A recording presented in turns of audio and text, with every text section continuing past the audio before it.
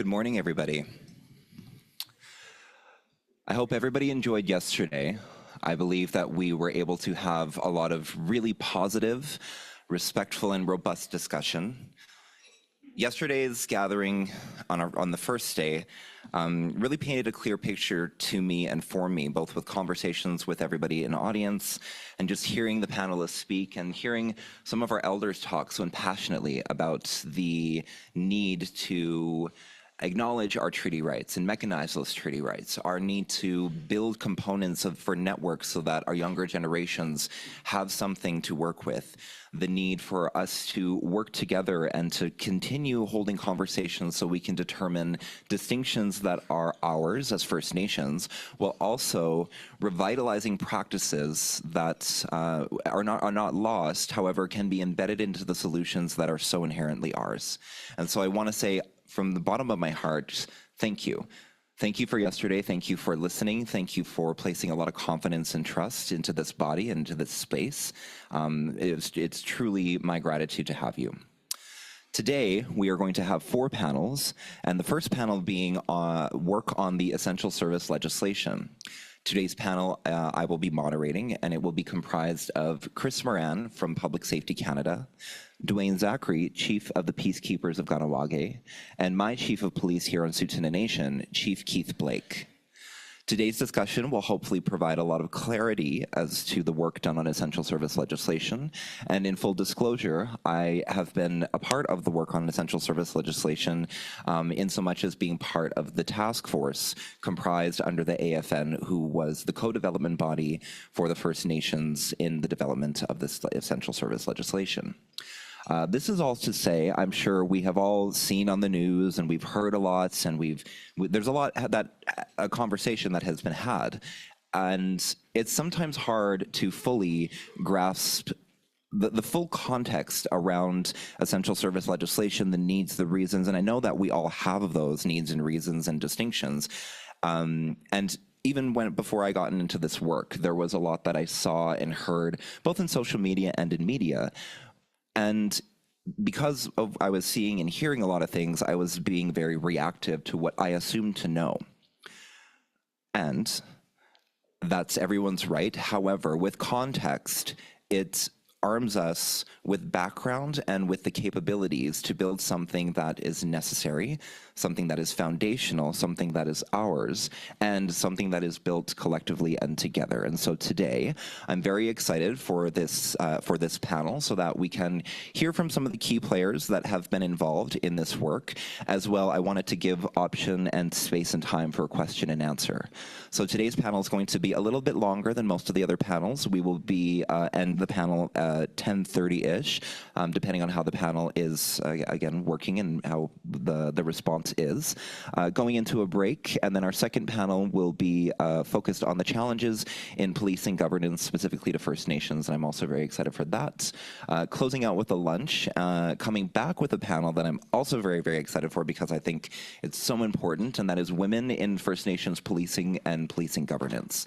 Now more than ever, and I think it's something that I am constantly championing, is the success of women and the importance of women in all of our communities.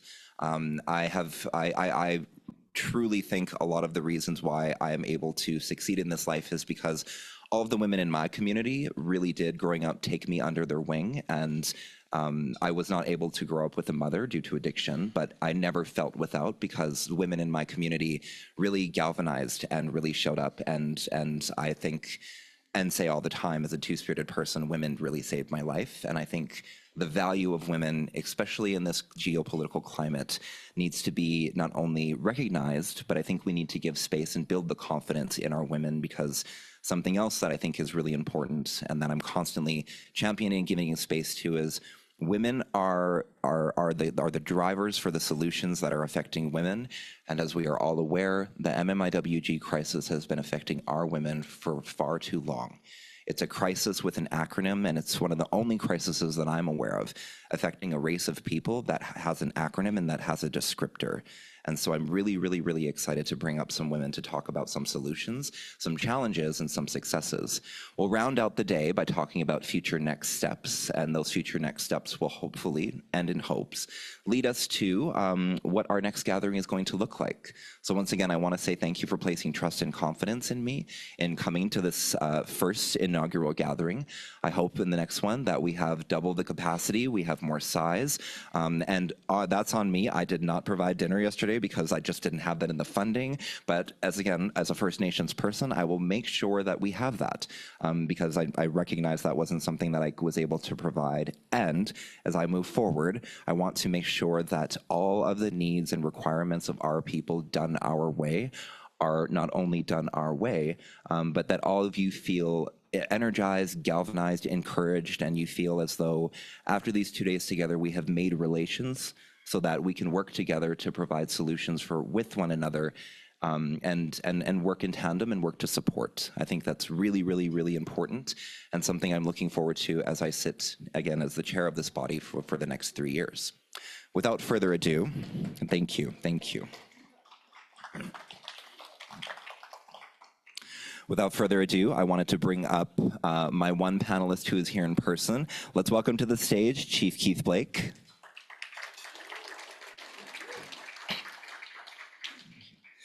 And let us also welcome virtually our Chief of the Peacekeepers of Ganawage, Dwayne Zachary. As well as Chris Moran from Public Safety Canada.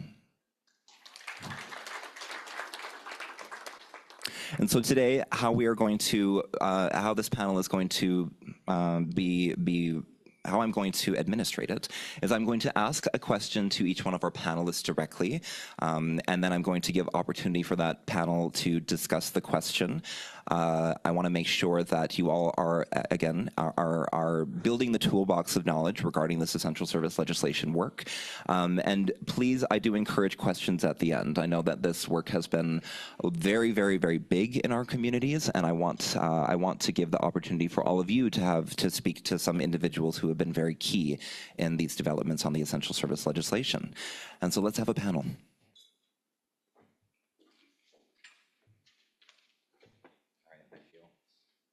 All right, I feel taking 2 steps to the right was kind of anticlimactic.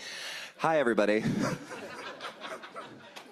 I literally was like, oh, that was quite a buildup just to be sitting 2 feet away from where I was standing. Before we begin with the questions, I wanted to offer the opportunity for our panelists to introduce themselves. And so first, Chief Keith Blake.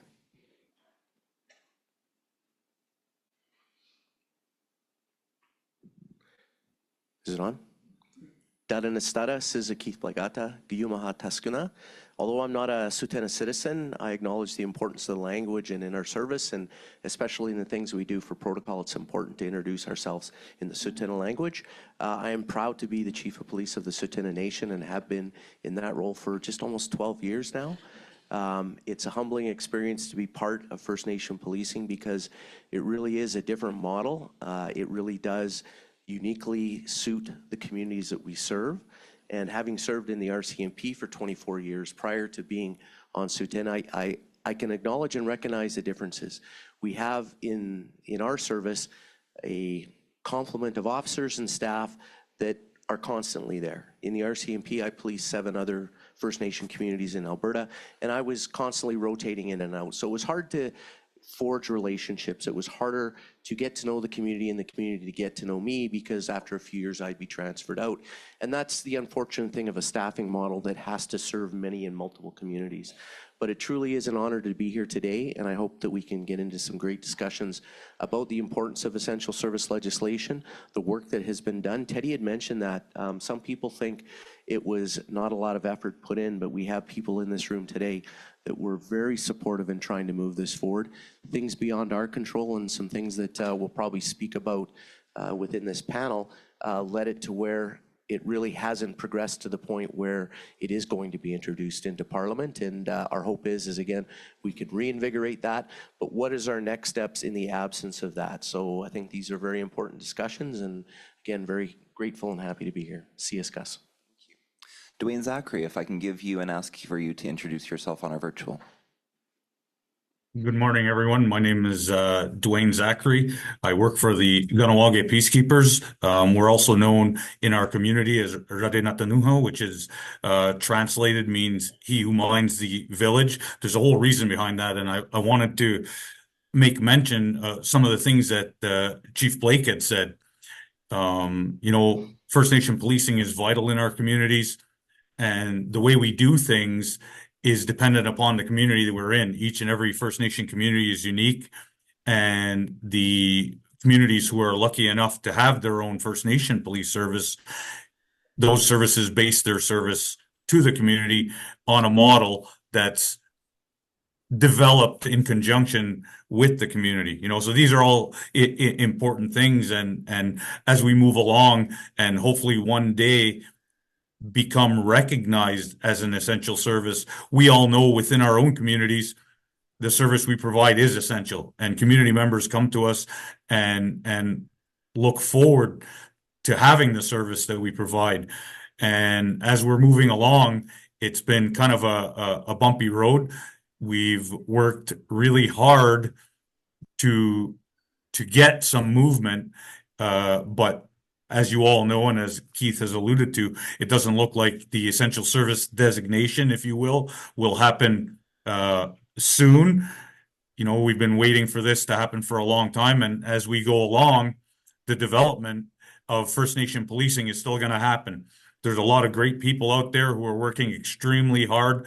I'm very proud of the fact that I get to work with these people who are every day providing services to their communities, who are extremely knowledgeable in the work that they do. And all of that knowledge has been, I guess, harnessed in order for us to start to do the work that we've been doing in relation to the development of First Nation policing to get to a point where it gets recognized. So I'll end it there for now, and we'll see how this panel kind of plays out. And Keith, I'm really sorry that you're the only one that has to sit up front there.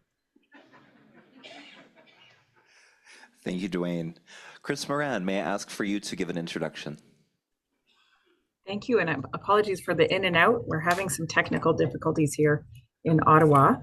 So for those who don't know me, my name is Chris Moran. I am the ADM of the Indigenous Affairs branch here at Public Safety, and I came in to hear the tail end of Dwayne's comments, and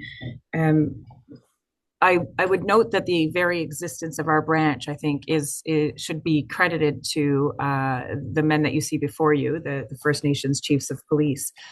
They have driven, I think, the Indigenous recognition agenda within public safety in a way that it had not yet been driven. So I'm grateful to them, and I think that I take up that mantle very seriously. I regret that I'm not in the room with you today. My flight was also canceled, and I'm joining you from Ottawa, which is the Algonquin Anishinaabe traditional territory. Those words did not, I grew up knowing those words, but they didn't resonate with me in the same way that they do now, having spent time in community and understanding the importance of preservation of culture through mechanisms such as policing that is linked directly to community priorities. I am really pleased to be here today. I look forward to the discussion, and I'm grateful for the opportunity to speak to you all. Thank you so much for that. And so for anybody in the audience, and many may be aware, the First Nations Inuit Policing Program is a program developed as a tripartite agreement between the federal government and the provincial government as a 48-52 funding model. It is the current model of which most of our policing services, not all self-administered as referred to, are under in legislation, and the essential service legislation was designed and was the intention, from my understanding, was to provide more opportunity in operation and to allow for the funding models and the components of our First Nations policing to be better supported. I'm just wanted to give everybody that clarity as we start this conversation. And I wanted to first ask the first question to Dwayne Zachary. Dwayne, you've been working on this. In fact, I think in reading a lot of the literature and research upon my involvement in this, your name was the one that I had encountered the most in a lot of the research. And so that initiative, again, thank you so much. It's not lost on me how passionate you are about policing, but how much you love your community and communities along in First Nations. And so I want to ask you, Dwayne, with that initiative, what were some of the objectives of the essential service legislation, and how would those objectives impact the public safety operations on your nation and in First Nations? Thank you, Teddy. I feel like First Nation policing is vital, and I've said this a number of times over the years. People need to feel safe. People need to feel secure. And the job that we do in our communities, to us, is so important, and we're so invested in doing it.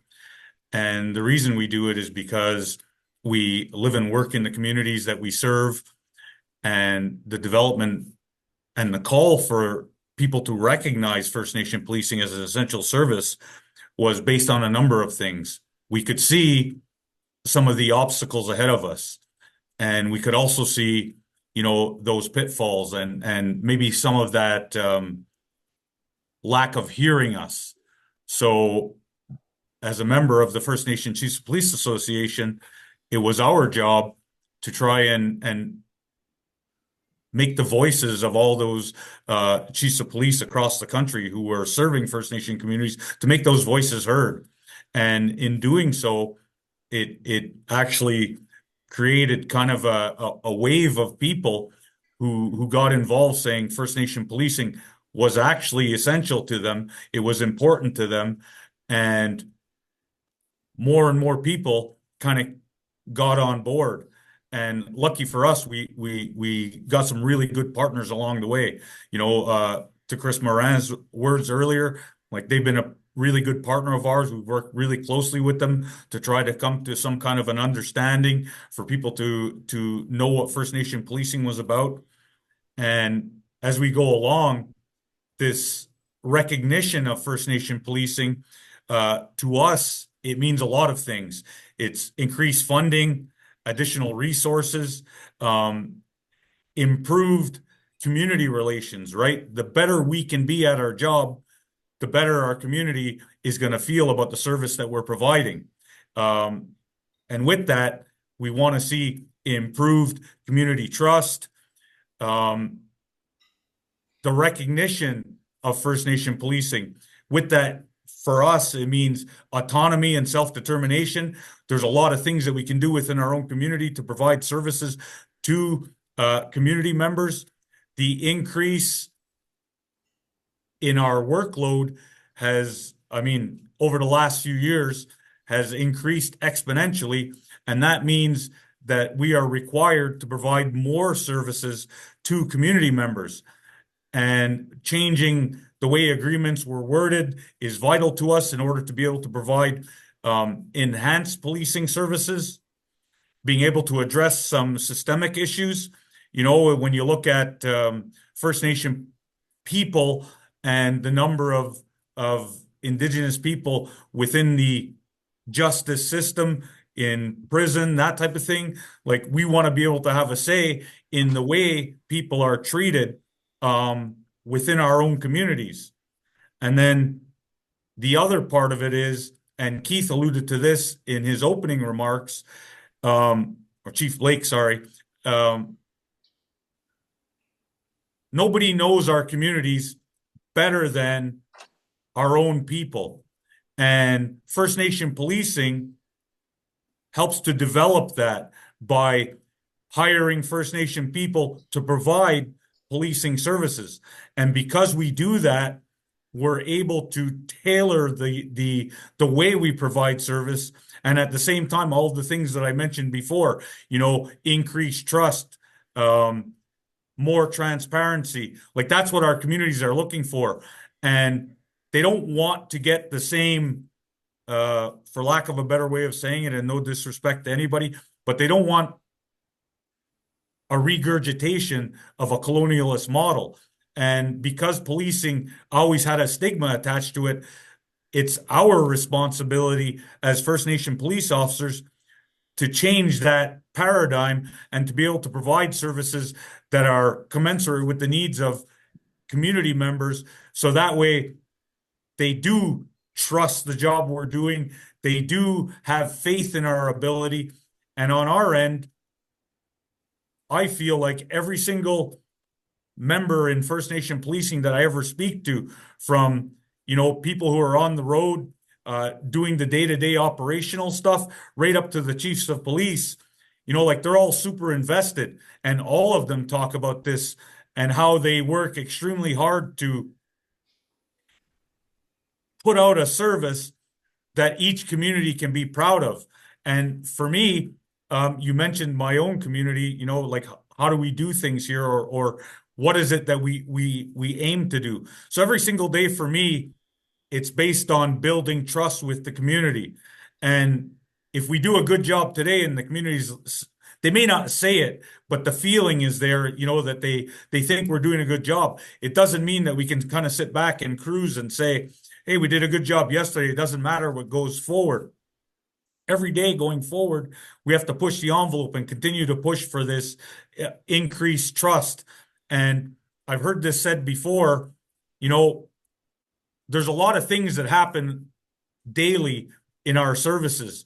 And as I mentioned, the number of calls are increasing daily.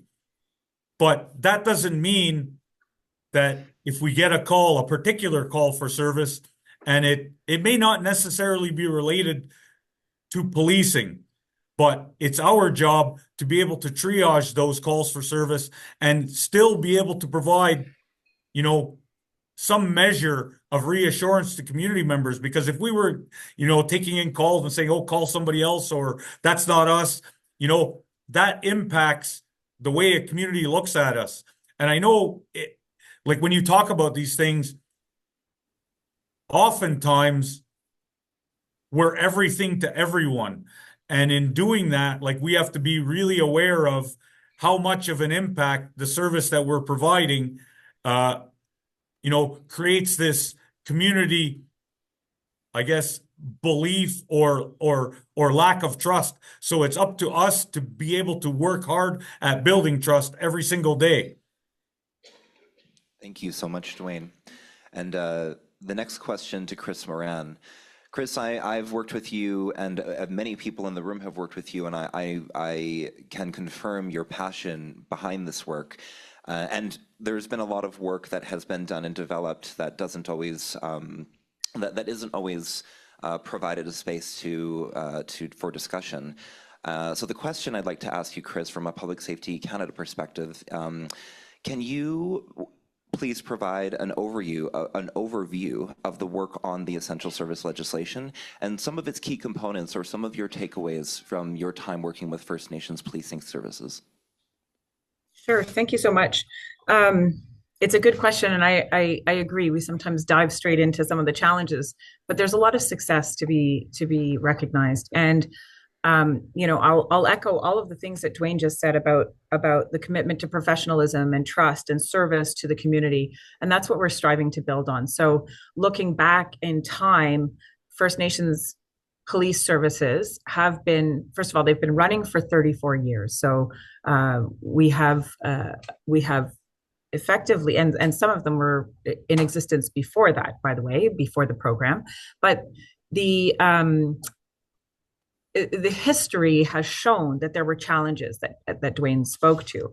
And what we were striving to do, in collaboration with the communities and with the police services that are operating, we were looking to bring forward legislation that would recognize these services as essential, to bring a little bit more stability, I think, to address some of the challenges that Dwayne's mentioned, some of the challenges that are very well known, and ultimately, I think, to reinforce the idea that these police services are doing an important, serving an important role and filling an important space in the policing ecosystem where they operate.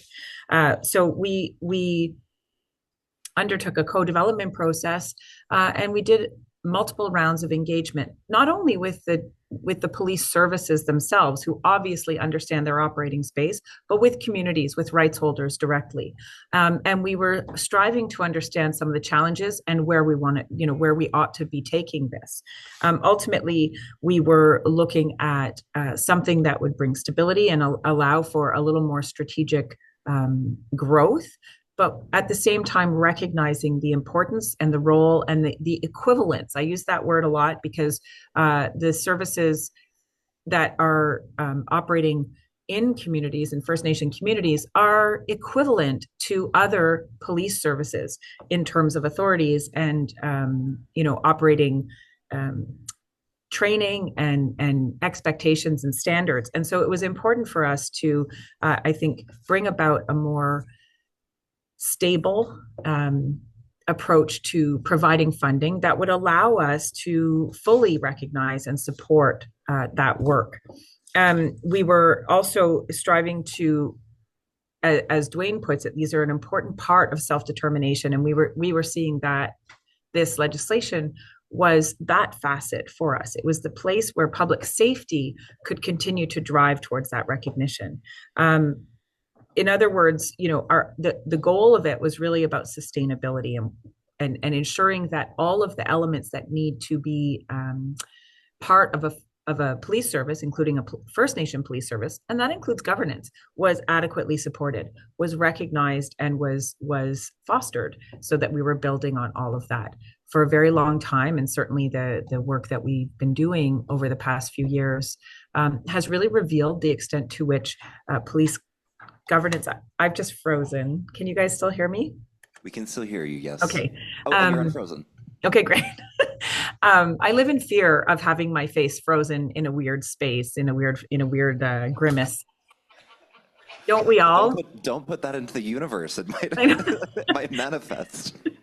The police governance and the growing importance and recognition and maturity of First Nations police governance is one of those facets that we want to continue to support. So we see it as an important part of the operations that First Nation police services need, and certainly conversations with people in the room. I can see Violet McGinnis from where, on my screen. Certainly conversations with people like her really underscored that. And I did see Dan walk in the room earlier. So I want to note that this work has been built on the shoulders of giants, and we will continue to use that work in everything that we do, and I want to recognize that. Thank you so much for that. And our next question, I wanted to posit this to Keith. And Keith, you and I have been working together. I'm a co-chair on his commission currently. And under the FNIPP, there are many limitations to what success could look like for a self-administered First Nations police service. And so with this question, how would essential service legislation affect the day-to-day operations of the services, taking into account the current limitations, and in particular, in terms of the resource allocation and also the emergency response, which has been a very, very a huge theme in the criticism of the current model? Thanks, Teddy. I think, when I look at what essential services mean, Dwayne alluded to it, is that our communities have always known we're essential. This isn't something new to them. I don't think we need a government body to then deem us to be so. I think we already know we are. But what I think it will do is level the playing field. It will provide us the opportunity to provide services that other communities take for granted. The ones that we weren't previously allowed to do. Specialized units, although that has changed, we were precluded from doing that. The very things that other communities have experienced for years, we have not been able to do. And that really means that we have to rely on others. We have to depend on other services to provide those services that we aren't funded to do. And that's not fair, because I can't be judged, and our service can't be judged on things we cannot provide, or have been told you can't do that. So leveling the playing field, providing us equitable funding, which means that we are being funded in the same way that other police services are, will afford us and allow us to do the work that our community demands and expects, and they should expect that. No community should expect an inferior policing model because they're not funded in the same way as the neighbor next door. So I think it will mean a lot. It doesn't necessarily mean that our communities now have a different perspective on us. I think they'll always look on us as essential. I think when you look at all of what's been taking place across, whether it's in the courts, whether it's in government, whether it's in Auditor General reports, they have all said the same things. The MMIWG in the call to justice, transform First Nation policing immediately. When you look at the decisions in the courts, is we have been discriminated against. We are not funded in the same way. When you look at the Auditor General, I mean, multiple Auditor Generals have said, First Nation policing has been set up to fail. The most recent Auditor General report, again, is quite scathing about how we're supported, which is different than how other police services are supported. But I will and always say is, despite all of those limitations, despite all of those barriers, despite having things that others don't and to contend with, we are delivering within all 36 self-administered police services phenomenal policing, unique policing to the communities that we serve. And I think that is a testament of what we're capable of doing. And I can only imagine, if we're given the same funding opportunities, the same legislative support, what we're going to be able to do. And although, again, we're 36 now, I know a lot of, just looking in this community, I see a lot of you that I've met with about how do we move in our community to get our own self-administered police service. And what my hope will be is, when we have this legislation, when we have this equity, is your communities will have the same ability, same opportunities to establish the police service that's unique and specific to your own.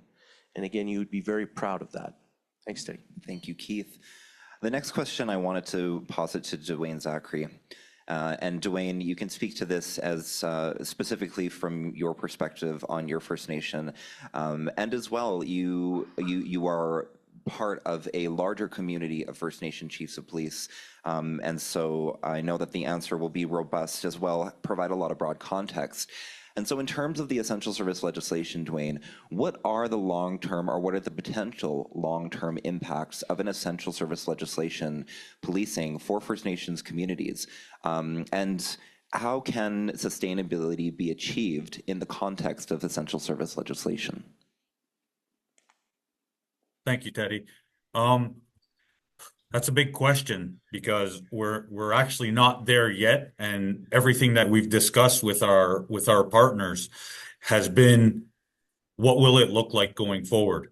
How can we find a way to sustain First Nation policing?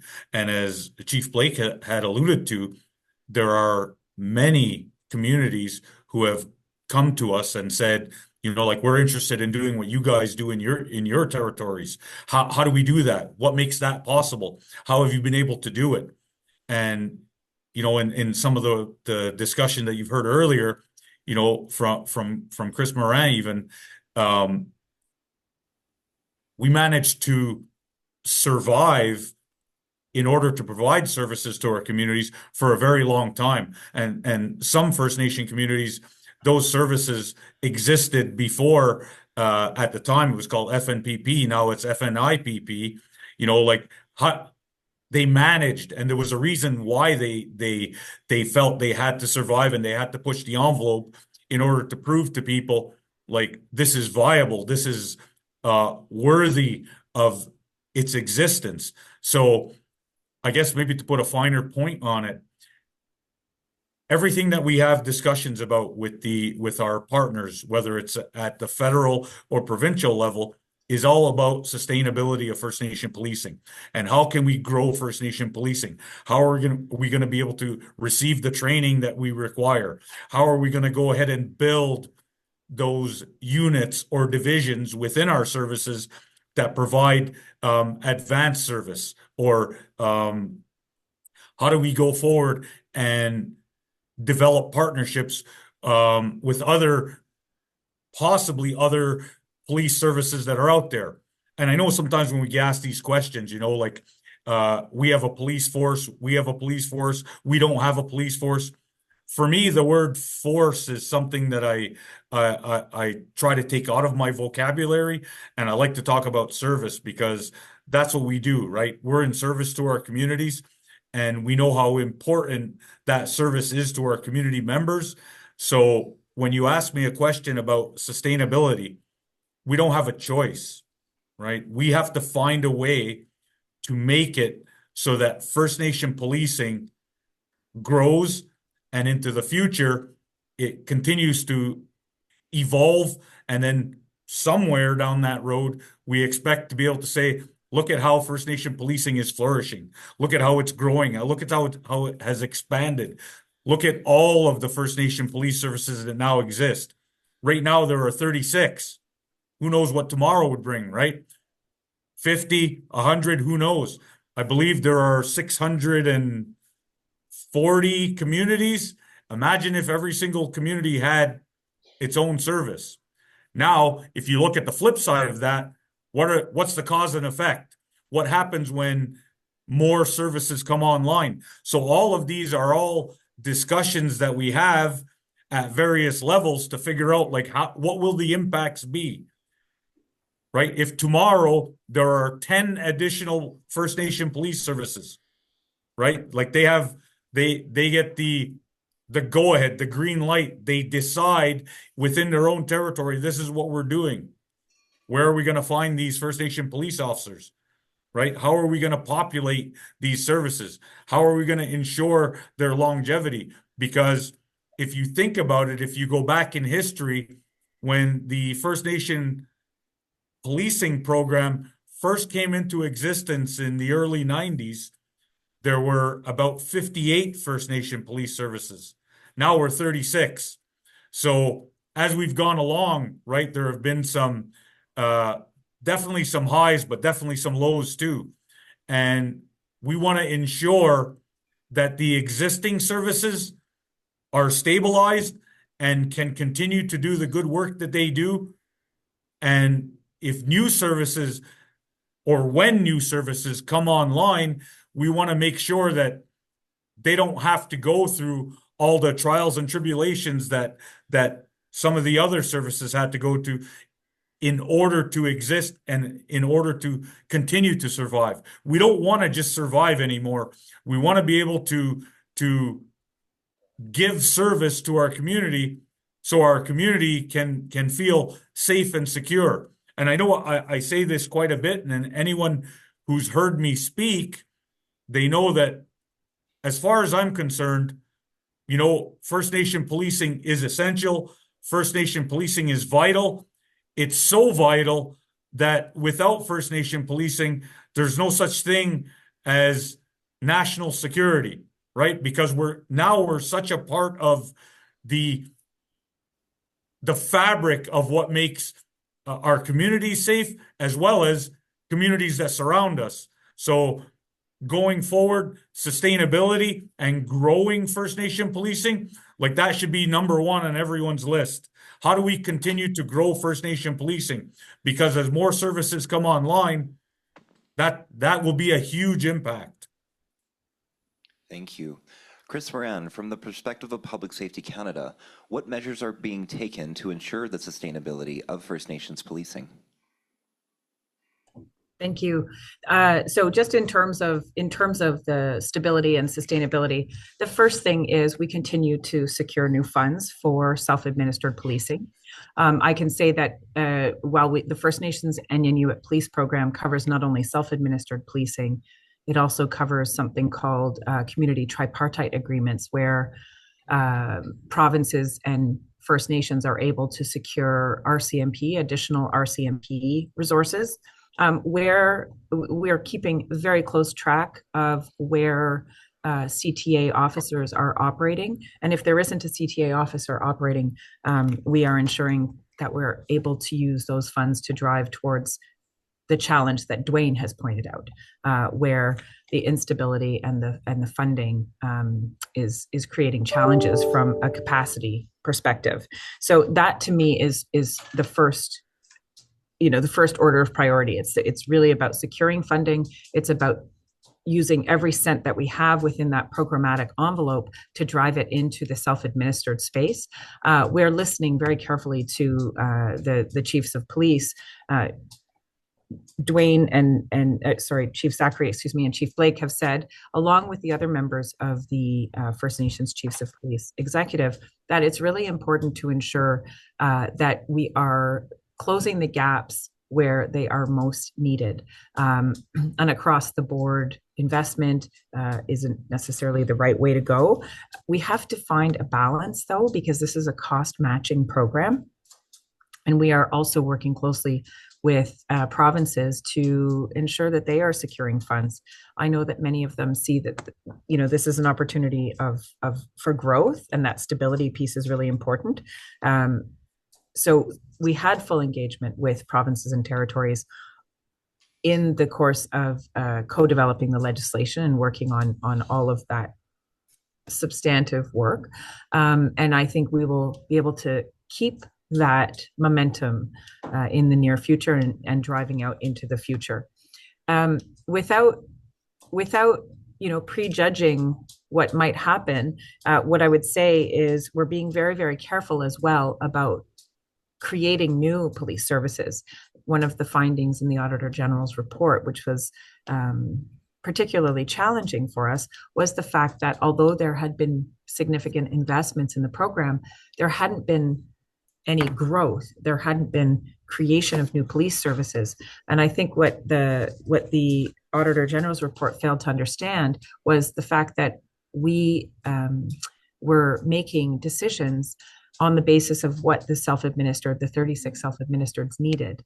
And so what was required was more stability there as opposed to creating new services. And I think it was Chief Blake who really brought that into very sharp light at one point early in decision making. The growth piece is particularly sensitive because obviously we want to see, we hear from communities the success, the trust factor, the level of professionalism, and the connection to the police service. We want to continue to support that, but we don't want to be reckless in doing so. So we have to be very careful and ensure that the services that exist are getting what they need before we start to move down that path. We are continuing to make changes to the terms and conditions of the program, listening to the comments and the input that we've had as part of the discussion on legislation, and we will be bringing those into force as quickly as we can. Obviously, it's still going to be operating in a programmatic sphere, but I think that there will be some improvements which are aimed at really trying to make the program more responsive to community requests, to community needs, and to getting the funding out in a faster, more predictable way. And at the same time, we will continue to look for those results.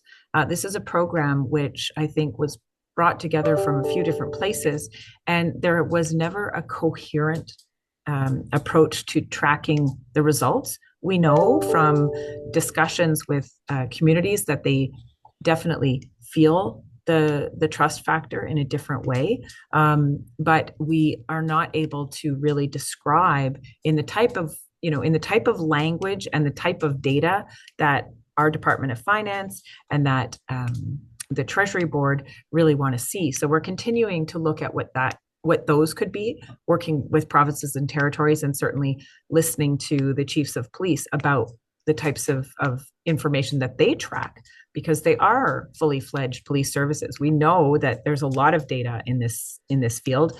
We're not necessarily using it in the most effective way. So we're striving to get to that point as well. I think it is really important that we continue to move towards stability. I don't think we're fully there yet. We're continuing to implement new funding decisions.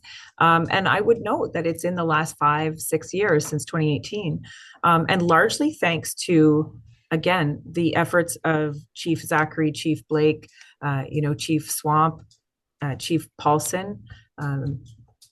May he rest in peace. and others in the First Nations policing executive. And also I would underscore the role of Len Bush, the executive director of the FNCPA, to advocate for this. Those funds and those funding decisions at the federal level, they don't materialize out of nothing. They materialize because there's a recognition of a need, and that is largely due to the advocacy and I think the delivery of the services in community. Thank you. I think one of the key focuses regarding First Nations policing, and we talked about it, and it was mentioned, is the service, not enforcement. One critique that I've always had, one opine, was this work, this essential service legislation, above all, and maybe not above all, for me, a primary account of my determination to move this forward is the impact it'll have on all of our citizens.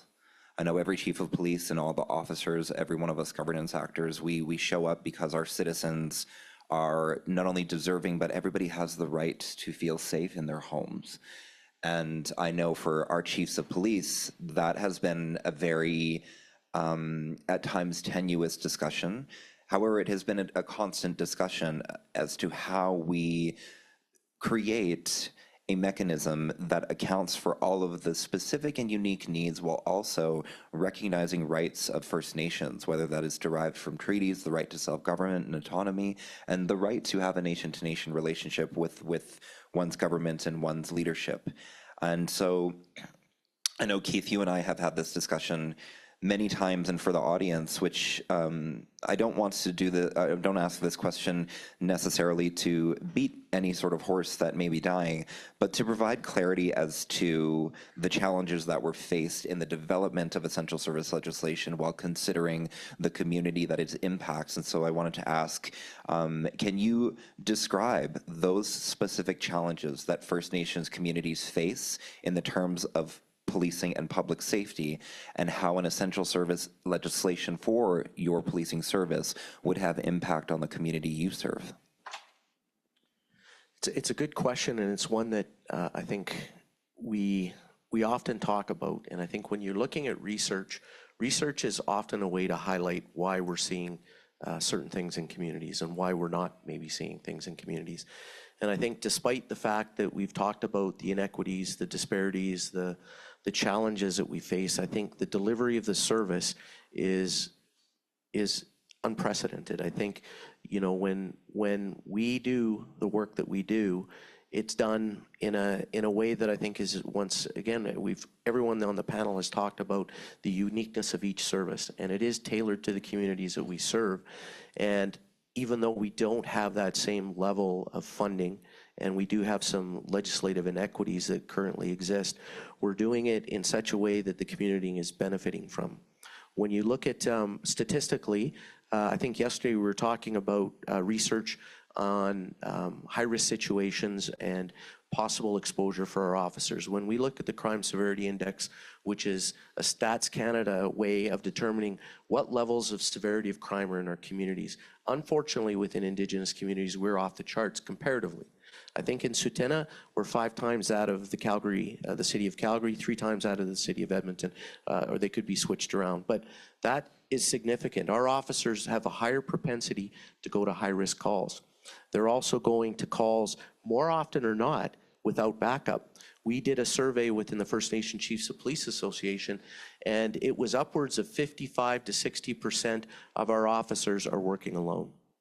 And the nearest backup is often an hour or 2 hours away.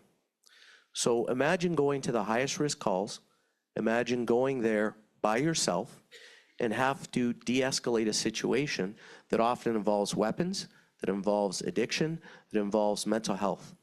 Those are challenges that every police service face, but in First Nation policing, we're often doing it on our own. And when doing it on your own, the risks increase because you go into a home and there's 7 people there and you're the only police officer. That's an elevated risk. You don't have 4 or 5 coming 2 minutes away as you would in the city.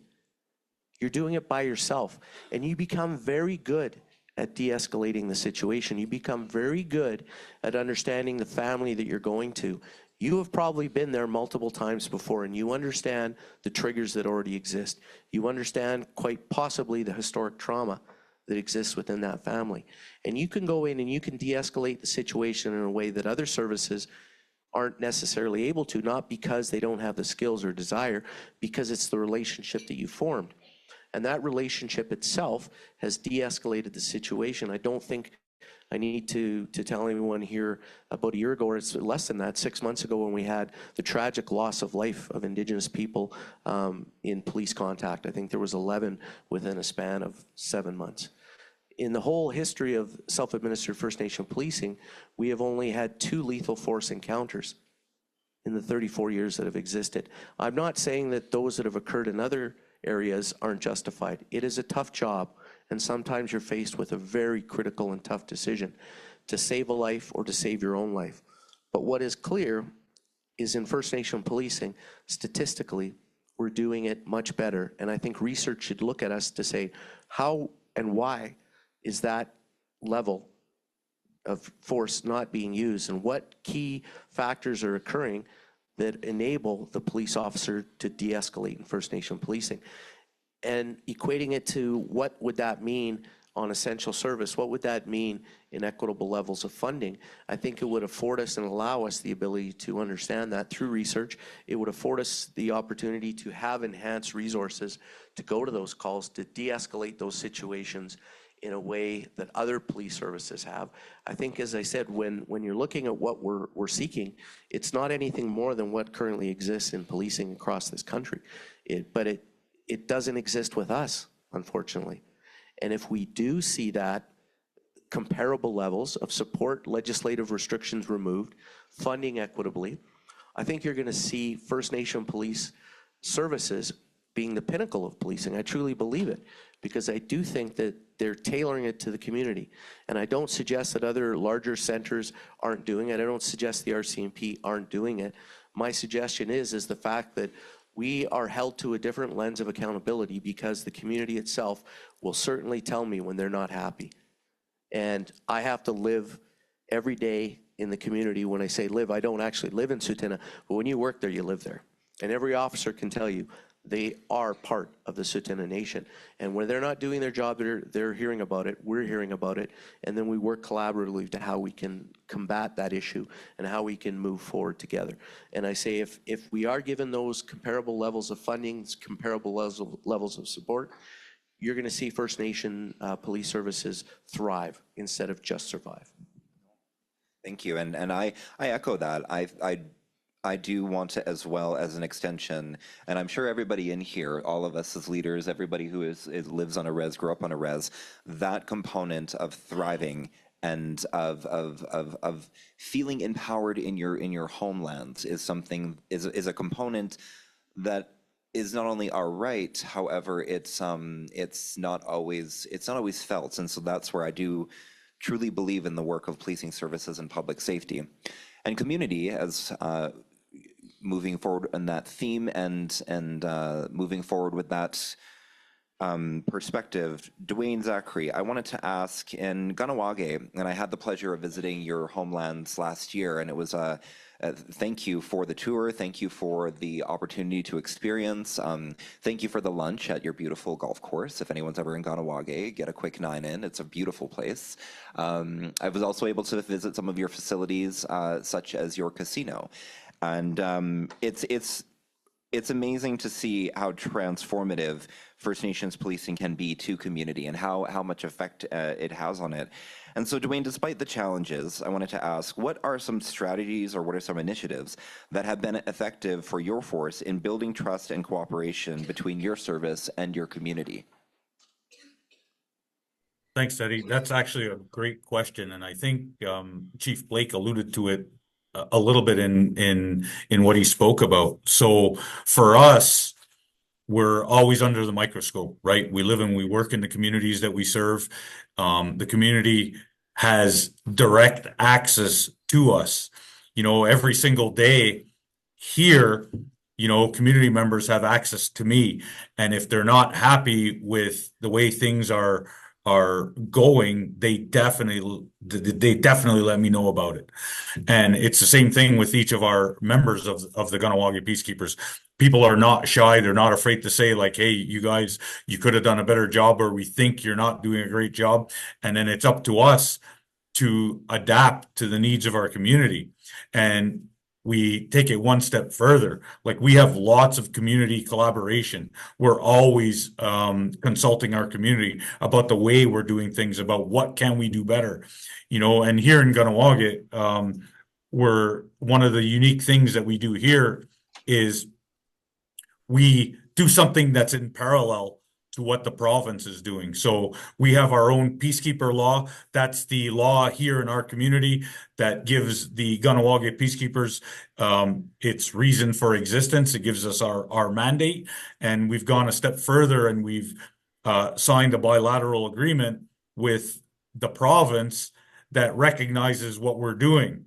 And the reason we do that is because we want to have a say. We want to be the people who are in charge of our own destiny, and we're exerting our jurisdiction over our territory in order to be able to provide service that our community says it wants, and to provide the service, again, that's uniquely tailored to the needs of our community. So I'm not saying that the job we do would be the same in every other community, because it has been mentioned on numerous occasions, each community is unique. What we have here is we have an example that we feel has worked very well for our community, and our community members are satisfied with the service that we're providing. Now, each and every day, as I mentioned earlier, is a new day for us to build upon, that trust and all of the things that we're doing. And it's also another day for us to evaluate what did we do, right? Because that's the thing. You have to constantly assess what you're doing and how you're providing services to your community. And I would put it to anybody in the room that for First Nation policing, it's probably a little bit easier because community members are always eager to give their point of view, to give their comments back about good job or bad job, right? So for us, we always feel like we have that extra layer of oversight. So many First Nation communities across the country have their boards and commissions. And then aside from that, we also have like the community perspective, right? Even though community members are on the boards, at the same time, we have to take into consideration what that perspective is from the community. So all of that coupled together, we develop measures to provide service that the community is going to say, hey, they're moving in the right direction. And definitely, if we're not, we're going to hear about it. Thank you so much for that. We have a question online. One moment. It's funny, I was doing this yesterday, and my grandmother, when looking at an iPad, she was like, my goodness, I remember seeing those in Star Trek and thinking, what a future. Now it's just an everyday reality. And so this question is for Chris Moran. Chris, police governance in any jurisdiction across Canada is often overlooked in terms of training, knowledge transfer, and funding to support its required responsibilities. How is Public Safety Canada planning to support building police governance knowledge that reflects the needs of First Nations and their relationships with their police service going forward? Thanks. The short answer is through funding. That's really what it boils down to. Picking up on what Dwayne just said about the oversight, whether formal or informal. I think when you're that close to a community, obviously there is a connection. That direct feedback loop, if we can call it that, is present. But the formal governance is really an important piece. And I think it was perhaps in this room, if not a room next door, where the former First Nation Police Governance Council President, Dan Bellegarde, really spoke to the importance of First Nations police governance and the differences that it makes. He underscored at that time, I think that was October 2022, he underscored the need for training, the need for that, the need for that capacity building. Not all of the police services that are operating as First Nations police services are delivering on that governance piece in the same way because they're aligned to the provincial standards. So there can be differences amongst them, while at the same time still providing the measure of connection and oversight. What I think is required, as is pointed out by Stephen's question, is the training and the knowledge transfer. So ensuring that, back to that word sustainability, is it actually functioning well, and is it actually doing the job it's intended to do? I want to pick up on something that Chief Blake said earlier, just with respect to the way that First Nations police services are operating, and the way that I've put it, perhaps we've heard each other speak before, is that First Nation police services receive the same training, they have the same authorities, and they are equipped with the same materiel, with the same equipment as any other police service. At the same time, they are often going into more dynamic situations. That's the official word for it, a dynamic situation, which means that riskier situation where there may be a weapon involved. They're going into those situations with a completely different context than other police services. And yet, at this, by the same token, we're seeing far better outcomes with respect to trust from the community. We're seeing far better outcomes with respect to use of force. And again, back to the results piece, because I'm a bureaucrat, I will want to look at numbers. We need to start to look at that. It's very difficult to prove a negative. Yet, by the same token, we can look at patterns. And I do think that not only on the governance, in terms of that connection to the community and oversight, but also in terms of trust, it's important for us to continue looking at that. There is some work that was done here at Public Safety Canada once upon a time. It was within the last 5 or 6 years, I think.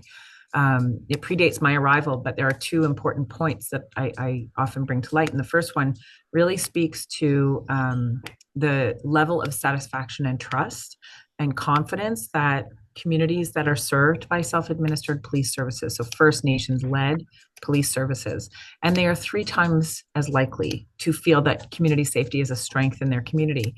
And that's in the face of entrenched problems sometimes by this, by comparison to other communities of the same size. You might have a higher crime severity, but the community has that greater trust and certainly considers that their police service and community safety is a community strength 3 times more often than other communities. So I think that that's really important, and building up on the governance to ensure that there is that trust across the board is going to help. So number one, it's not just through the association, but it's also ensuring that the police services themselves have what they need to inoculate and insulate the police service from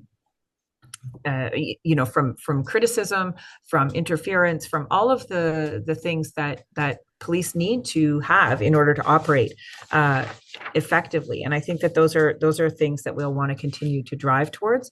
But it ultimately comes down to ensuring that there is adequate funding to ensure that the police governance is there. And thank you so much for that, Keith. I'm not leaving you alone on the stage. I'm looking at Keith on the screen, and I was like, "Oh, now you just look like you're hanging on your own." That's a beautiful scarf, Chris. I wasn't able to see anybody until I saw everybody on the panel. Thank you all so much in the audience for indulging us with the first part of that panel. And I recognize sometimes a little of my questions because they are meant to put us into a space of understanding and to sort of give us a move forward.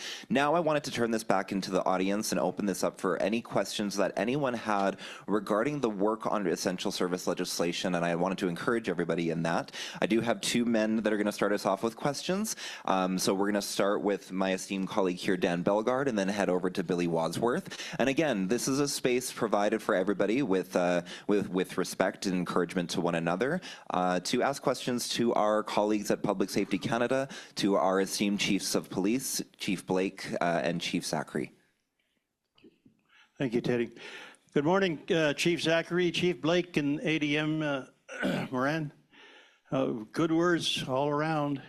I would like to say to you, Chief Zachary, that policing, First Nations policing may be part of the fabric of law enforcement and community safety in Ontario and Quebec, where 30 of the 36 First Nations police services are situated, but certainly not in Saskatchewan, where we only have one with 5 communities out of the 74.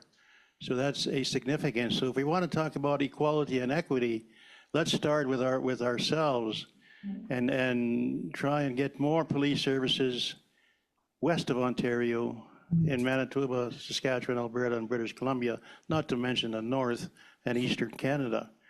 One of the reasons, of course, is that the RCMP are contract policing for these areas, and that they got a $6 billion budget, and 60% of that is for contract policing. In Saskatchewan, there are 114 detachments, many of them serving First Nations communities through the tripartite agreements. And having said that, in the last budget, the province of Saskatchewan said there was 100 new officers for the RCMP, a marshal service, which would bring in another 100 officers, and about 20 million going to the municipal police services. Not one mention of First Nations police services. And yet, the federal government says that there has to be First Nations police services under the Provincial Police Act. And part of that Provincial Police Act is that there has to be a level of service by the police services to their communities, and that has never been enforced for Phi Hills until very recently. My question to you, ADM Moran, is the interface between the federal government, Public Safety Canada, and the provinces. Mm-hmm. And I speak directly to Ontario now, and I say NABS, the Anishinaabe-Aski Police Service, just signed an agreement that would have them come under the Ontario Public Safety and Policing Act, which says there has to be adequate numbers of police officers, and they are going to get 300 additional police officers in NAPS over the next 5 years, because they come under a provincial piece of legislation, which is essential services legislation. So they're having all the, and same with Wikwemikong Police Service has just signed on to the Ontario Public Safety and Policing Act, our Community Safety and Policing Act, and they will get additional officers.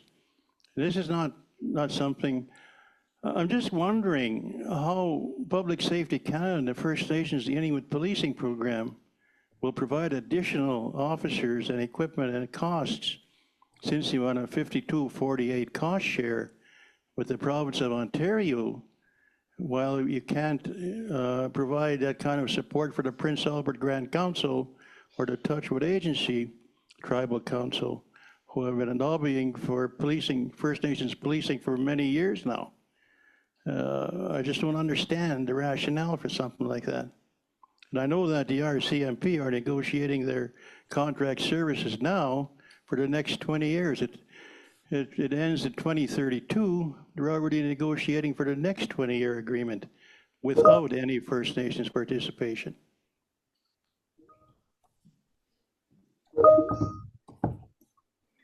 So sorry about that. I've got a couple of things pinging here.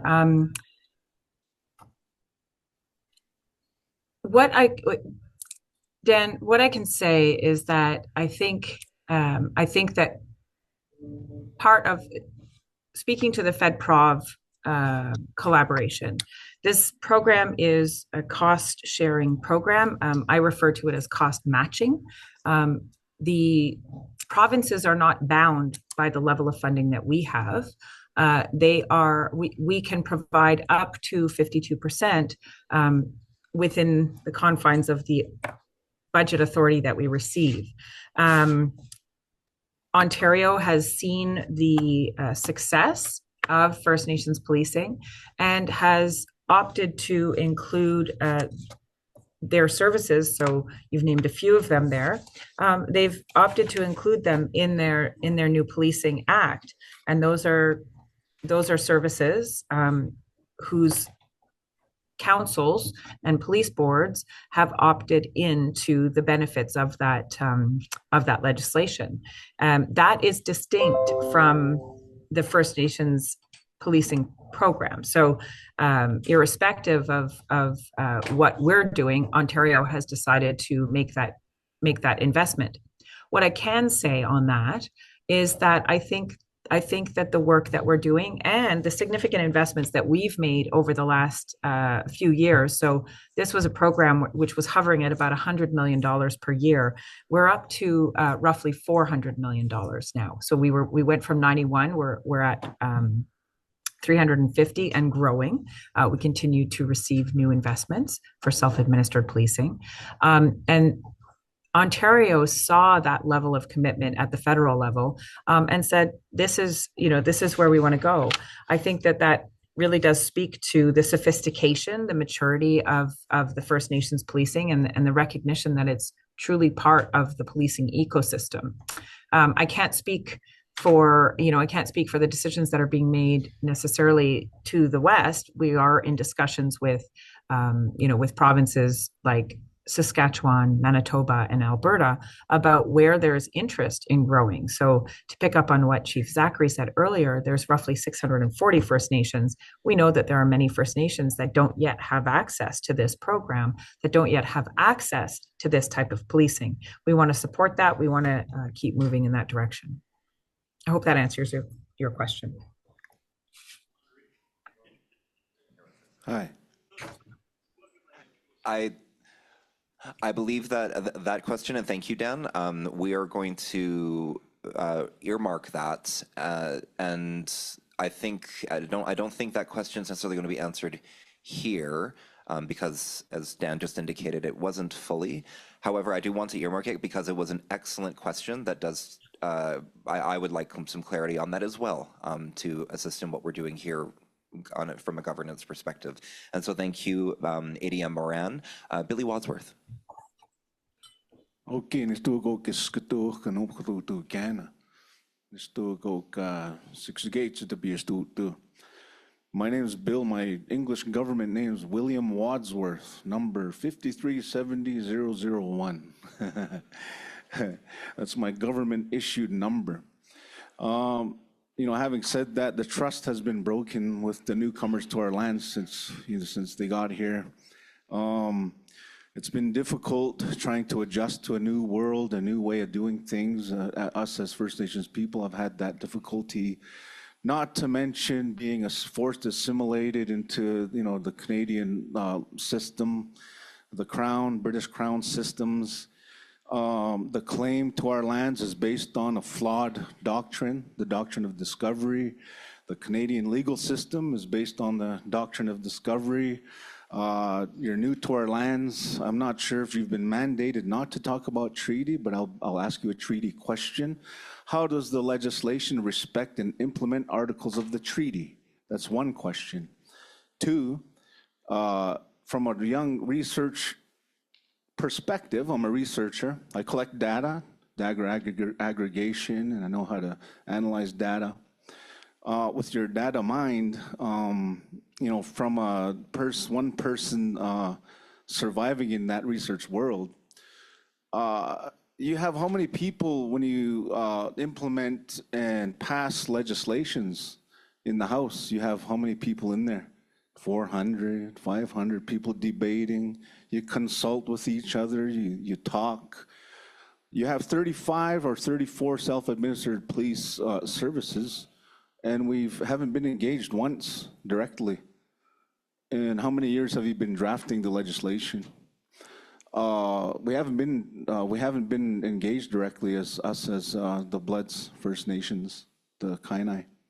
And, doing the math, you could do 2 a month, maybe, and do that in a year and engage each one of us directly, since you don't want to create new self-administered police services, because it's going to be, too expensive? Well, you're on our lands. You've made lots of money off our lands and our resources. So that's my question. Those are my 2 questions.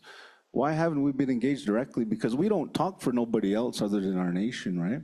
So, yeah, just those are my 2 questions. Thank you. Thanks very much. So just to speak to the treaty piece, I think, this is not intended to undermine any elements of treaty. Anything that we're doing would be consistent with treaty obligations, and it would not restrict any First Nations lawmaking. I think you don't need a First Nations police service to enforce First Nations laws, but what we do see anecdotally is that there certainly is an easier time for communities to get to that state, because there's a better level of cultural understanding and responsiveness. There are elements, I think, and picking up on what Chief Zachary said earlier, this is truly about self-determination, and having a self-administered service, such as the one that exists at Blood Tribe, is a really important part of that. Just in terms of the engagement, we did do several rounds of public engagement starting in spring of 2022.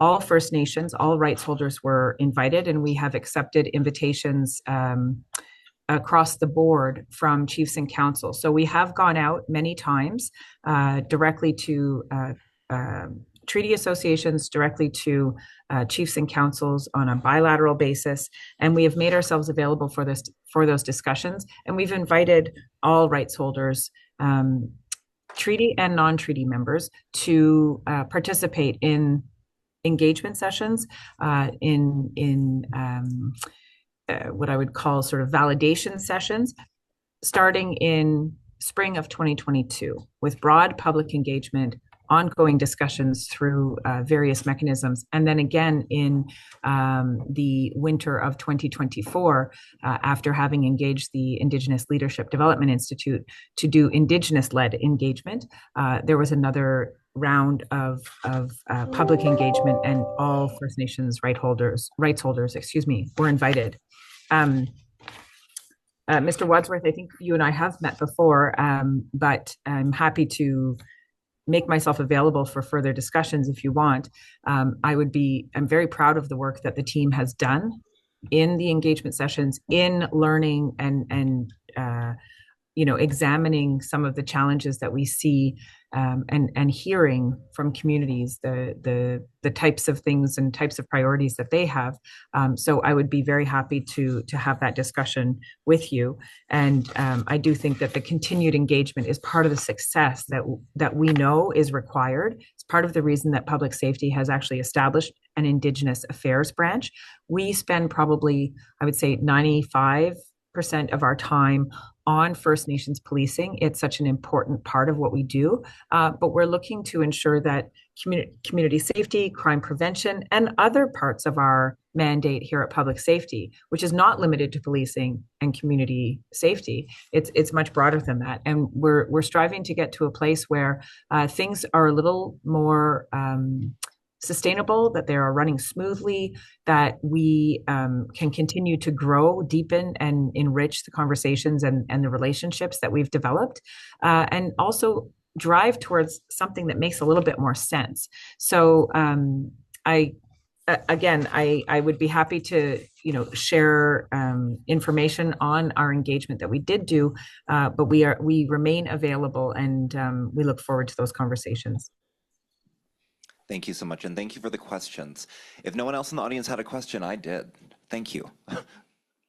Thank you. I was like, I don't want to ask the question, mainly because you're going to hear my voice all day. So, thanks, Teddy. It's more or less a comment. It's based on my career. I do 100% agree with Chief Zachary and Chief Blake. We are resilient. I started my career back in 1982 March. I was just handpicked on a student break from college. They said, would you want to be a police officer? Because they knew my future was to get into the RCMP. And one of the officers, Billy, would you want to be a badge number or Billy Moffat? I said, never thought about it. I said, I'll give it a try. Didn't realize they took me to headquarters. At the time, we had a provincial police force in the province of Quebec called the Marine Police. He said, you're hired full time. I said, that's it? He said, here's your uniform, here's your belt, here's a set of handcuffs, here's a baton. I said, do I get any training? Oh yeah, this is ABC, this is what you do. Well, I was taught in school to write 3-4 pages on a certain topic.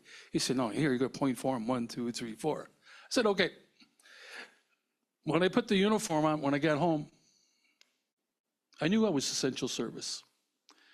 And we're all young kids that were hired back in the early 80s. And the community looked at us as essential service without any police training. Mind you, we answered calls. Those calls became brawls. Then we got to realize we had to do criminal files. You know, as a young kid, I'm only 19 years old. So I just looked at previous criminal files. We were charging people without proper police training. We weren't even sworn in by the province. Mind you, for 3-4 years, we were doing criminal files. In reality, we weren't supposed to. Nobody ever asked. So back in 1985, I went to train with some of the peacekeepers. We were trained, 6 months of training. But before we got our revolvers, we weren't trusted by the province of Quebec. We had to do background checks for almost a year and a half to hold our pepper spray, to hold our revolvers. The trust value wasn't there. And the salary wasn't a big thing. Every 2 weeks, I was getting $369. Prior to that, as a student worker, I was making $200 a week. Money was never an issue. It was always community safety. And over the years, when we went through police training, we were taught the basics in policing. But nobody ever told me about being an electrician, a plumber, a mortician, marriage counselor. You name it, we did it. That's part of First Nation policing. And I kind of grew. And I come from a community in the 90s. When politics changed, we got fired. It happened 3 times in 3 cycles. Fortunately, I pursued my career, and I had my Cree brothers and sisters to Cree. I was hired with the Wimmiji Police Force back in 95. And mind you, I was a kid, all muscle, ready to rock and roll. I got there. There's an old guy, an elder, spoke to me, young fella. His name was Jimmy Georgkus. See, you're tough, but you got to start thinking. You got to start talking to the people and start building trust. And I took his words, I start implementing it. And I look at today, the old rough and Billy, the rough and tough Billy is gone. My job's now to build trust, build partnership, connect with the community. And I got to learn over the years. I worked with the Algonquins of Barrier Lake, worked with the Cree. Now I work with the Algonquins of, not the Algonquins, the Nisga'a Nation of Kawashishkmak. And I bring those words, build that trust, build that connection. It does work. We had a Walquans, a substance abuse center that came in and did some evaluations of the community. And they met with me. They kind of caught me off guard and my staff. They said, you guys are unique. I said, what do you mean unique? Do you trust you guys? You guys build that trust. And it's because those words of Jimmy Georgkus I pass on. Then I look at, what does essential service mean to me? It means a career, it means a career in policing. Prior to that, my career is based on agreements, contribution agreements, 3 years, 5 years. That's all I could promote. If I'm going to hire you, I only could promise you 5 years of work. But with essential service, I could promise you a career in policing. And I look at, over the years, I did sit on the executive I know in the early 2000s, we talked about essential service with the Glenn Bannons, the Brian Ruperts, and the Wes Lulovs. We always discussed essential. We were always essential to ourselves and most importantly to our communities. When I hear Dwayne talk, when I hear Keith talk, yes, things have evolved. We have an association on the national side, Ontario side, and Quebec. We all think alike. We're moving from a program onto essential service. Sadly, will we get essential service? You know, it's a question mark. It's sitting on the table. What pisses me off the most, every time we're sitting as bridesmaids, we're always promised by the federal government, the federal and the provincial, you're gonna get this, you're gonna get that. Once again, we're waiting on essential service. You know, my career is almost over. I give it another year or two. I'll have 45 years of service. But all the 43 years I worked, I enjoyed every minute of it, working with my people, not just the Mi'kmaqs, the Algonquins, the Cree, and as of today, the Scappies. We are resilient. I'm a flying community, like the guys were talking about earlier. When I need backup, it's 8 hours. When I need resources, we don't have the resources. We got to work within the resources we got. And that's how we built our trust in the community with the Nescapi police force. We said, well, we don't have a social worker, but we'll talk to the police. If we're going to move somebody for addictions, we're going to talk to police. I even do tax forms for the elderly. You know, we are resilient. And what First Nation policing is about is being part of the community and being part of the solution. And it always works. It's building that trust. And I commend Dwayne and I commend Keith for the fight. I know some of us are nearing our end, but there is a future I see that's going to be positive. And the recruitment, the retention is a little more difficult. But if we could promise a career in 25 years of policing or 30 years of policing, we're able to police ourselves since the 70s, 80s, 90s. And I always stuck by, we can police us. We are good police officers. And I take pride in my work. Every day I go to work, I put my uniform, I enjoy talking to the community. And how I interact with the community is community forums like this. If you got issues, bring it to me. I'll get back to you. Sometimes as a leader, I read what's on the report, I read what's on the guys, but I like to hear feedback from the community. What are we missing? What are we lacking? And I've been doing that for the last 12 years, and I gotta say, it works for the Nescapi Nation of Kawashishkamak. Thank you.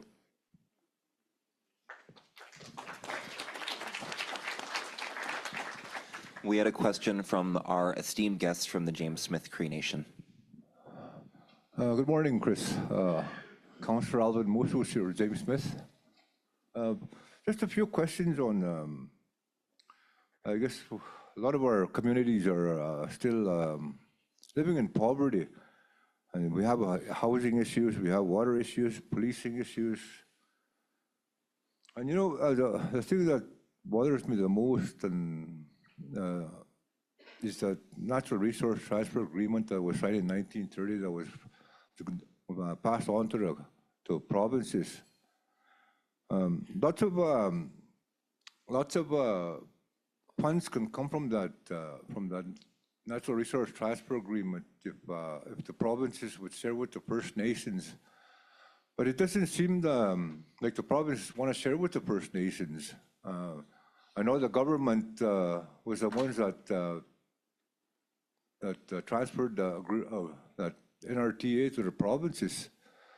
I don't see why the government can't rescind that or even revamp that NRTA to support the First Nations when going forward with all these issues that our First Nations are having right now. You always talk about funding, shortage of funding. Well, there's your answer right there. Is that NRTA, our people have been abiding by the treaties for all since the settlers came here. Like we've been abiding by our treaties, but it seems like when it comes to non-white people, the treaties are non-existent to them. They keep taking and taking and taking, and Look at our people living on the streets of all the big cities. That's the poverty. That's the poverty I see when I'm in these cities, and that's where all these crimes come from. Like we need this policing as an essential service, because our community come through a devastating time back 3 years ago. So, and I don't want to see that happening on other First Nations. Yes, the response time for the RCMP was probably about 30 to 45 minutes to get to our community. But if we had those policing services right there, it would have been 5 minutes, maybe.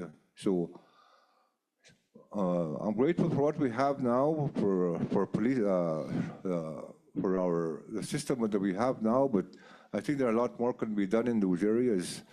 Not only our First Nation, but across Canada. I like to see every First Nation with some sort of either a tribal police or something that's looking after our communities. So yes, so we have a lot of issues, health issues, and all that. Everything boils right down to the NRTA. So I don't know who the resource minister is, but I never see him around. When I go to Ottawa, he never comes around, or I don't know. And I know Scott Moe doesn't want to share because I'm from Saskatchewan. He talks about the Constitution. Yes, it is in the Constitution, but yet he can break the Constitution and the First Nations can't. So it's a double standard there when it comes to the Constitution. So with that, we'll be meeting with Gary next tomorrow within our community. He's coming out to our community. I'm going to ask him the same questions I'm asking you. So it's nice to see you again. I know it's no loss in Ottawa. Nice here, but so with that, I want to thank you very much. Thank you. It's good to I can't see you, but I hear your voice, so it's good to hear you and to hear from you again. I'm sorry, I cannot speak to the Natural Resource Transfer Agreement, and I understand that arrangement doesn't always work the way I think people expected when they went into those arrangements. That's what I've been hearing. What I can say is that our commitment to communities in working on community safety and policing issues writ large, so both of those, whether it's in the self-administered sphere or whether it's in working with communities that don't yet have self-administered policing, to be able to actually do the community coordination, the assessment. I know James Smith Cree Nation and Prince Albert Grand Council did the community safety planning supported by public safety, to be able to look at the strengths and integrate some of the priorities. We will continue to drive towards that. There are some of the branch members in the room today. So I know Melanie Theberge is there with Katie Kelly. What I can say is that every single person who's working on these issues at public safety is committed to community safety, is committed to reconciliation, is committed towards getting to a better place. You have that commitment from me. It is a commitment that I take seriously. It's a commitment that I know everybody in our team takes seriously. We are your voice here in Ottawa on these issues, and we want to ensure that we're reflecting the needs that you have identified. Thank you. And we'll take our final question from our guest from James Smith Cree Nation.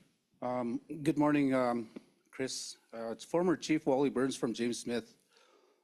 I'd just like to supplement to some of the councillors' questions in regards to the Prince Albert Grand Council. We wrote to you on June 14th, 2023 in regards to a police force feasibility study with the PGC. We chose to withdraw on the basis that we are already commencing in regards to moving forward without the tribal council. And still today, we're still moving along in regards to the whole policing. And after the mass stabbing, that's one of the things that that really played me out in regards to my mental health. And I choose to keep going on this and to move forward with any information that's more public to all our nations. Yesterday, there was a nation to, one of the speakers talked about nation to nation. Well, what's Canada doing with our nation? Like, we need to move forward in regards to this whole policing and making it an essential service. That's one of the things that, you know, we have to be very precise and to move on this, because I don't like seeing or hearing other First Nations.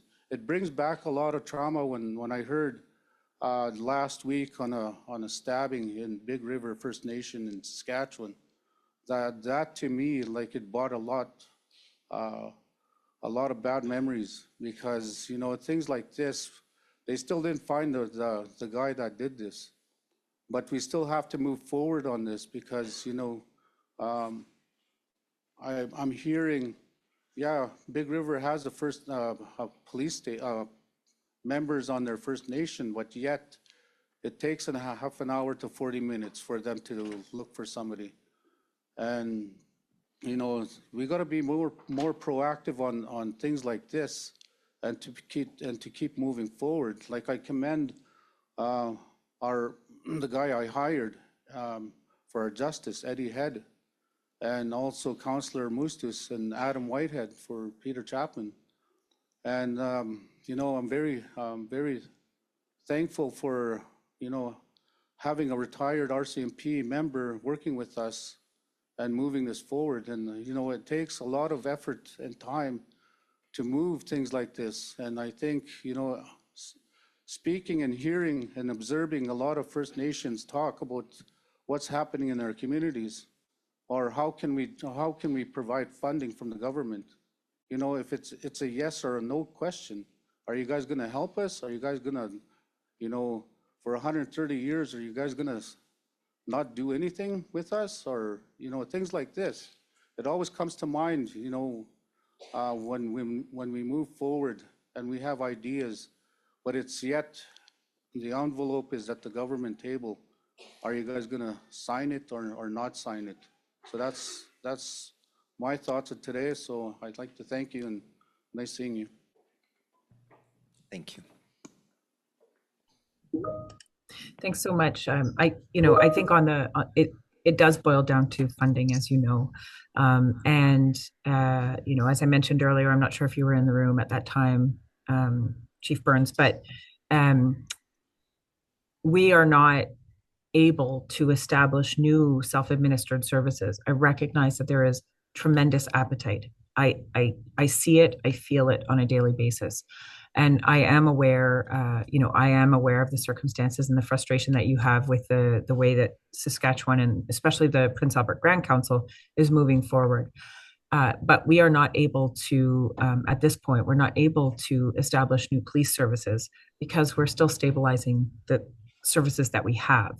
We will continue to advocate on behalf of First Nations. I would strongly encourage that First Nations continue to do that as well, in terms of making funding available for this important work.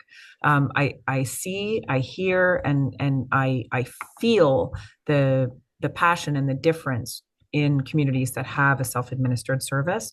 I try to reflect that here in Ottawa in conversations that I have, and I will continue to do that. It does help when you're meeting with ministers to say the same thing, because those are ultimately, you know, partly decisions that are driven by our political leaders. So we'll continue to do the work here to maximize our ability to invest. As I said earlier, we have grown the level of investment, and we'll continue to do that with new investments that were announced in Budget 2024.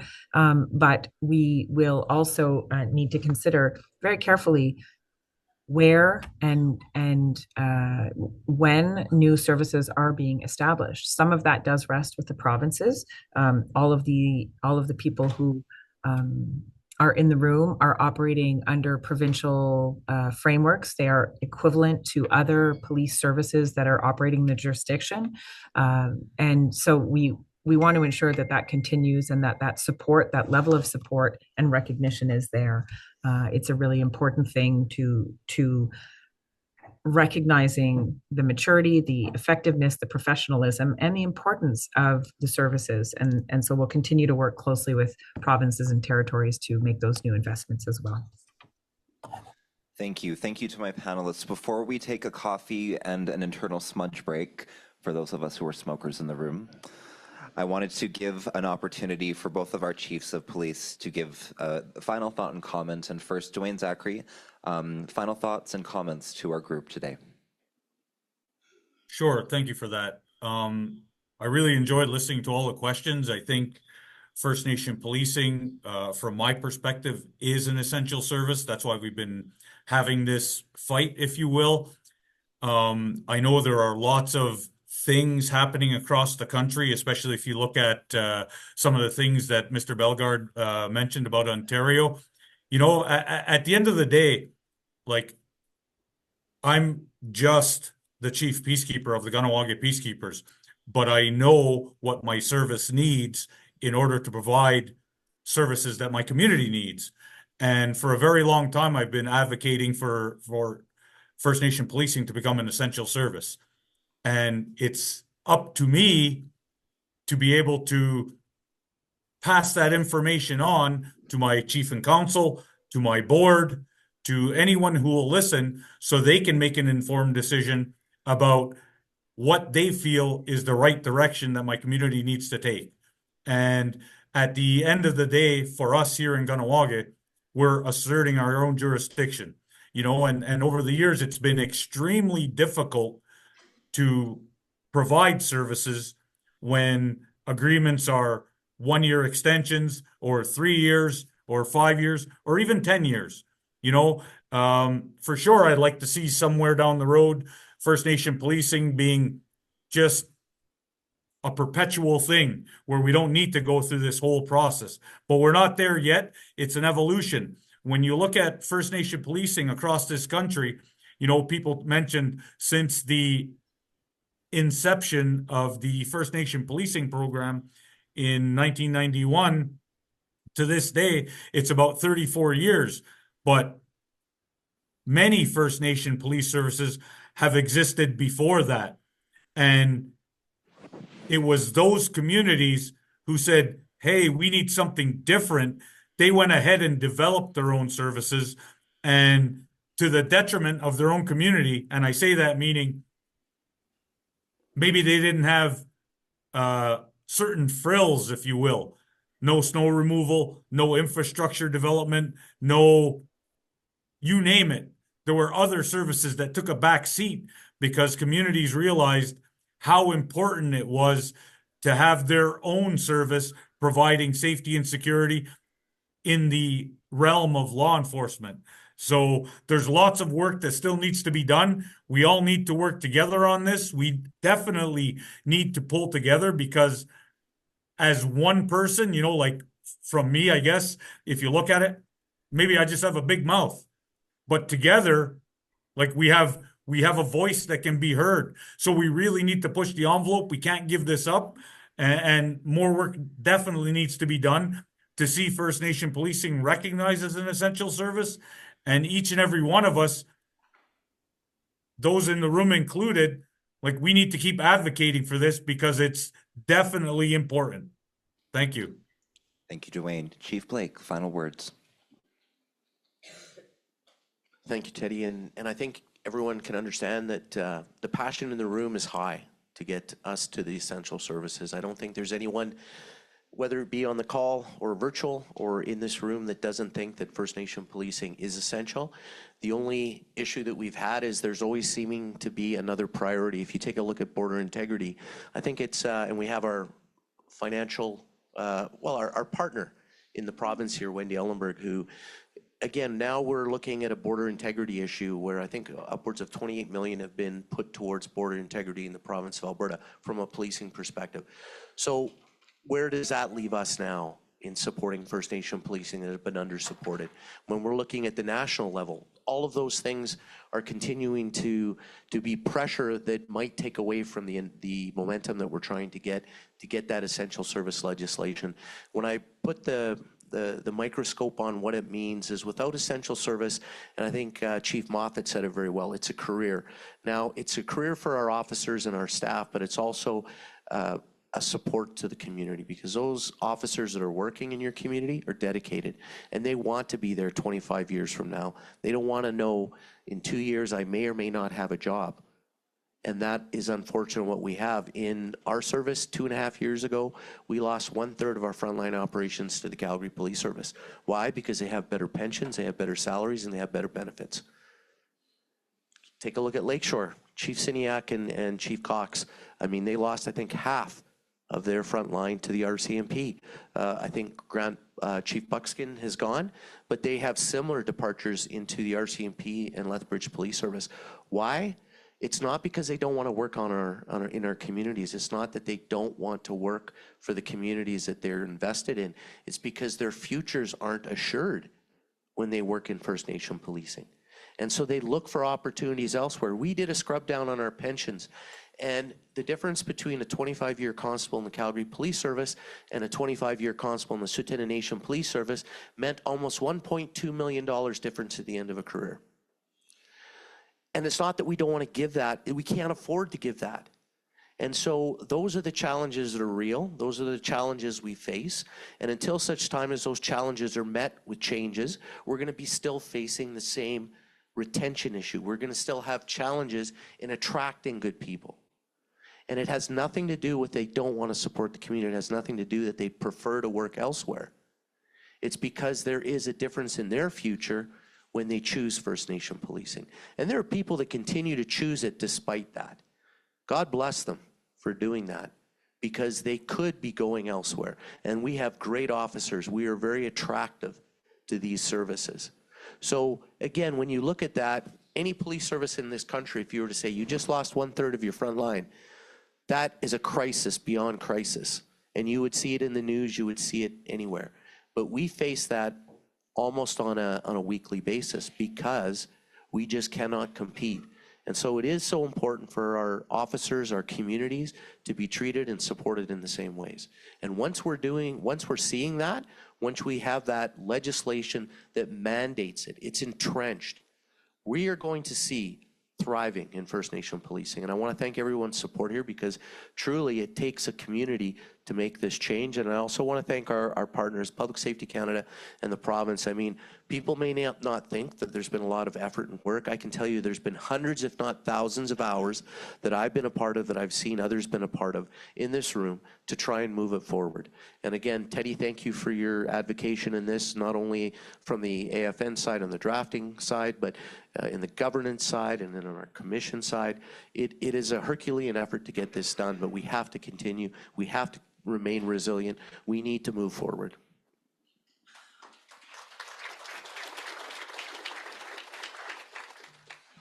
The opportunities are truly in this room, from making connections continuously with my friend Billy to finding ways forward for our James Smith Cree Nation, and working with one another to continue building these necessary partnerships. I do see a future, and we will continue to work together towards a future where there is essential service designation to our policing services. With that, I want to thank our panelists. Thank you so much, Public Safety Canada. Thank you, Chris Moran. Thank you, Dwayne Zachary, for taking the time to join us virtually. Great lighting for both of you. I don't know if anyone else looks at that for Zoom, but whenever I'm on a Zoom, I was like, oh God, who is that monster? Oh, that's me. That was not the case here. Thank you so much. I wish health and happiness to both of your communities and to your home fires. And to the rest of us, let's take 15 minutes of respite and then come together again for our final panel of the morning on First Nations and police governance, the challenges and opportunities. And thank you once again to everyone. Have a good day. If I can ask everyone to find their way to their seating for our next panel, which I'm very, very, very excited and interested about. Again, I'm really, really encouraged by this gathering. I'm encouraged by the information sharing, by the questions being asked, by the answers that are given. I believe there is no correct solution, and I was just talking to one of my elders over the break. There is no one solution for all of our people, because all of our people require very distinct and unique solutions for the lands of which they live and the communities of which they thrive. And so I'm really, really encouraged to see conversation and to hear about information sharing that's occurring not only community to community, but at least here on a national level. And there are plenty of challenges that remain, including building those nation-to-nation relationships with all of our tribes, finding ways forward collectively, and amplifying a voice. Something that I take very serious as, again, the body and the chair of this board is to provide a space for the voices that need to be heard. I think it is oftentimes in our community, and I was reminded of an elder not long ago last year. I was, my grandmother, actually, we were talking about the essential service legislation, and I was telling her how grateful I am that at the time, I was hearing a lot of the voices amplified in the spaces that I was sitting, whether it was through conferences, meetings with public safety, working with the AFN. And my grandma reminded me, she said, "Baby, our voices have always been here. They've just been silenced for a very long time." And so it sobered me up in a way that I was reminded that we've always been here. And we've always had answers, we've always had solutions. And I think the experience of our ancestors and our elders is one that offers me not only strength and encouragement, but this gathering, which as close back as even 1940, this gathering would have been illegal. We as First Nations would not have been legally allowed to come together and to share and to talk about solutions specific to our people. Our chiefs weren't allowed to call upon us to celebrate potlatch, feasts, powwows, sweats. My grandmother tells me a story when she was growing up on Saddle Lake before going to residential school, how her and her sisters, four of whom, my grandmother's 96 years old, she never went to a Sundance or sweats. But her father used to every week. But he used to go at 1 a.m. at night because it was illegal. And because in Saddle Lake, the Indian agent would come, and oftentimes did, throw her father and several of his friends in jail for simply practicing and being a First Nations Cree man. And so this offers me a lot of encouragement that we're here today so that we can continue building and amplifying this voice. And as I was talking to my elder on the break, it is my honor to do that, and my honor to be able to continue to provide these spaces so that we can determine what solutions are best for each community while sharing the value-added practices that we are utilizing in our homelands and our home fires. And with that, I'm looking forward to this panel. Surprise, I'm actually going to be sitting on this panel because unfortunately one of our panelists is not around. So Nicole, you won't have to bring me up on stage. I'm just going to very anticlimactically just shuffle to the right over here. But let me introduce your panel moderator, Nicole Robertson. Thank you, Teddy. I am super excited to be here for the second day and to be your co-moderator. It's been very engaging and educational, and also very passionate. And some of the stories that I've known and have lived through, working with many First Nations, specifically with the FSIN during that time with James Smith Cree Nation, and yeah, there's lots of stuff that on the ground is happening and we definitely need to be having more robust discussions about public safety and policing nationally. So I'm very honored to be amongst this group and online here today. So thank you, Teddy, and G4 Justice and the First Nations Police Governance Council. So I'm going to introduce our panel today. And the old reporter in me has to have a bunch of papers printed out. And yeah, I'm the person that's wasting all the paper here. But, so we will start off to the right, Clint Healy. Acting Deputy Chief Clint Healy has been a steadfast member of the Tsuut'ina Nation Police Service since 2003, contributing invaluable leadership and experience to the organization. His policing journey began with the Siksika Nation Police Service and continued with the Blood Tribe Police Service, providing him with a diverse background in First Nation policing models. This wealth of experience has shaped his leadership style and established him as a cornerstone of the Tsuut'ina Nation Police Service. Welcome, Clint Healy. To the right of him, we have Rebecca Barley. She is from the Inquatquat Band. And Rebecca has been a board member since 2001. She is a current board chair and has been for about 15 years with the Tsuut'ina Tribal Police Service. Other boards include elected trustee for the Sea to Sky School District, a board director for the Tsuut'ina Government Services, committee member for the Tsuut'ina Steering Committee. So Rebecca, welcome to the panel. Oh, and Teddy's fine. And Teddy, I have to mention Teddy.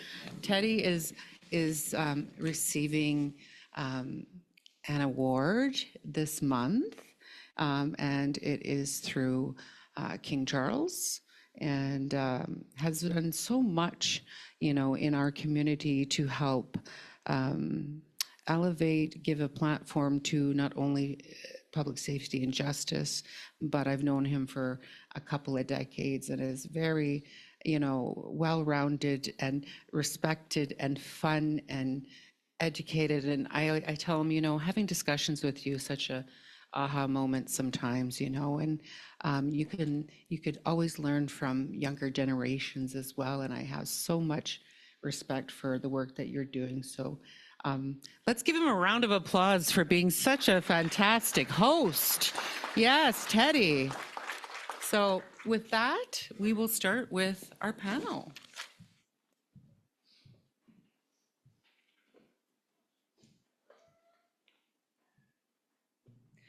So I've always wanted my own Oprah show, so today I'm just going to have fun. I'm kidding. This panel is called Navigating Governance Challenges for First Nation Policing Services. And so I'm going to start off with you, Clint.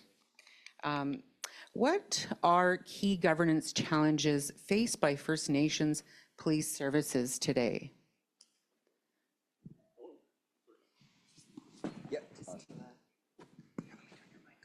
Hello. Hi there.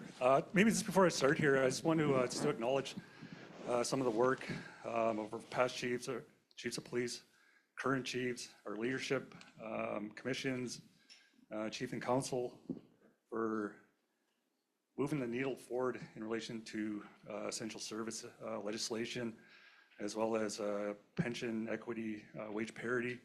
When I started my career back in 1998, it's been a difficult road and challenging road in First Nation policing, but I do want to acknowledge the expertise of our leaders to move the program forward, to remove that program designation from essential service, and just to give assurance to our members that, whatever their concerns are, they're listening, and we're trying our best to advocate and move forward in that area. So that's a really good question. So I think for the most part, I think a lot of the chiefs have spoken about some of the challenges when it comes to funding. I know that some of our funding agreements are year to year, and sometimes they're extended for years or multi-year, and that poses a lot of challenges for us as organizations to move forward. I think, well, especially for us in Alberta, we have to adhere to provincial policing standards, and one of those standards speaks about having a multi-year business plan. And it's tough for us as an organization to create a multi-year business plan to effectively move our service forward. knowing that, okay, well, what's going to happen after a year? We don't know if this, if we're going to get the same funding or reduced funding or more funding. How is that going to look for us? So that's a huge challenge for us.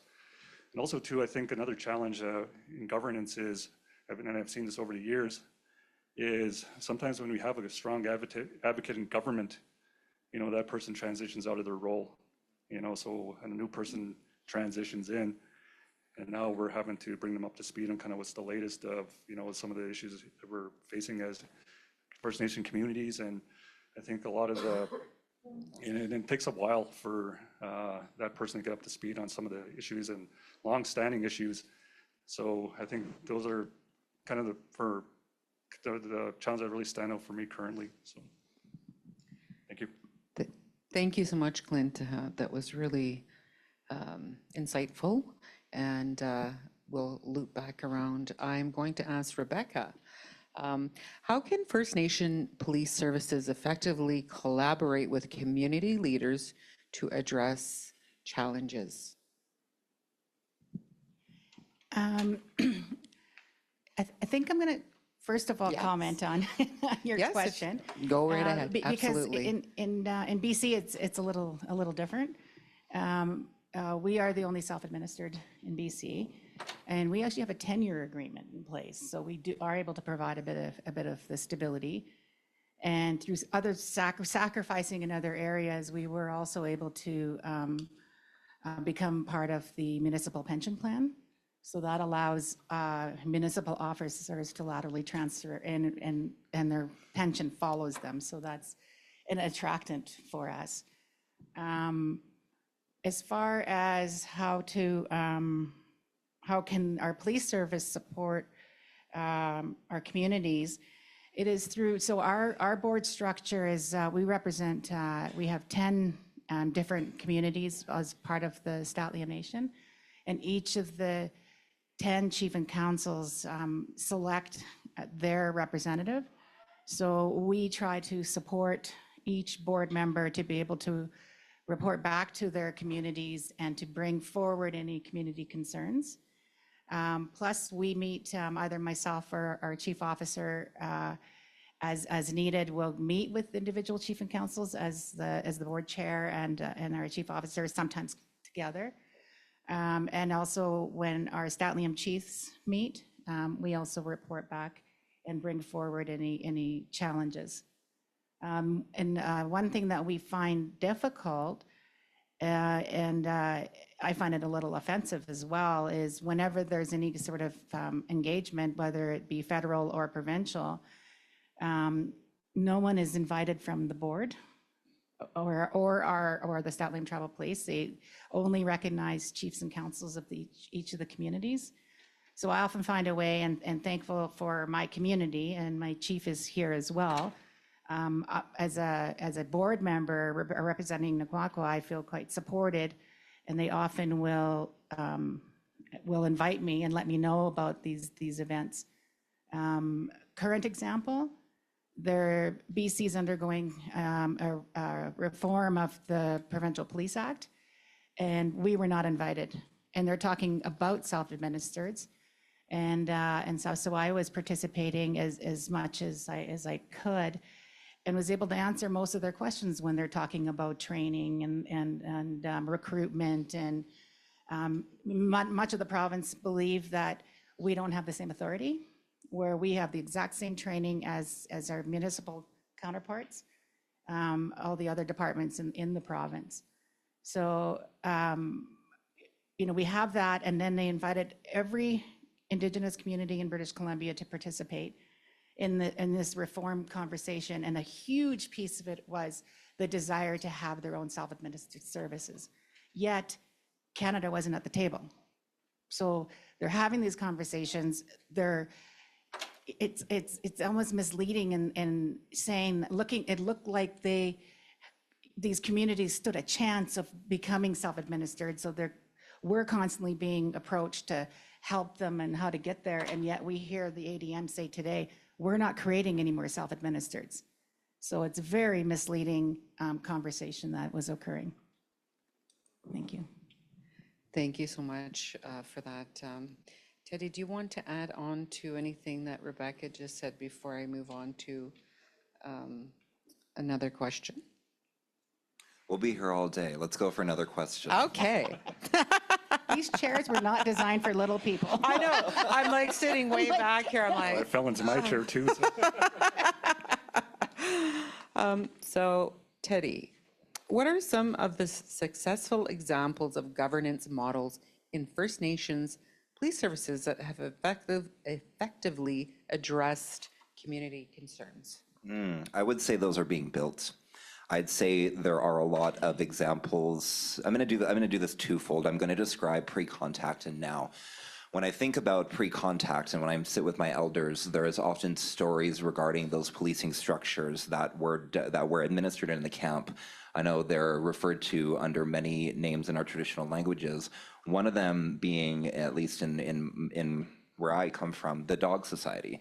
And that was meant as a society to patrol the camps and to make sure that our people were safe. And those societies, from what was described to me by elders who had contact with ancestors who are no longer with us pre-contact, those societies were otherwise governed, and that wasn't the traditional language and the traditional term we utilized, by elders and by community leaders. And those elders and those community leaders really,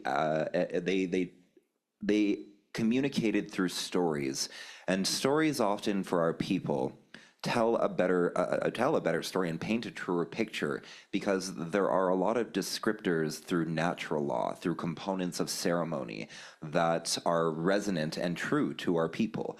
And I think the practices of pre-contact governance are practices that I want to bring forward into today, understanding the complications of today. Some success stories that I could and have seen are the advocacy that is occurring from my predecessor, Dan Bellegarde. That advocacy has been resounding and impactful. It's really what brought me to this stage today. In our governance structure on Tsuut'ina Nation, we're developing community engagement. So it provides that clarity and builds that confidence.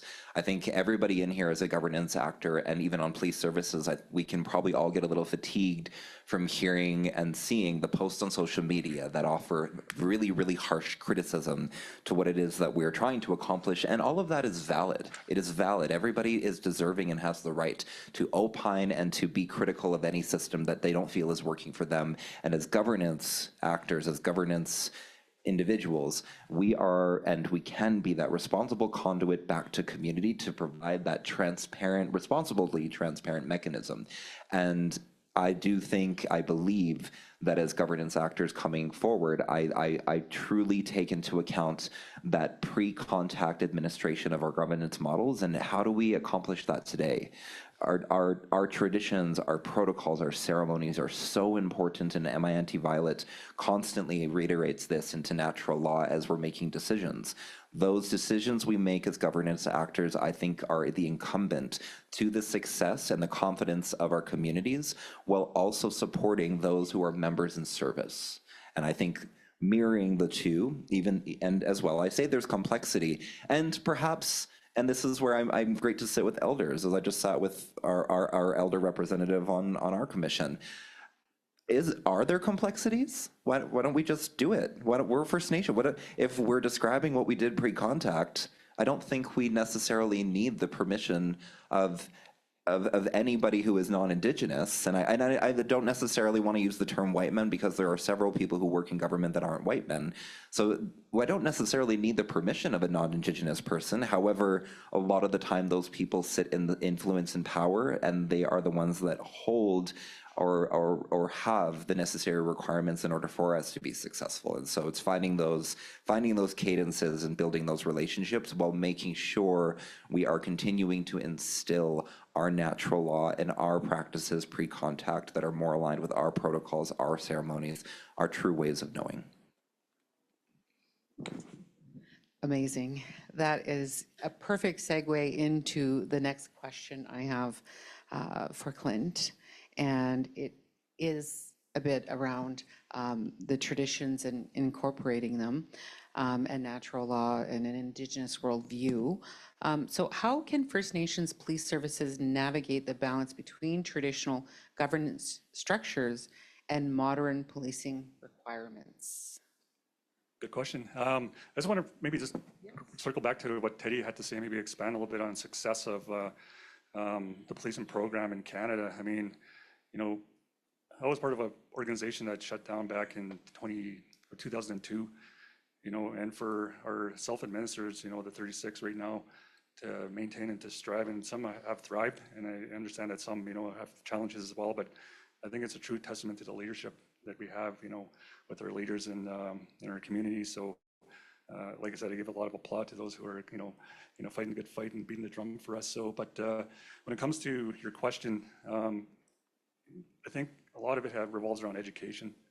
You know, that's my belief, is around education, understanding what your community expectations are, and being accountable to your community, understanding kind of how the community operates and works, and also to circle back to modern policing and what we have to do as police organizations to run and to meet the mandates of, you know, government and or funding models and otherwise. So I think there's a lot of back and forth, and I think with our community specifically, I think we have a really, really good working relationship between our police service, our chief, our commission, as well as our chiefs and minor chiefs. So I think it's always an ongoing dialogue. It's always about communication. So I think in moving forward, I think with some of the communities that are looking to, you know, get their own police services, I think, you know, it's just getting that understanding and having that right leader in place who is going to take that information,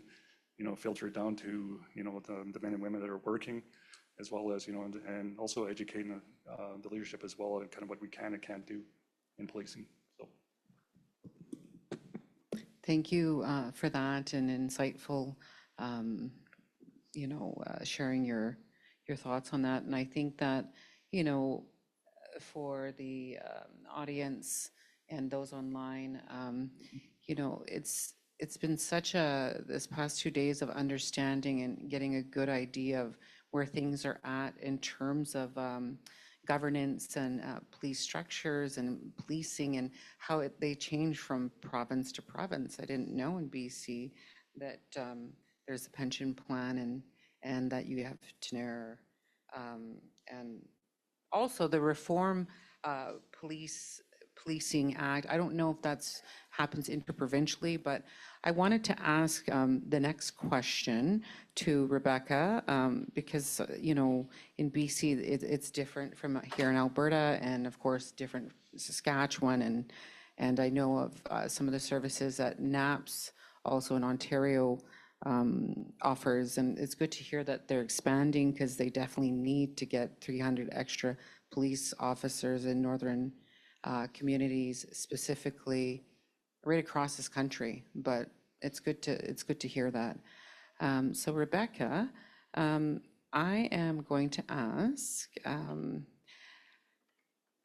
around what role does community engagement play in the governance of First Nations police services?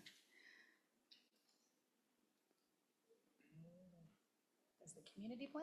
Yeah, so what role does community engagement play in the governance of First Nation policing services? So like Teddy was talking about, you know, engagement with, you know, the community, and how that helps to play in the role of providing a safer community and ensuring that your community members are engaged. A better word might be, what is the importance? Yes. Yeah. Yeah, exactly. What is the yeah. importance? Well, I would say the wish list would be, if we weren't 100% reactive policing, we have zero time, we're not funded enough, we don't have enough officers to actually provide any sort of proactive, or very little proactive work. I think that ideally in the communities, as we've heard many times over the last 2 days,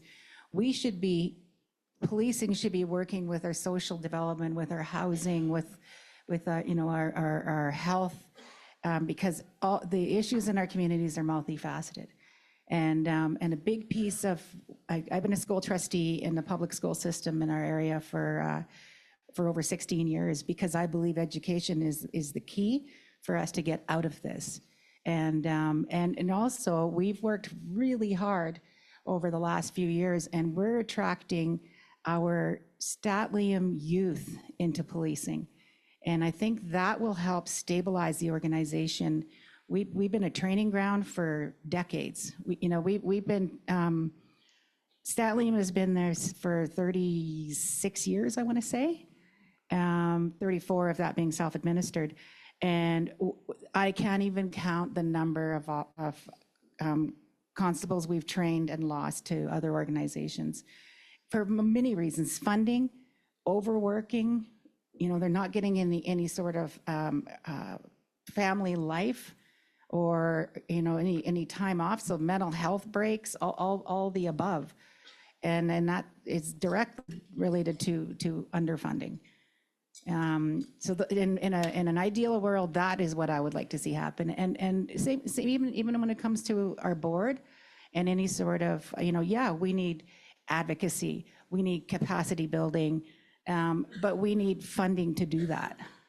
To come and attend this conference, my community had to put forward funding for me to participate, and I'm giving up 3 days of work on my day job in order to participate, as is my chief who's here, and we have to have coverage. We had a major incident in one of our communities, and our officers are all working overtime, and our chief officer is well supported, and that her colleagues will pick up the work, but it's all at a cost and a sacrifice.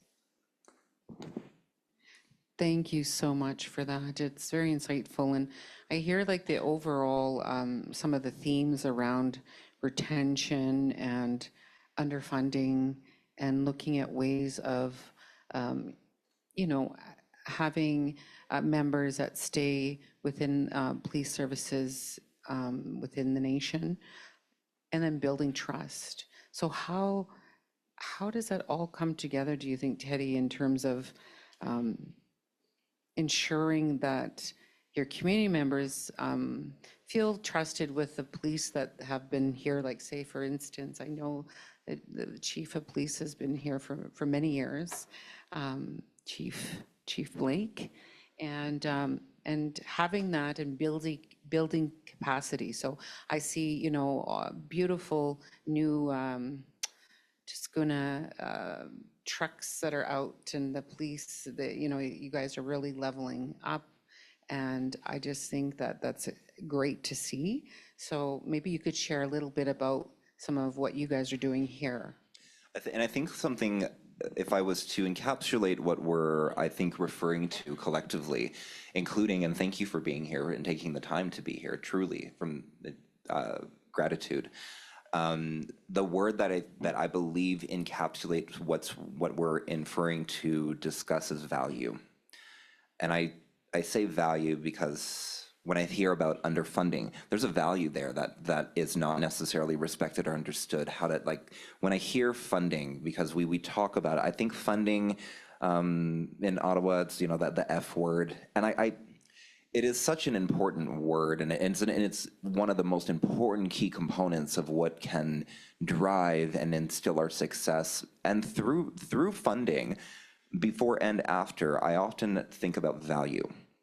What is the value added here? Ultimately, funding is another form of investment, which is meant to support components that offer wellness, that offer support, that offer an economy, that offer the sustainability of any one nation, that provides, as was said in the letter delivered from John A. Macdonald when delivering our treaty, we want to provide enough provisions for the Indians to sustain themselves. And to me, that loosely translates to we want them to be able to provide for an economy so that they're not bugging us, essentially. And to build that trust is to also instill value, not only from a governance perspective, but from our service. And I see how much how important that is to our service members, how important it is to our leadership, and how important it is to the community that truly believes in the value in public safety and the value added back into community and to the people in governance, who are, I think, constantly, and I don't even necessarily use the word underfunded, because that's a truth, but I also say anemically funded. I say anemically funded because if you're going to uphold, even on a biological level, if you're going to uphold a mechanism or an organism and it has to maintain a homeostasis, well, anemia can't necessarily grab hold of any homeostasis of any biological organism. So if I'm looking at this even from a scientific standpoint, there has to be value added so the anemia of our value isn't necessarily reverberating where it's having other lasting impacts. And we talk about the intersectionality regarding health, education, our justice system, the judiciary. Governance components and every person in here adds that value, and that value also resonates. It has reverberation into communities outside of ours as well.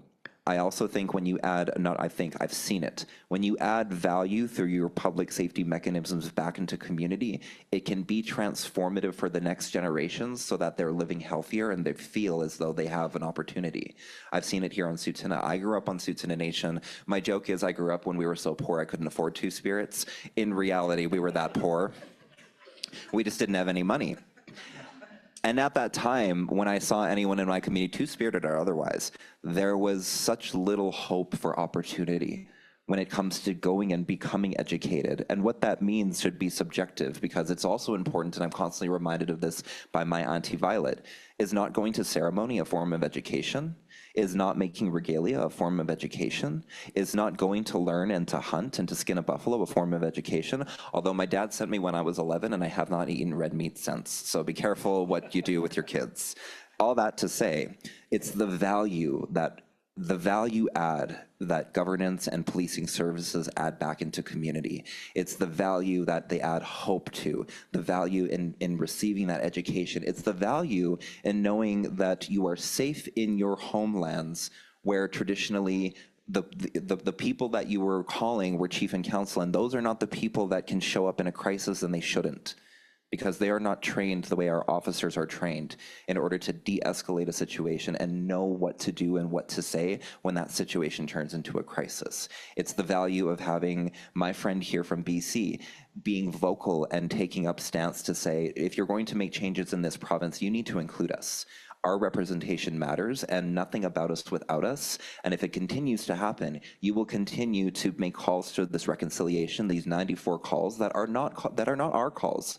Our calls are the promises of our ancestors. Those are the values, those are the components that I truly advocate for, and change the dynamic, change the cadence, change the vernacular, so that it's not necessarily, as I said, beating a dying horse, but changing that perspective to say, this has resonance to not only my communities, it reverberates in all of them. Wow. Would you like to add anything to what Teddy had just shared with us? One of these aha moments I just had as well. I'll jump in. What you said about chief and council being the ones to respond, and I was thinking about that earlier, especially because we've just had a major situation very recently, and it's our volunteer fire departments who are right there, and our chief and councils who were called. And I was on council for years as well, and I remember, and as a single mother, and I remember one of my daughters saying too, she's like, my mom works all the time. People are phoning 24 hours a day, 7 days a week. And I think she was 10, and she recognized that. And but that's the reality in our communities. We don't have enough resources to provide on our own, or we're that far away. And it's our community members. So that really stuck with me as well. Clint? Yeah, maybe I'll just jump in and make a comment on trust building and our mission to build trust. I think I don't have to tell anybody how hard it is to build that, especially with our community members and when they expect so much from us, right? And I think there's a challenge that we have as an organization in building trust. And when we have a high turnover of officers that come in, like what Chief Blake said, a few years ago, we had 1/3 of our folks go to Calgary Police Service. So now that we're trying to hire back and fill those spots.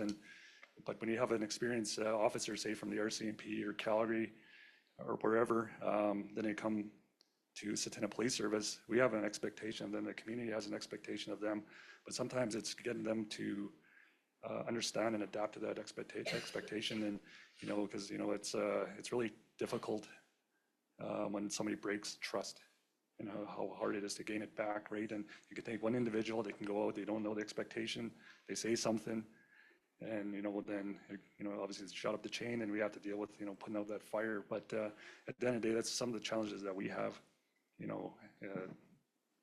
because of, funding issues and whatever.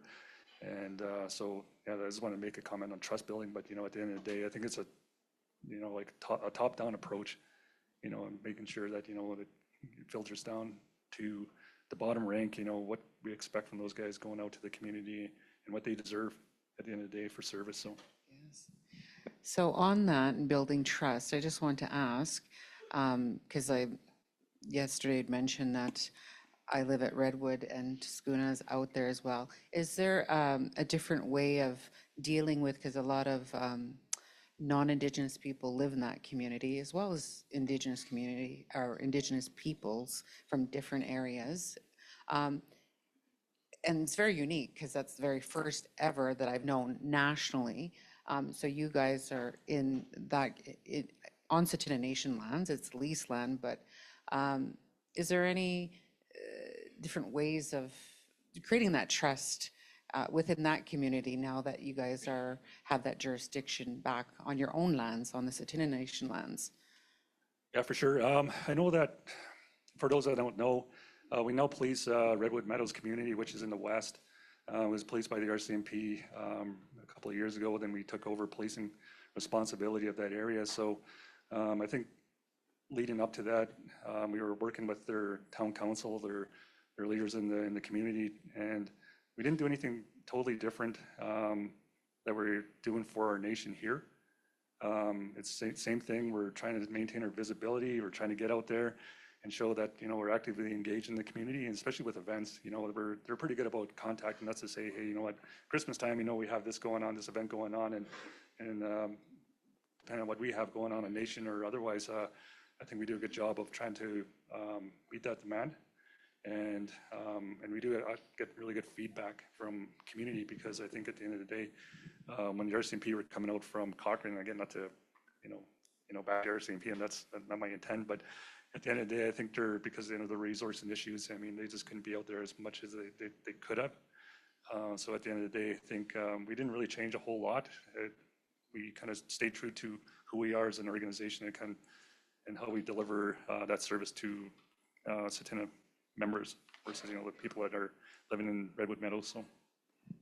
No, you guys have done an incredible job, and I read sometimes the Facebook comments and it's really positive. And then on the flip side of things, you have people like, oh, we need to call them, there's a bear or there's a cougar in the community to come and and you guys obviously don't do that type of service to remove, wild animals, but other than other ones I know in the community. I'm kidding. No, Facebook can be mean, I'll tell you that. Oh my goodness. So moving on, we will go down the list. And so Rebecca, what are the lessons learned from other Indigenous police services around the world nationally that can be applied to First Nation police services? Or vice versa, because you're coming from your perspective in BC. And I think it's you've shared some wonderful ideas.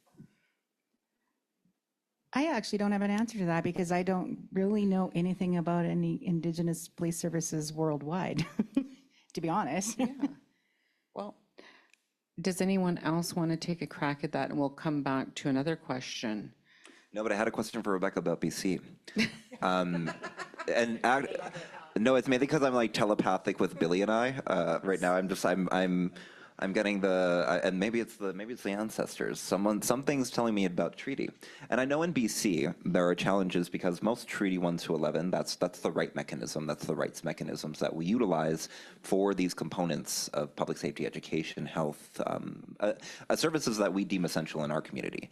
And I wanted to ask and provide clarity for those in here who aren't from BC.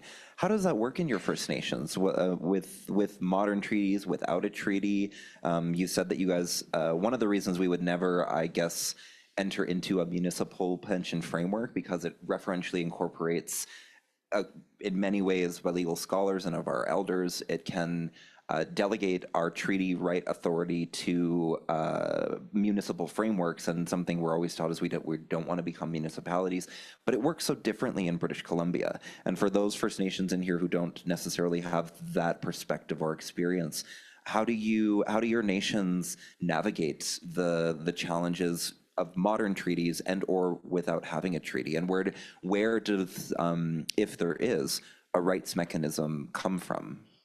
I assume there is one, but I can't assume because I don't know. Okay, so we have, I think there is one traditional treaty in the north of the province and 2 modern day treaties. Stallium doesn't have a treaty. And so we are governed under the Police Act, well, that's the problem. So we actually have 11 communities. 1 did not join because we are given our authority, the Statland Tribal Police is given the authority under the Provincial Police Act. And the one community at the time decided we don't recognize the province as any sort of authority. And I think that's where you were going with the question.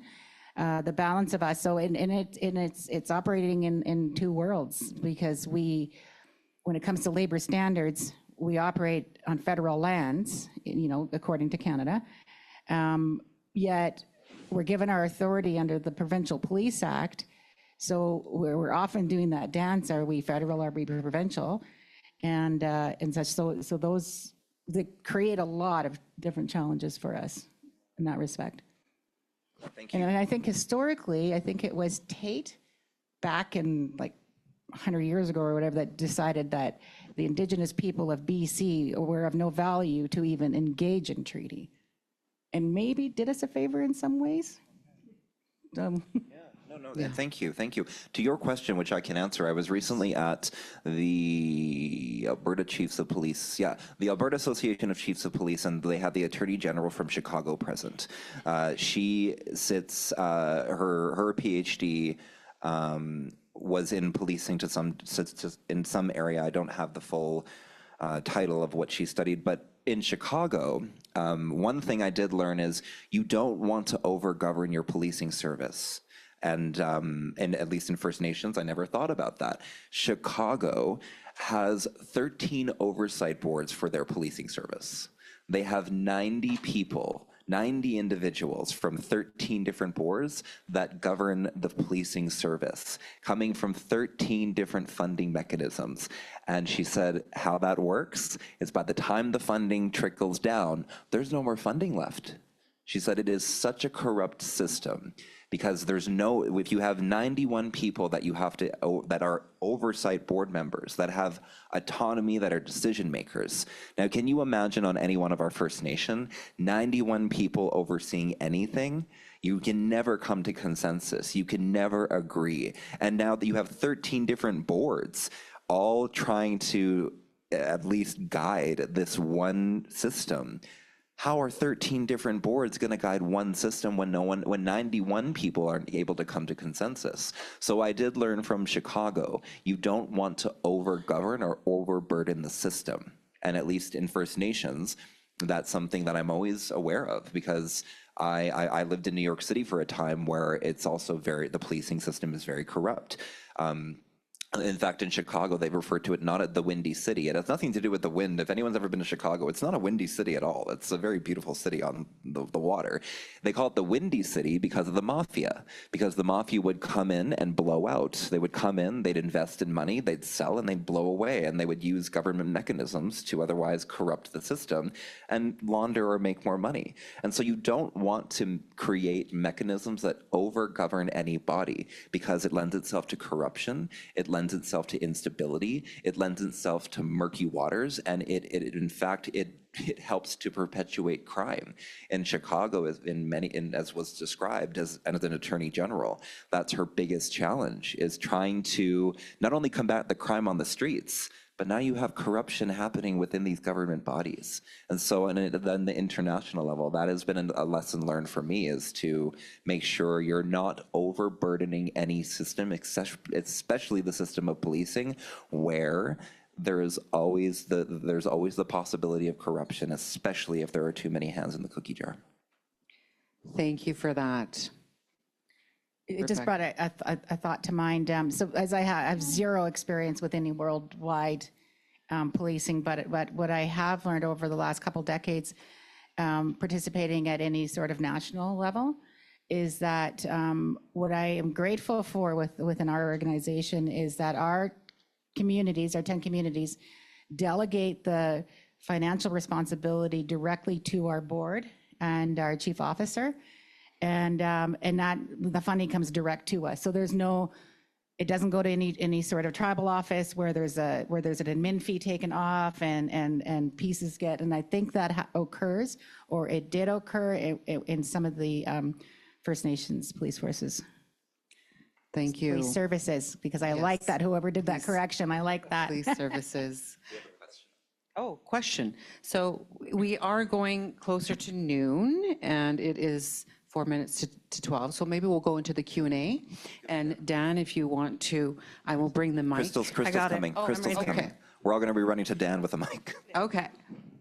Thank you. Chicago notwithstanding, I'd sure like to know a lot more about the policing arrangements in the tribes in the United States and what kind of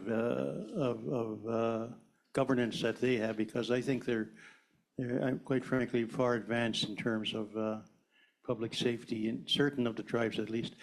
But my question really deals with navigating something that we're starting to face in Saskatchewan, is the unions and the police associations. And how do boards deal with incoming unions, which under provincial law are allowed within the FIO's First Nations Police Service? And we met our first union a year ago, and we now have a collective bargaining agreement. We understand other police services have to deal with police associations or perhaps unions as well. Do you have any insight into that from the governance perspective? Thank you. We actually, and my chief of police could probably speak to this very definitively, we actually encountered this last year. We had a rogue agent galvanize the service members to sell them a product through a union that was not going to actually come to fruition and become real. He sold it to them as, if we join this union, we will gain pay equity, we will get all of these things. Now, as a commission, and my auntie's sitting right here, we encountered that head on very definitively. And there are two mechanisms and several other mechanisms that were utilized to combat that. One, it abrogates from our treaty rights. We do not recognize under our rights under treaty any unions to speak on behalf of our services, including education, health, policing, and we won't. We do not support the entering into unions unless it's a union on reserve, which we also don't have. Those are not systems that are comprised. And so our elders, our commission, flat out, it impedes and it abrogates from our treaties, and therefore we will not entertain the conversation. The other component, and we are currently building this, is we utilized our own source laws on Tsuut'ina Nation. And that's where it's really important to, as governance boards and police services, although we fall under the regulations of the Alberta Police Act, we still, as a First Nation under treaty, we retain the autonomy and the right to develop our policies and procedures that assist us in helping and providing guidance to what is useful and what is appropriate for our First Nation. And there were several ways that any First Nation can utilize that rights component to their benefit and to their success. So we utilize treaty, and then within our discussion within our own source laws, we recognized and we found the recognition to state that not only do we not recognize these unions, we do not support nor will we have our services enter into those unionizations. It was a really concerted effort on behalf of the service. Thank you for that. Do we have? Yeah, do you want to? From our perspective, we don't have a treaty, so we're not restricted by that. We have had a few small conversations led by staff that they may be interested in the creation of unions. We've yet to find a union that would be willing to take on such a small organization. The chief officer and I have had many conversations behind it, and at some point, we could see the benefit of having a union in the sense of assisting with the workload. If there is a collective agreement, then it's all laid out, and we're not having to constantly review through labor standards and whatnot what those expectations are, or against other municipal organizations, because everyone else is unionized but us. So we're always the cost involved with legal for us to have to address all these issues that would be laid out in a collective agreement. At this point in time, I think it would probably be more staff-led. I think if you want to, yeah. Yeah, maybe just to weigh in really quickly here. When our men and women decided, maybe this is the route they want to go, it caused a lot of stir in our community for sure. It was a very difficult thing to navigate around, especially with when it got to leadership as well. So, but at the end of the day, I think earlier on when discussions were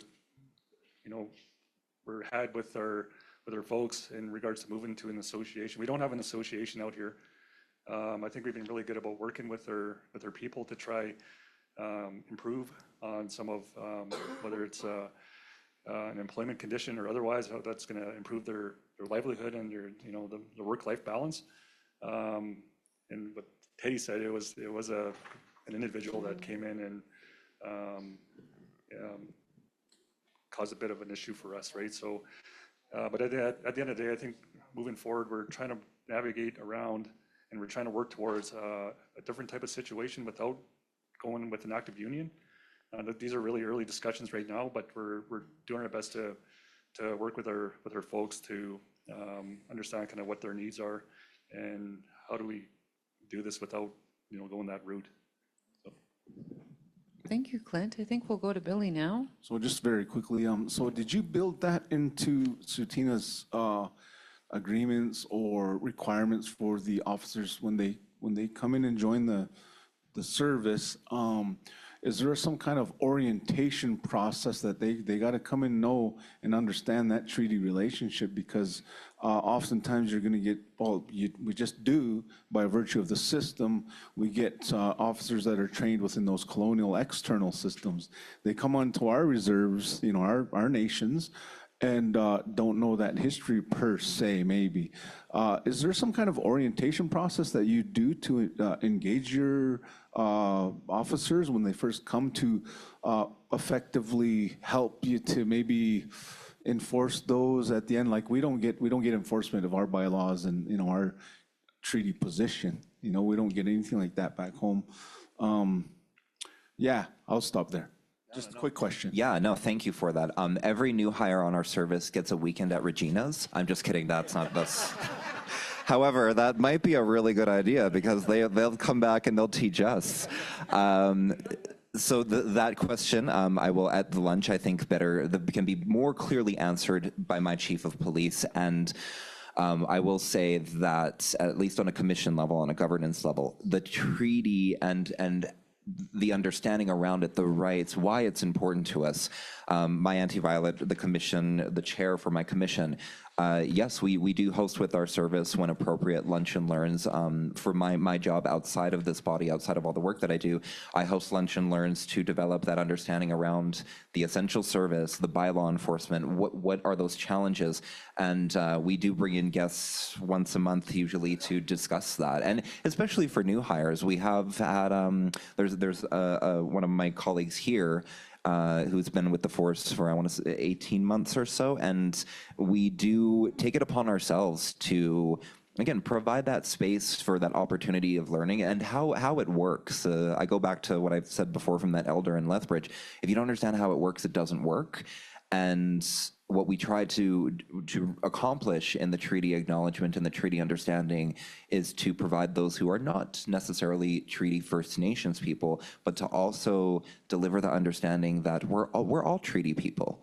And what does that mean? We're all treaty people. We're all implicated by the signing and the existence of the treaties on these lands. And that doesn't create, and hopefully it doesn't create the environment and the distinctions of tension, and that's there, but provides clarity of how we work together and why our treaties are so important to us and why utilizing our treaties, the practice of being a treaty person, why that's important. And as a member of our service, we encourage that. We encourage people to say, you're inclusive to this, and you're inclusive to this education and information. Here's how it works. Here's how we utilize it to work, including to our benefit, so that that our service members are fully supported in the service that they're providing back to the community. And at lunch, I will introduce you. I think you probably know Chief Blake. He'd be someone better to discuss how he does that as a chief, because I know he does do that. And as well, my Auntie Violet. They are two constant champions of treaty. But when we write the policy, we might instill a weekend at Regina's. So stay tuned, everybody. I'm just gonna, sorry. I'm just gonna jump in here and just say from a Statlian perspective, our chief officer is very involved culturally in the nation. And we developed a cultural training component for any of the officers coming in. But also, and we've had many of these discussions, from the municipal police forces in the province, in particular Vancouver, because in the inner cities, we have a lot of our membership who reside there, and they are so interested in coming to maybe do a trade where our officers may do some work in some of those cities, and they come and work in our communities and then learn from the cultural piece. Unfortunately, we don't have the time to be able to afford those trade-offs. And but it is another item on the wish list that, should we be adequately resourced, we could take on roles like that, because for my community, I think half the community resides off reserve. And our officers are our jurisdiction are on reserve only. Nothing in between, other than the duty to respond if they witness something. So I believe Violet wants to respond as well. I really actually tried to stay on the low key. I just want my nephew to shine. He's doing so well. Thank you. I'm so proud. But Billy, one of the things that we have incorporated in our policing is any new hire goes through an orientation. An elder that we have that is one of our bundle holders will sit and they will orientate them. And they do talk about the sacredness of treaty, because it is. It was done in ceremony. Therefore, there's a lot of sacredness to it. And all of us nations who have treaty, we know that it's just not a paper. It was entrenched in pipe ceremony and ceremony. So therefore, it's very sacred to us, and that's why we make it part of the orientation. But it's not just that. We also incorporate the importance of language. Keith does an awesome job of introducing himself in our language. I'm Dene, but I'm a different Dene. My language is Dene Solene, and I also speak Cree. But I own... there's no Dene here. I can only ask for money. Yeah, in Dene, and I know how to swear. But I do. One of the things that we do is we incorporate not only our new hires, we incorporate them into the way of how we do things and the way of knowing in our community. And as a chair, my role is just not to oversee and guide this commission, but I also see it as a very spiritual responsibility, And I've always taken it upon myself as a person that's fully involved in the ceremony. I always provide tobacco and prints and go and do ceremony, because my role here as chair is also to ensure the safety. My greatest fear is losing somebody in the line of duty. That's my greatest fear. So I always have to I do everything in my part to protect our officers and the people that work with us. So it's very, as an elder now, I feel utmost that time is fast. It really is. And 47 years, I came as a 17-year-old to this community. Now here I am, elder. Where did the time go? But to me, I think when I think about this nation and how we evolved from policing, I was here when we were tribal police. My father-in-law was the first chief of police. My husband was the chief of police. Was an officer. Same with many of our men that were officers here from different families.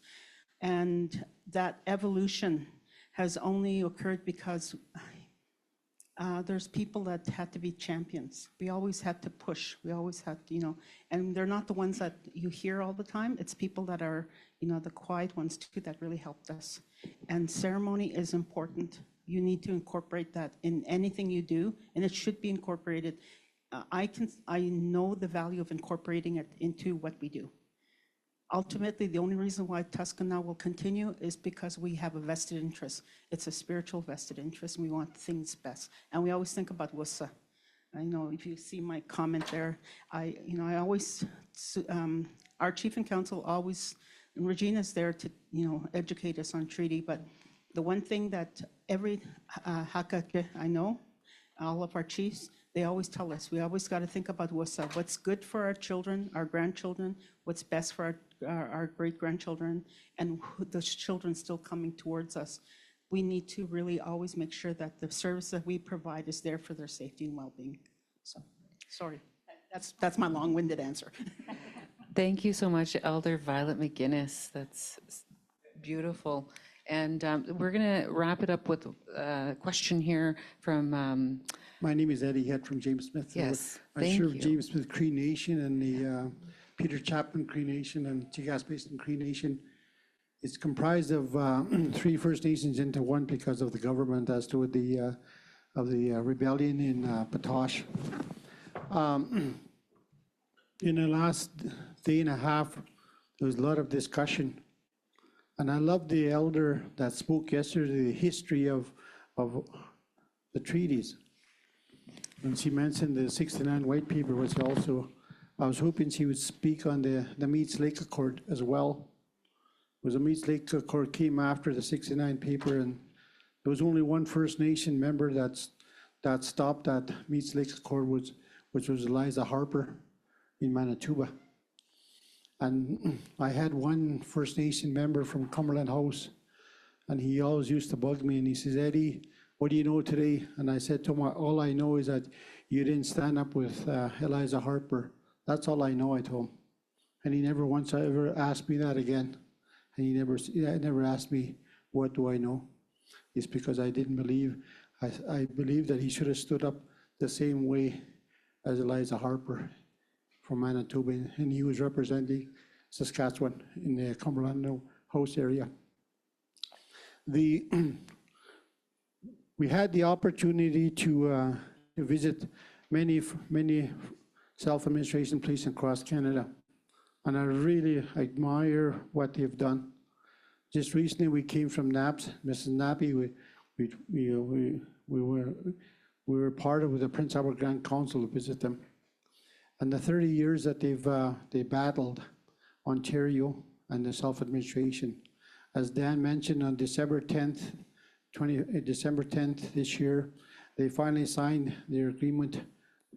100% of the 52 and 48%. They've got everything as to what they negotiated, but they didn't give up. The 30 years that they battled, many of you First Nations are in the same situation. We are just starting the process in the last 2 years. But I'll tell you one thing, is that we as First Nations across Canada have always been underfunded.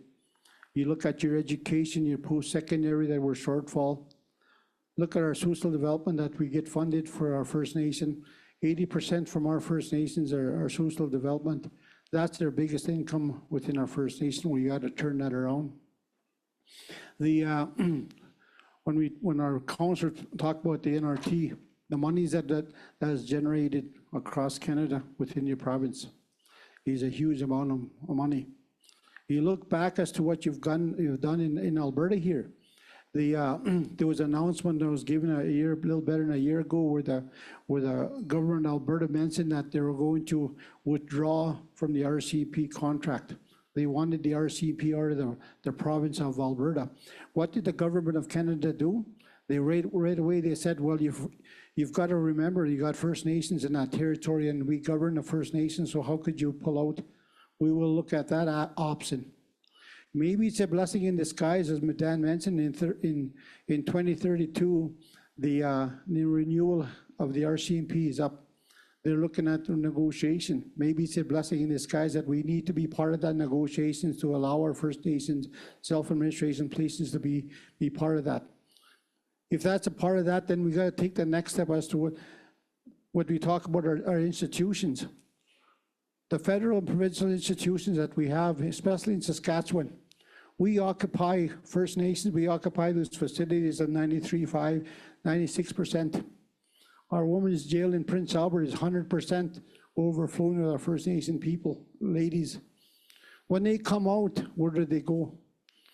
They get dropped off as to where they're located in Prince Albert, and next thing, 4 or 5 months, they break their probation, they're back into the institution. Federally as well, same thing.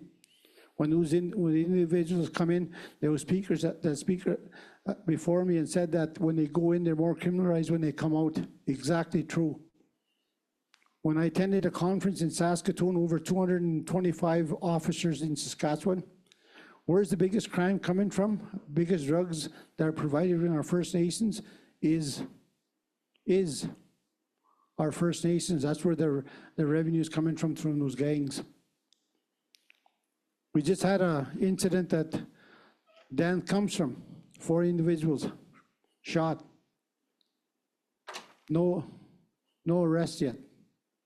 I told Dan here, I said, I guarantee you it was gang related, because we had that incident too back home in James Smith. If it wasn't for our peace officers, something would have happened. We had a couple of gang members come to our First Nations, knocked on the wrong house. When they opened the door, said, they're looking for this person. He said, we don't know the person. And they quickly went away, and our security people were on them, and they left our First Nation. 6 miles down the road, we called them in, and they were apprehended, and there was guns, phone, knives. There was a lot of ammunition in that vehicle. And that was meant for collection from our people that are selling within our First Nation. 44 million, 43 million into a new facility in Thunder Bay. A new facility. NAPS is not even part of that. Yet they administer 49 First Nations. They're not a part of that, but their people are occupying that. There is something wrong. There is something wrong with that. It's because those facilities that they talk about, that circle of life that they have, is where the government of the day likes. When I attended that 225 police officers across Saskatchewan, their main concern was First Nations. And those people are coming from the First Nations, going to those big cities, create havoc within their police force. And one of the things they talked about is drugs. That's happening, and those drugs are coming to us. Those drugs are going to be dealing with us. Very cheap drug that they sell on the street to young kids, and those young kids are getting hooked. We need to talk about, those correctional centers, we need to deal with that. Because when our elders spoke about the addiction, we have that problem within our First Nations, but the self-administration policing is only one program. We need to bring all the programs that we provide from our First Nations, mental health, education, social, you name it. They play a big role into our self-administration policing. Back in the day when they called it the red coats, the Mounties were the ones that kept our First Nations within our First Nations. They were there protecting our First Nations only until the settlers came in. And then when the settlers came in, they left us as First Nations and started protecting them. We were the ones that generated that with the RCMP. We started that. Gaming in Saskatchewan, now gaming in Saskatchewan, we never had gaming until White Bear stood up and said, we want to build a casino. Why are we going to build a casino? To create revenue for their First Nation. Employment. What did the RCMP and the province do? They raided that casino. They bought in the army, they bought in the RCMP. What did it generate? Negotiation between the province and the FSIN with the 74 First Nations, and they said, oh, we'll build you 2 casinos. You guys will have one in Saskatoon, we'll have one in Regina. But the citizens of Saskatoon rejected that casino and said, no, we don't want a First Nation casino in Saskatoon. So they quickly went back to the table and said, okay, we'll give you 4 other sites, select them. White Bear, Yorkton, Prince Albert, and North Balford, in compensating the Regina casino. When they came up and said, okay, we're partners. Well, to me, the partners wasn't really a good partnership because they didn't put money into our casinos, we didn't put money into the Regina casino. But the revenue split up, 37.5% that we kept of our own money. We had to give the province 37.5% of the casino. So today, those are things that we faced with. But I can honestly say, I'm glad that we're having an open discussion, and I'm glad we're sharing ideas, and I'm glad that we're here to help each other. All I can say is we're not going to give up in James Smith, and we're going to continue that fight. Thank you very much for listening to me. Hi, let's give a round of applause to that. Thank you, and this I think provides clarity as to the myriad of challenges faced in First Nations, and at this body, we will work confidently, we will work vigorously to build up governance practices for our First Nations policing. And I hear you, and let's keep echoing those changes that need to be made and provide the space for us to continue having these conversations. I want to, because I don't know if anyone else heard my stomach rumbling, and if you didn't, good. I was moving the microphone away from that. I want to say, Nicole, thank you. Clint, thank you. Rebecca, thank you. And in my language, we say das no, which means everybody eat. So please join us at the buffet and at Chish. Enjoy lunch. We will come back this afternoon for a panel on women in policing and police governance. And I'm very excited to hear that perspective because I think our women are so valuable to our communities. And thank you for spending your morning with us. Thank you. 1:30, we're back at 1:30. So go and smudge those lungs and join us again.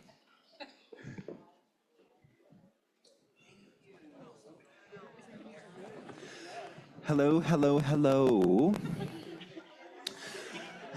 Good afternoon, everyone. I hope everyone enjoyed lunch. I hope everyone's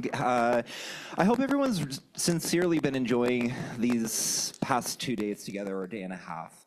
I know I keep giving gratitude to everybody, and I truly am grateful. When I first was introduced to this space in August of last year, It was in Halifax at the Canadian Association of Police Governance, and it was outside of Alberta Police Governance. It was my first one, and so I went in with the understanding of what governance is. However, I didn't necessarily know all the work that was being done in governance across Canada. And so upon going to Halifax, I had met Dan Bellegarde several times before, and Dan and I, along with my friend Rebecca, and some other members from governance councils in Canada, there was 9 of us in a room with our colleague Melanie Theberge, and there was a huge action to have a First Nations governance gathering. And I not only appreciate, but I very much value the partnership with the Canadian Association of Policing Governance. And as First Nations, I think, and it was encouraged, that we not only retain the rights, but we retain the ability to welcome people into our spaces and host spaces that acknowledge and that have representation that's more aligned with our ways of being, our practices, our elders, our people. And so I sincerely want to say thank you. All of you here today, maybe there's about 50 in the room today, maybe more. That's about 50 more people than I thought was going to show up to begin with. And the reason I say that is we put this together very quickly in 5 weeks. And what this tells me, though, is from the comment yesterday made by my elder and minor chief Regina regarding treaty, my friend Billy Wadsworth and his calls to action regarding our rights, and my new friends in the room who've talked about challenges in their communities, is that there is an appetite and a request and a desire for us to be able to gather as First Nations while making new relations with non-Indigenous people so that we can provide clarity and we can provide guidance and we can be the narrators of our stories as we have always been, but be the narrators of the next steps into our future. And the next steps into our future are very incumbent on the value provided by our women. And so I'm very excited by this panel. As I said earlier today, women have truly been the cornerstone of the success in my life. I was not able to grow up with a mother. However, I never felt like I was without, because every woman in this community, and even my friends, Lacey and I have known each other since kindergarten. True story about Lacey and I, she's a barrel racer. And so when they were asking me as a young boy what I want to be when I grow up, I was like, oh my God, my best friend Lacey's a barrel racer. I didn't know what it was. And so they put that in the yearbook and everyone was like, you want to be a barrel racer? And I was like, yeah, Lacey does it. And then I saw what barrel racing is and I was like, no, I don't want to do that.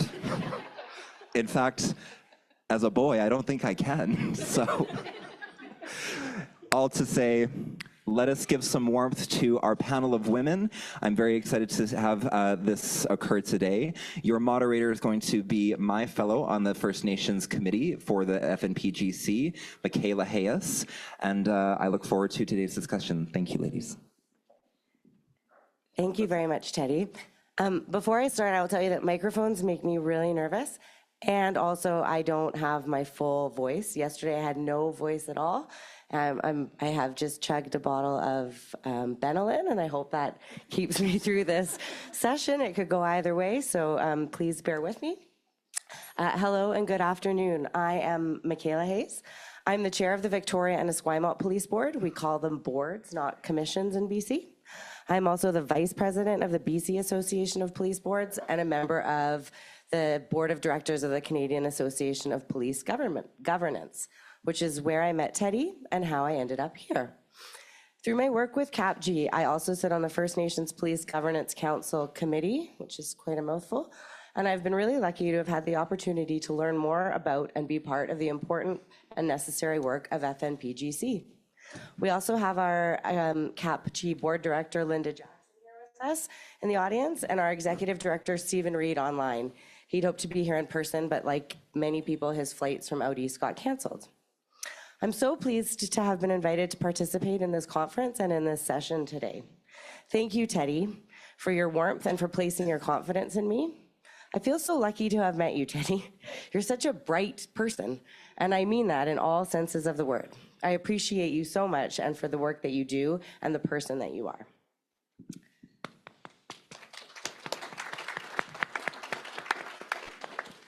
I will also let you know that we have some nervous people on this panel today, beyond myself, so please smile at us a lot and think really nice things. At this time, I'm pleased to introduce you to 4 wonderful women who have come here today to talk about the extremely important topic of women in policing and police governance. I have Brittany Ouellette, the Executive Director of Community Impact and Innovation at the Tsuut'ina Nation Police Service, Violet McGinnis, Chair of the Tsuut'ina Nation Police Commission, Maya Marika Crowchild, Manager of Strategic Services at Tsuut'ina Nation Police Service, and Corporal Tammy Dodginghorse from the Tsuut'ina Nation Police Service. So to set the stage, instead of reading everyone's full bio, I'm just going to ask that each of you introduce yourself briefly and share a little bit about your journey into policing and policing governance and any challenges that you faced as a woman in this field. And we'll just start with you, Violet, and go across if that's okay.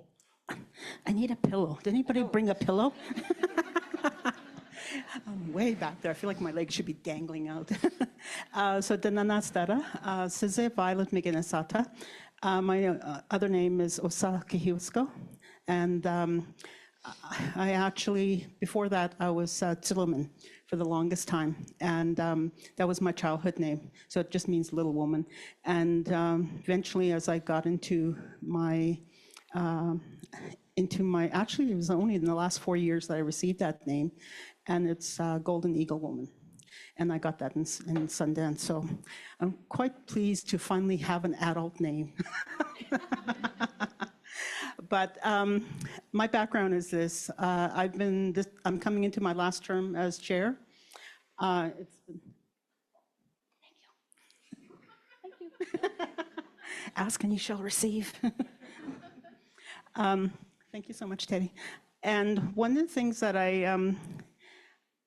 as chair, it's been almost a very, it was baptismal by fire, I could say, because we didn't have that succession planning that that I had hoped would have been there. And so everything that I walked into was basically just learning and educating myself.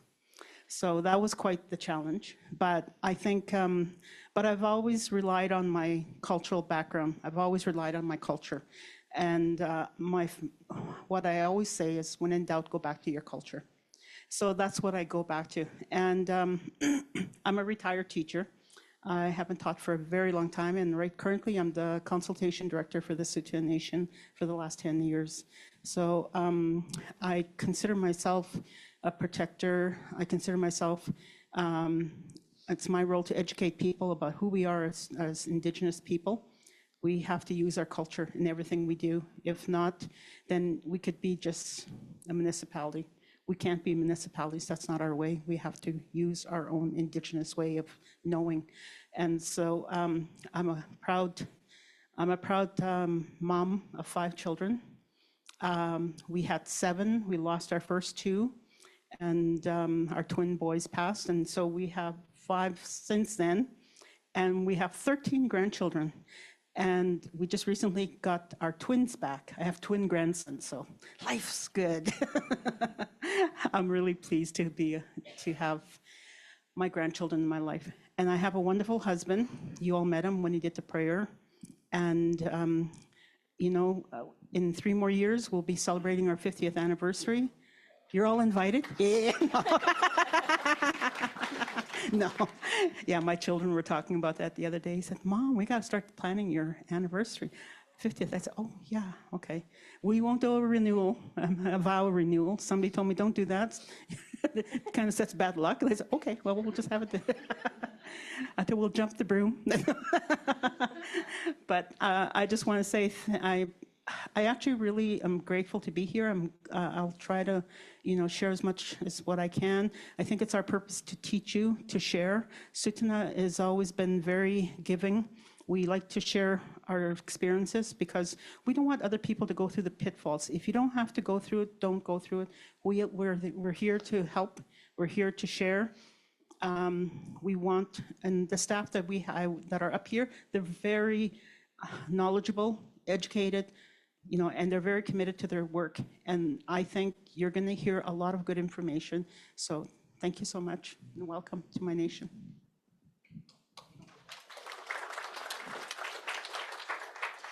Dadadas tara size maya krochalt ata sinajina Tsuut'ina ua sinajina ngati kahununu. I also am losing my voice, so bear with me. A little bit about me. I've been with Tsuut'ina Nation Police Service for the last 11 years, 8 of which have been as a frontline police officer. Since then, I've retired out of frontline policing and made my way around our administration and now now the manager of strategic services within our service. Part of my role is to help manage, create policies, create SOPs for our bail and disclosure practices, also for our administration support staff that help our frontline officers and run our front administration as well. So that's a little bit of some of the things that I do within my role currently. I am from the Tsuut'ina Nation, born and raised part of my life here. My mom is from New Zealand. So we've spent part of our life over in New Zealand. So we have both Maori and Tsuut'ina backgrounds. I grew up in the performing arts and in education, so it was quite a big leap for me to leave the education route to go into policing. But my story really starts off with being the grandchild of people who went through residential schools and seeing the relationship that many of our people continue to have with police services and the negativity that surrounds it. And seeing how I could have made a little bit of an impact within our own community. And a lot of that step forward had to do with meeting both Chief Blake and Inspector Blake during the floods that happened in 2014. And they really helped support me to go through and see policing as a career path for myself. And since then, a lot of what I would like to do is change the narrative for police officers coming into our community and understanding that community policing is a better way for our people to have a better relationship with the reserve. I'm a good public speaker because I grew up in performing arts, and as a performer, you learn how to talk off the cuff in front of a huge group of people. I only knew I was on this panel about an hour and a half ago, so we'll see how this goes. I am a proud mother of 2 children now, and also grew up in sports as well. So me and my sisters, we all play hockey together, we play fastball, we did outrigging canoeing, and we do both powwow dancing and Maori performing dancing as well. And that's just a little bit about me.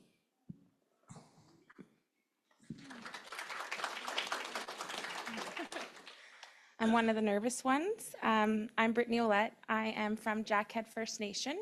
I've been with the service, I'm in my 10th year right now, actually, as in a variety of roles, now being the Executive Director of Community Impact and Innovation. So I'm overseeing our grants, our community engagement, but also our HR side of our service. In addition to that, I'm also a mother of 3 children. I came to the service really because of my family. We had a checkered past with law enforcement, like many of our stories, I'm sure. And I actually started my journey in reintegration with a lot of our youth out of custody back into our communities. And during that time, I had a lot of interactions with the youth that I was working with and law enforcement.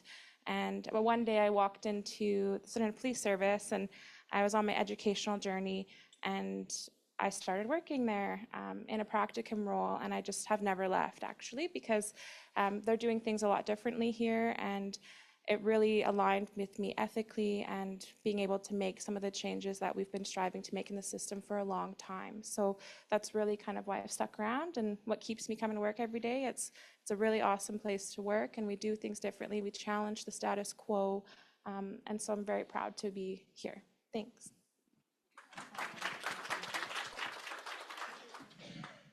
Hello, I'm Corporal Tammy Dodging Horse. I'm going to sit up here because my chief keeps staring at me, and he makes me very nervous.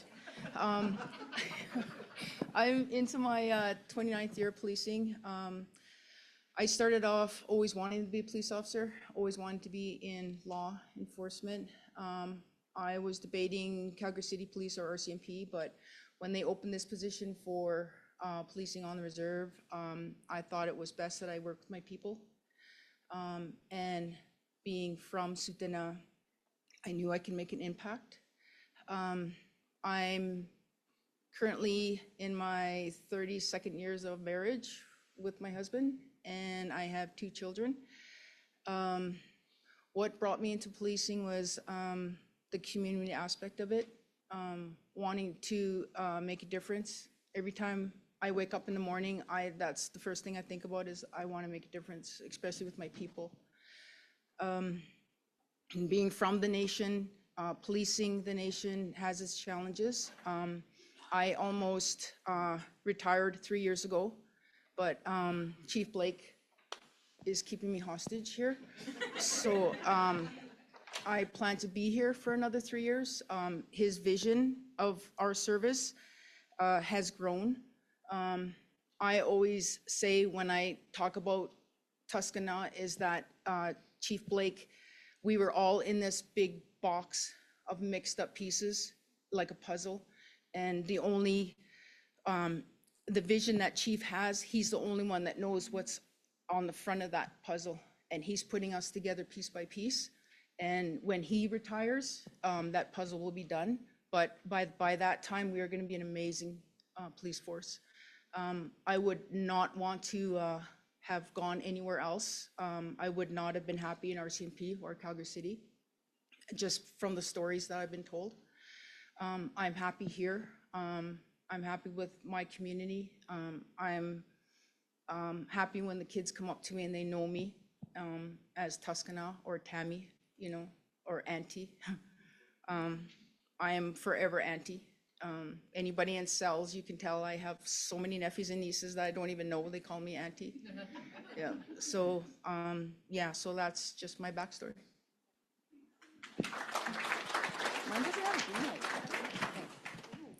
Thank you very much. What an impressive stage of women up here. I'm going to ask a question to all or any of you. Some questions I'll ask specifically, but I want to know, have any of you encountered gender bias or discrimination in your career in policing or police governance, and how did you address it? We did discuss this in the hallway, and I was nominated to answer this question. So one of the main ones that I have personally experienced with gender bias and discrimination is going into policing as a female, as a career, is hard because you're going into a male-dominated type of work. And when I first fell pregnant with my son, I was put onto desk duty. And one thing that did come up was, as soon as I was giving advice to younger junior officers, it became, but you're not really a police officer right now because I'm pregnant and I'm a woman. And kind of going forward, a lot of the times when I've spoken to different agencies through recruitment and things like that, one of the main things that when you're just kind of having those casual conversations with them, not professional and things like that, you're like, it's kind of harder to hire women in those positions because their main concern is, well, what if they want to get pregnant? What if they want to have children? Then you're already put at a different standard. You're like, okay, so women will then be on this, as it was put, a holiday to go and be pregnant on a desk, and then go and be on a holiday on maternity leave, and then come back and then have to work that much harder in their career to get something that would not take our male counterparts that much longer. So that's still something that I think is still prevalent in a lot of different police forces, something that we still face as women, especially when you're looking at recruitment of young women into policing, is that depending on who your recruiters are, or depending on who they have the opportunity to speak to, if you have your target audience being, we want to recruit women, or we want to recruit Indigenous women, would you send a non-Indigenous male to recruit them and have them answer those questions. And for me, that's no, because that might be one of the questions that have come up. For me, that was a big changing point on, okay, how can I address this with other women who may be looking at policing as a career, where they may be seeing these same oppositions, these same barriers that are put up by our male counterparts because they just see the world differently. And what I've discovered over my last couple of years of really pondering that, I'm a very strong-willed woman. I didn't take that comment very well, but I've learned how to professionally take it now. Is what you have to look at is the strength of women. Because if we are able to get into a career that is male-dominated, be able to create life, go on maternity leave, come back and still do that same job and do it at the equal of what our male counterparts are, that actually just makes you a little bit further ahead. And one of our prime examples, and we're very fortunate in our service, is to look at the women who are still in the front line or in our operations, like Inspector Blake, like Corporal Dodging Horse here, because they do have children. They did have children during their career, and they have come back, and they are now in leadership roles. They're in senior leadership roles. They're making these big decisions for everyone. For myself as well, I didn't feel like maternity leave was a holiday or creating that life was a holiday, but that was one of the main things that I've noticed with gender bias and gender discrimination within policing that should be addressed, because when you're looking at recruiting, I don't feel like that should be one of the criteria that people are looking at for hiring women. Or maybe we'll hire someone who doesn't want to have children because they, at least we don't have to worry about them going off, or people who maybe are, part of the 2S LGBTQ community where we don't have to worry about that, but it's just small-minded thinking. But that's one of the main examples that I've personally faced with, gender bias and gender discrimination, that I'm hoping as time goes on and more women start to come into these leadership roles to demonstrate that you could do it all, that mindset starts to change, especially with some of our male counterparts. Thank you very much. And I agree with you that there is no mother out there who would say that maternity leave is a holiday. You want to respond to that too, Violet, please? So one of the things that I find with gender-based, it's actually not our concept in our culture. It isn't. It's never been there. We were created as human beings. That's it. Creator made us. And our genders we didn't even have those terminology back if you think about your language, we had to come up with new words to fit boy, girl, etc. Boss, okamaus, hakache, those are all new terminologies made for roles. And one of the things that my nephew always talks about natural law. Well, that's my job. I always, when I look at gender-based, that's something that was not, it's foreign. It also, my upbringing was on the land. When I was in northern Alberta, my folks took us out to the land all the time. I got my teaching out there. And the first time I ever picked weekas, for some of you, the elders who are Nehiyawak, it's rat root. I remember going out to pick that rat root, and I remember my mom telling me, "Oh, Tamna, my girl, you look for this first." And she told me, "You look for this brown part. That's the male." And then and it's always in marshlands and sloughs. So she said, and so she showed me where to look for. She said, "This is the male plant."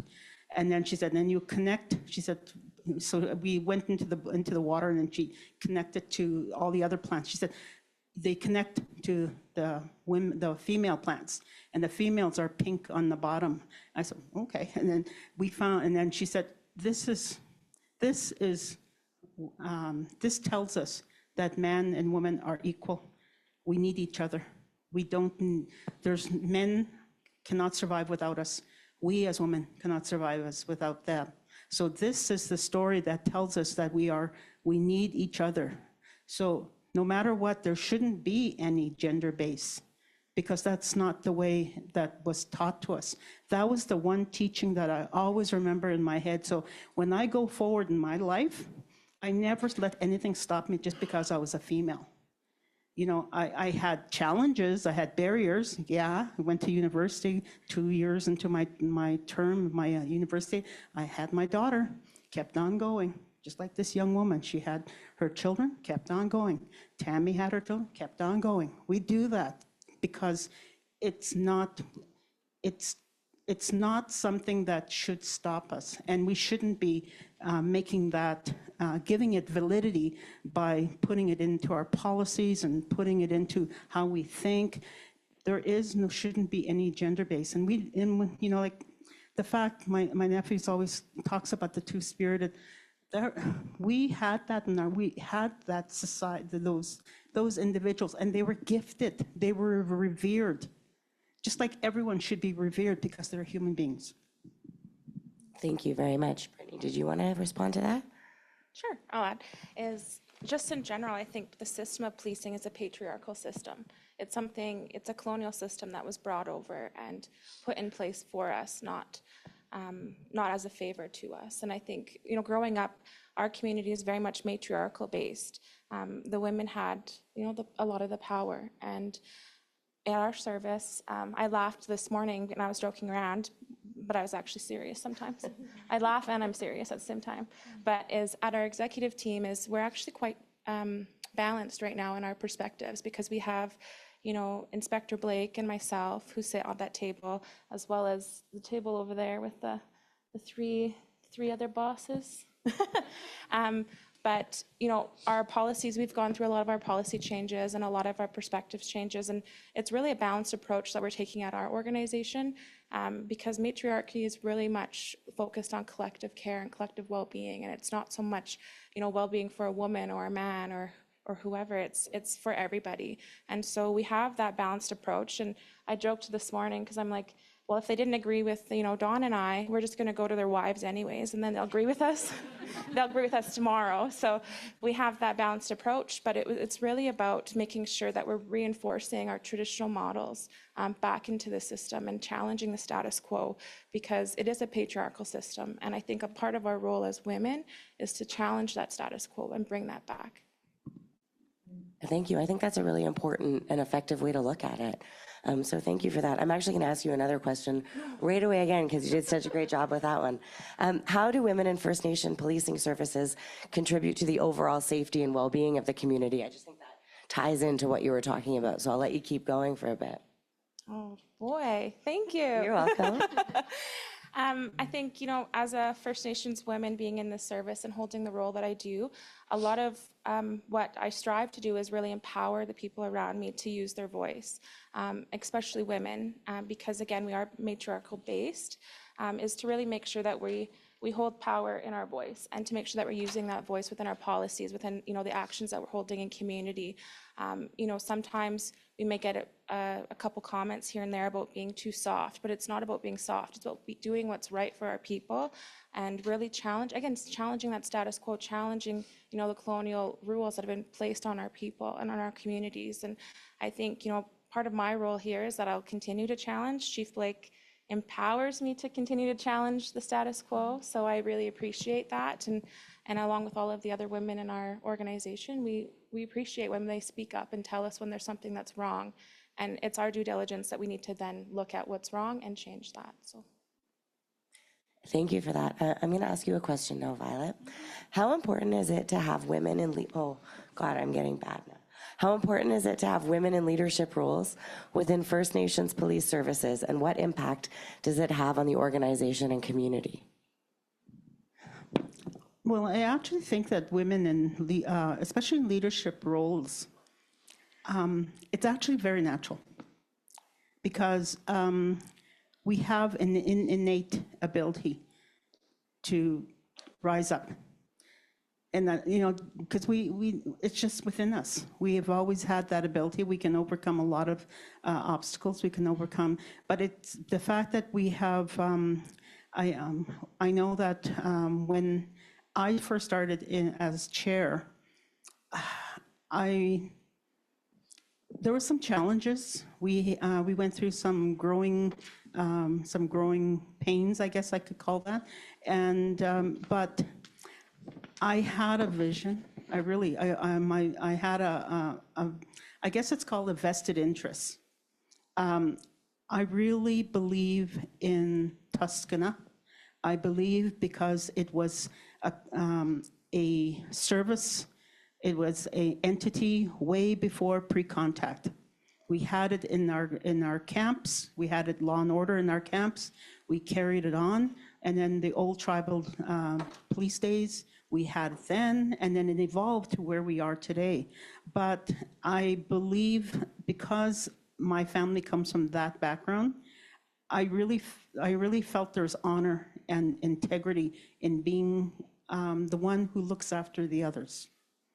And, you know, it's not like, you know, my father-in-law used to say, you know, it's law and order, you know, but I never spoke to my father-in-law. Let me tell you that. I never had a conversation with him because he was very traditional.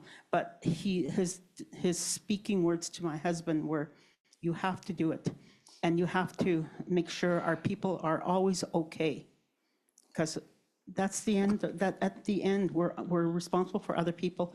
And then when I became the chair, it was, I guess I felt it was innate. I felt it was a duty. I had a vested interest. I didn't see it as a challenge because I thought of my grandchildren. I always think about my great-grandchildren, even my great-grandchildren are yet to come. I think about them. How are we going to continue to make Tsuut'ina safe so that they can flourish, they can be thriving? How can we help our nation thrive? Well, you know, we got to ensure that our visitors who come to us are safe and secure. And if our nation thrives, then my children will thrive. So that's always been, you know, I guess I just see things a little different. I don't, yeah. I think that's a really great way to see things. I'm going to ask you a question, Maya. What advice would you give to a young woman from First Nations communities who are considering a career in policing? The advice I would give is that it is a hard career. It is a hard career to have within your own nation, but it is also one of the most rewarding things that I've done in my life. And it's kind of helped shape my perspective on our community. It's helped shape the way that I want to pursue forward and what my career and my goal aspirations are now. So for a young woman getting into policing, just understand the hardships that come with it. But I think that women are so resilient that they find a way to always overcome those obstacles and barriers that are constantly put before us. And we actually become a lot more stronger with each obstacle that we come over. So, and I do want to say specifically for leadership roles, one of the biggest women that I've seen in policing that kind of sideline, like, whoa, look at her, is, I only know her as Auntie D, but she is the police chief of Statlium Police Service. Big shout out over there to Chief Cody. Because when I was early in my career, one of my brothers is married to her niece. And that's how I kind of knew about the Statlium Police Service. And when I went to go visit him, she was gracious enough to allow me to do ride-alongs with their police force just to see how they do it. And it was so amazing to me and shocking to me to see a woman police chief. And for me, that kind of helped as I was going through, like, wow, look at her, she's the police chief of all of this land over all of these people, and she's so well respected within her community. So I just wanted to give that shout out to her, especially because when we're talking about women in policing and role models, and you're looking at police services especially, seeing women in those high ranking roles is always something that inspires the younger generation to say, if she can do it, why can't I, and what steps do I need to take forward? But yes, my advice to girls coming in is that it is a hard career, but it is so rewarding, and you'll get a lot out of it, of what you're giving in, because women just have a different way of dealing with the community, dealing with offenders, dealing with victims that men just won't be able to do just because of our nature. And maybe just as a follow-up to that, what unique challenges and barriers do you see women as facing in First Nations policing, and how can those be addressed? And Tammy might want to answer this also. Well, we'll give Tammy the opportunity to answer first. Thank you. So the question is barriers in policing? Obstacles and Yeah. barriers? Wasn't that the same thing? You can go with barrier or obstacle, whatever you want, Tammy. In policing, we have come a long way. When I first started, it was a lot different than it is now. There are a lot more opportunities for females. There are a lot more opportunities for them to get higher up. When I first started, you were kind of categorized as you're either weak or you're not. Then we would go to calls, and they would say, well, you're not strong enough, or you're not, you're not strong to do this, or, you're not mentally ready for this, or something like that, right? But I can tell you that when we go to a call on the nation, I don't have to be the biggest, because I can use my mouth and I can get a big guy into the back of a vehicle better than a guy who's been working out for, and has big, strong muscles and whatever. Yeah. And it has changed quite a bit. And I just think that in the past, that's the past, and now we're building forward. And the way our police service is now, the way our chief of police has kept us going, it's just looking brighter for our kids and for our younger generation. And we're actually going to have a meet, I think it's next month or something, for the ladies. I can't hear you. I can hear me. Okay. Yeah. Can you hear me now? Oh, wow. Broadcast worldwide. Yeah. So you really hear me now. Yeah, I just think that nowadays it's a lot better than it was, and that I think that if a female gets into policing, there will be no obstacles because of like the groundbreaking that me and Maya did, that in the past, and that the males are learning that females can do as much. Like even me and Clint used to get in fights, and he knew I can hold my own. He doesn't bother fighting anymore? We have to fight. I will fight. Okay, well, here's a question, and I'm just going to ask it and see which one of you wants to answer it. In what ways do women officers help build trust and engage with First Nations policing differently than their male counterparts? And you spoke to that a little bit about your mouth, but I think there's probably more to go.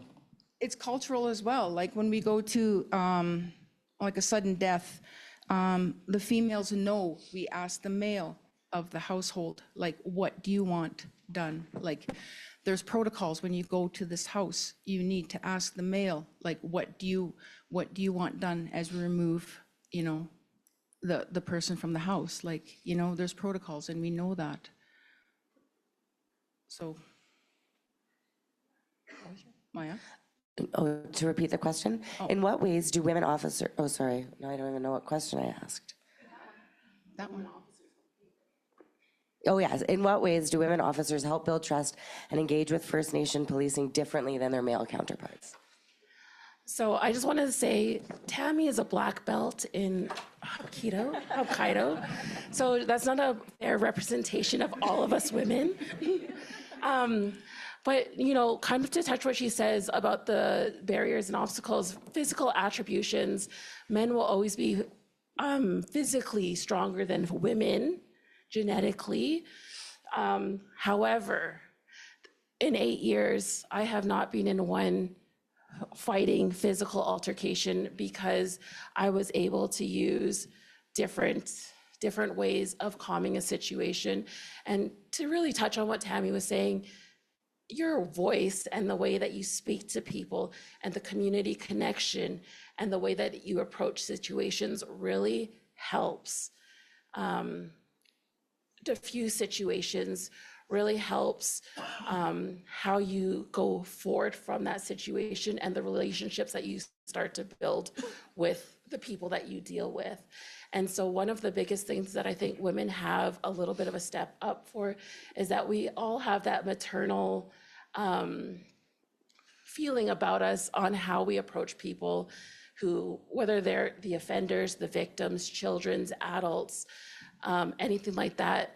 There's just a softness that is what I would think as a strength, kind of what Brittany was saying before when people say, oh, well, you know, because you're too soft. But I think that softness is actually a strength that lots of people underestimate. And the difference between, I think, sometimes a woman's approach and a male approach is the not the masculine approach, like I'm coming in and I'm the big bad guy, I worked out my arms and forgot about my legs kind of approach. I'm sorry, I use that a lot with a lot of the guys who are working out all the time. I was like, don't forget about leg day. You know, but they're these big burly guys and stuff. And so when you go in there, they're already intimidating. They're already an intimidating presence just by how they look. And when you're going into a situation where it's already high energy, everyone's already on high alert, everyone's already angry, to have someone who comes in with that kind of presence already, it will not help diffuse a situation. Where when women come in, it is a different energy that already comes in with them that will already kind of lower it a little bit until they start really going off, and then maybe you're going to type it up again or bring it down depending on which way you decide to go, because I know that women can also be very irritating as well. I will say that, but I know.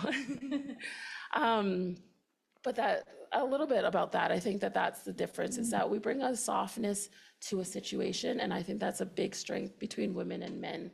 Well, and I think it's really valuable to see the softness as a strength instead of as a weakness. It's just flipping it on its head a bit, that there is some value to the other type of energy that comes into a situation beyond just the sort of physical and powerful. So I do think that's a really valuable way to look at it and to appreciate and acknowledge the power of being a woman. And I always found, and this is just about me for a minute, but I always found that for years I shied away from talking about myself as a mother. If I was in a professional environment, I never mentioned my kids.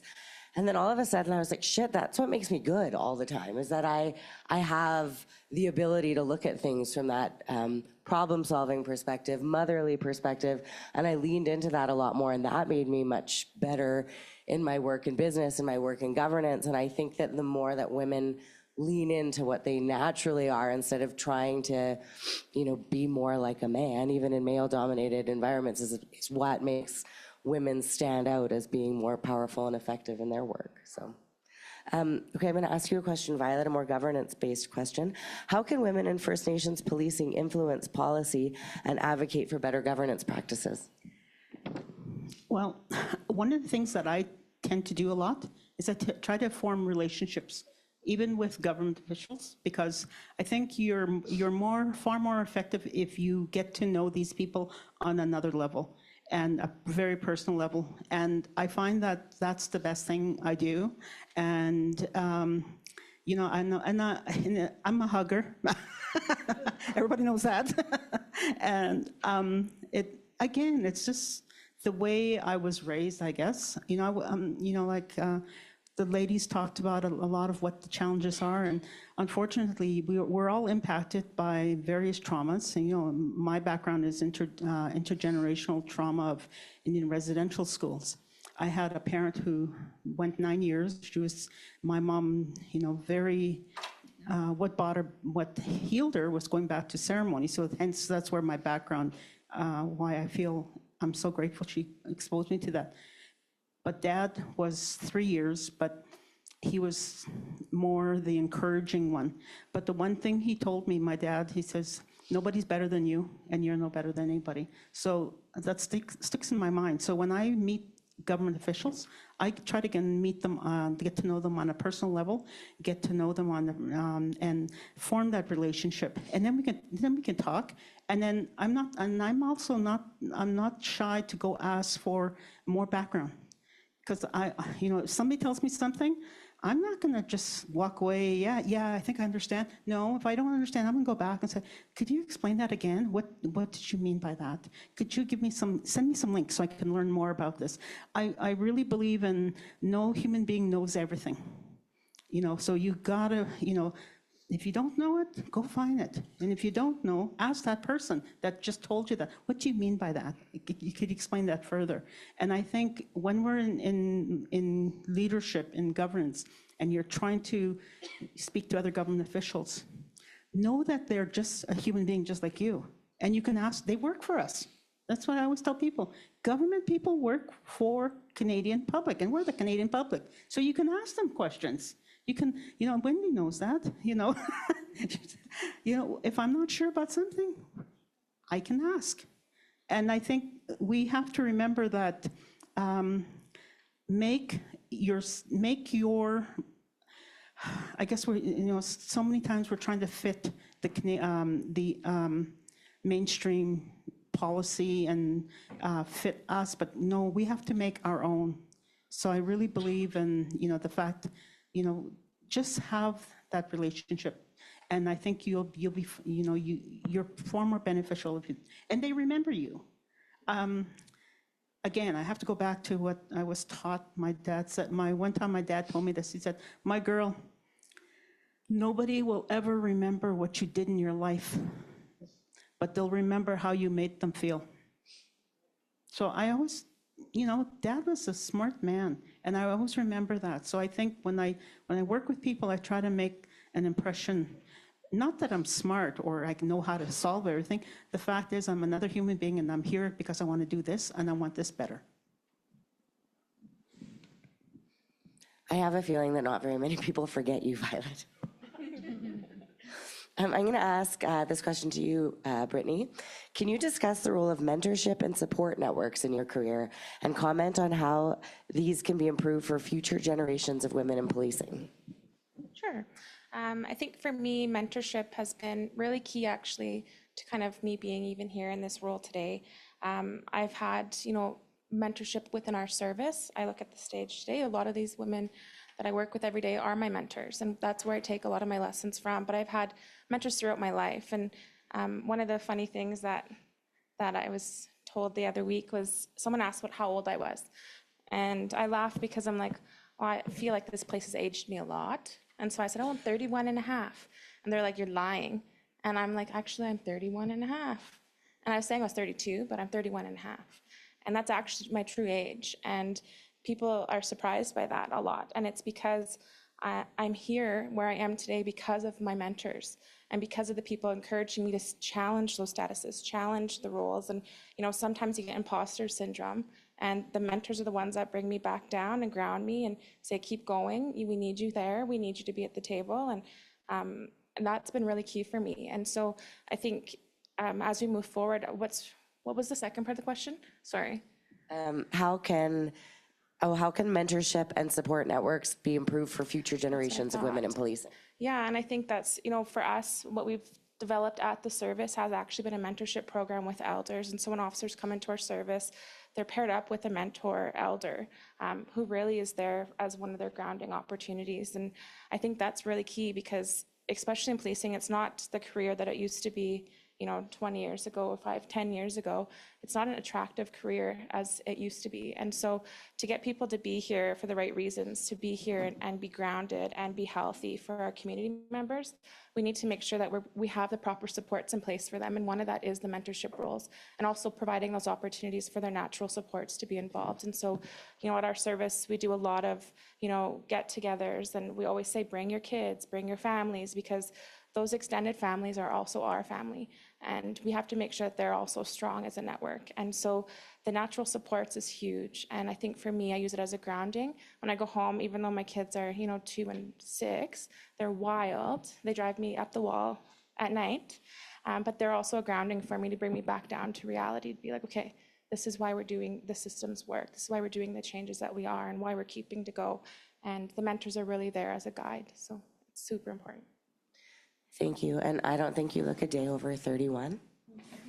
Someone said I look about 45, and I'm like, I feel about 50, so it makes sense. This is my last question, and I'm going to ask each of you to answer it, and then we'll give an opportunity if anyone in the audience has any questions or comments. But what do you see as the future for women in policing, and what changes would you like to see in the next decade? And maybe we'll start with you, Tammy, and come all the way across. Just for fun. What I'd like to see, more women in policing, more leadership roles, more elders. I think we're just on the right track right now. Like, I feel when I first started, I didn't have anybody. Even when I first started in Tsuut'ina, the first female that came was Inspector Blake. And for close to 10 years, I was by myself. And now we have like 4 more. So I think we are building closer to being more women-friendly, if I want to say it that way. Yeah. So that's basically what I want to see in the next little while, is probably more women policing in leadership roles. Thank you. Brittany? Yeah, I think for me, I would also agree with Tammy. Like, having more women in policing in general is amazing, and I think that's a future that we should always strive for.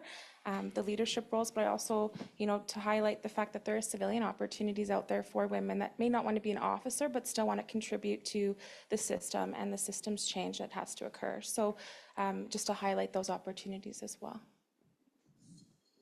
Maya? I feel like it's just repetitive. Just kidding. Yeah, we're going to say all the same thing. But I do think, there's more and more resources out there for women to go into not just policing, but the public sector. One of my main mentors was part of the AWIPS program, which is the Alberta Women in Public Sector for Alberta. And she was a great mentor for me to help me kind of elevate myself into a more manager role. But like I said, I think that we're moving in the right direction, because as policing changes, so will the outlook on, who is it going to be a male-dominated field anymore?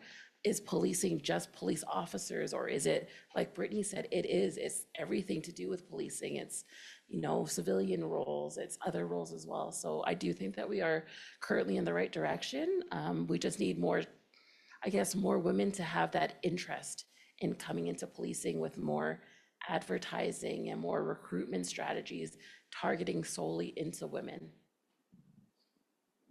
Thank you. And I think what you said earlier is really important about how do we recruit and connect with women, especially with women for First Nations policing. Are you going to send a white male police officer to recruit a First Nations woman and talk about their experience policing? Or are you going to find a way to connect on a more balanced approach to meeting in the first place? So I think that's actually really important.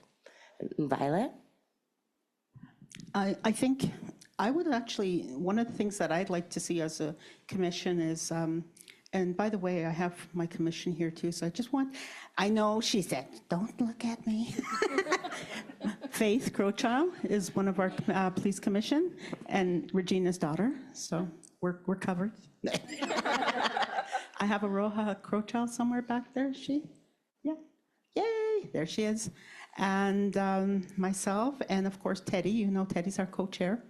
And we have 2 minor chiefs that sit with at our meetings, and that's Regina and Stephen Crowchild, right? So I guess one of the things that I want to see in policing is I want us to expand into our nation. Having more Tsuut'ina staff is one thing that we've always worked towards, and we want to continue that. And I like the whole fact of recruiting. I have a granddaughter who just recently wrote in her yearbook, they asked them about their careers, what they want to be when, their career. So my little Cece, which means duck in Cree, said she wants to be a Tsuut'ina. I was like, my heart just broke, So I think and she said Tsuut'ina. Notice she didn't say police.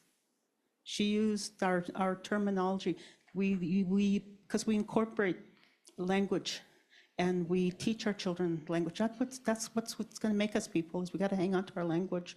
And to me, that's what I want. I want to see, and I want to see more. One of the things that we talk about as commission, we know that we have to grow.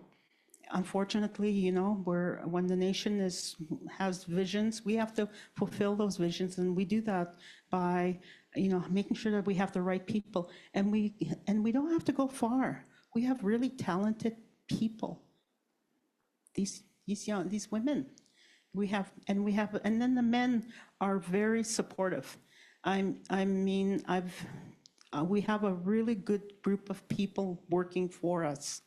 And we know because, I guess, again, you got to go back to how we interact with each other. If that spirit feels good, that person is in the right place. And I've met a lot of the other chiefs of police. I really feel your spirit, and it really makes me feel good that that's the kind of people we have working, looking after our people. And the ones that aren't doing what they're not working in a good way, all we can do is just, hopefully the community will orientate them, train them, put them in ceremony, do something. Because your nation the bottom line is, we have to look after ourselves. So I just want to say, just keep, let's just look at what we have, go internally. Look at your talent and support that, people can move up, and think about succession planning. People don't think about enough now. And we have to start thinking about those things. And, I've been here how many years, and I've watched people grow. I'm just sitting here and just looking at these women, and I'm like, oh, my babies. But I feel really good, and they're doing really well. And I'm very proud to be chair of the Tsuut'ina Police Services. Thank you very much. I've actually really appreciated the positive tone of this conversation. Sometimes when you have a talk about women in policing, it's very negative focused on what isn't working, and I have appreciated, and maybe this is because the whole panel is brilliant and constructive women who are focusing on what is working and how we can support that. So I really have appreciated the perspective that you have all brought, and it's left me feeling more positive to go back to my own board and bring back some of the positive viewpoints about what is going well and what we can continue to support and foster. I just want to give an opportunity for anybody in the audience if you have any questions or comments.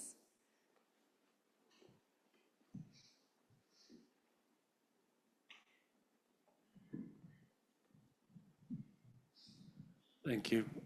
Ladies, congratulations. You guys are great representatives for any organization. My name is Rob. I've been in policing for approximately 40 years now in various departments and duties. And I have to say that I was raised, my father used to say, if you want a job done very well, you give it to a woman. Because women are committed and they will finish. I also believe that you're naturally prone to share, to be embracing and loving. And from a first response,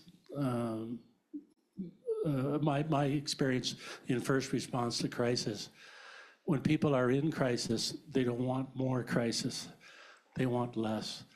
And the presence of our ladies, I'm going to say it's a 50% let off of the anxiety in any situation. And I'm not embellishing that, but I really wanted to reinforce what you were saying there. That's truth. That's real truth. And, I often say the strength of our women is underestimated in policing. I've had a role in administration. And I always tell my colleagues who are less enthusiastic, a good measure of your strength is childbirth. And if men had to have every other other child in a family, we'd be a lot of one-child families, wouldn't we? And that strength that our providers of life bring, it's in every aspect, every part of your being comes out, and in policing is no different. And I have seen the tremendous contributions made in that respect. I also want to congratulate you guys at Tsuut'ina for the maturity.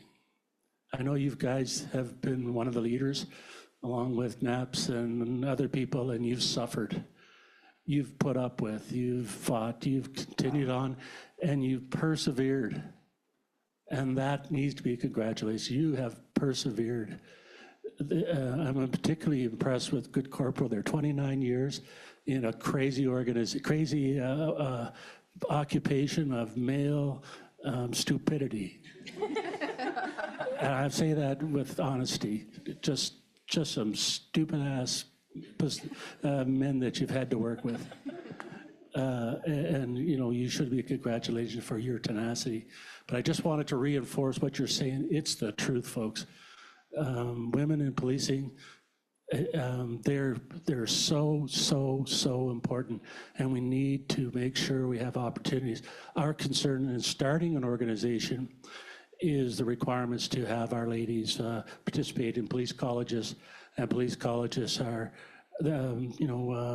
exclude people who maybe can't do the pair test, or tremendous candidates that we just can't get through a police academy. And I think that's the next big hurdle to look at. What's really important in our training facilities? You know, is it really that important that you can run 1.5 miles in 8 minutes? Is that really the measure of a cop? A person who can do things and escalate? I mean, it's just our whole motivation around policing and our screening process is terrible. And also, we focus on 18 to 20-year-olds. No, I want a 35-year-old lady who has children and lives in the community. I know she's already a community builder. She's involved in putting lunches in front of kids in the school. Everything around. There's a funeral in the communities. They're there volunteering and assisting and comforting. There's no question that the women are naturally going to evolve as the leaders. And you guys are just a really good example of that. We did mention that we did get to go to NAPS. We saw a different sort of maturity. We saw an organizational, operational maturity there, where they're getting more and more people. They're taking on more specific tasks and stuff. And I have never visited your police agency, which we'd like to do next. But the maturity that I've seen here and the conversation you have, Tsuut'ina, well done. Well done.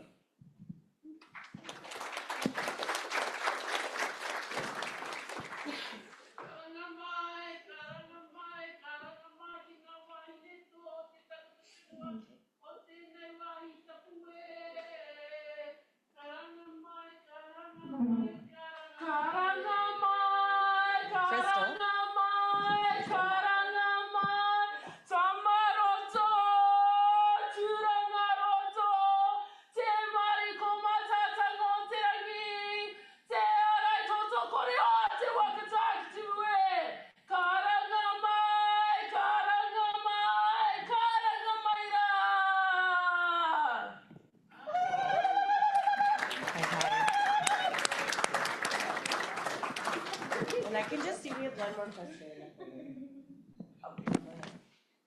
That was beautiful. Thank you for that. I just want to congratulate and acknowledge the ladies on the stage for the words they've shared with us and for their commitment to their communities. I just wanted to take a moment to give a shout out to my chief officer, who has been with the organization for 36 years. She's been our chief officer for 10, 12. And to be one of very few Indigenous women in this role, to come in as a new recruit and taught herself as she came up and went from constable right to chief officer. So it's been an absolute honor to work with her. And as we all know, can be extremely difficult policing in your own communities when we're all related and stuff. So just a big shout out to Chief Officer Das Cody.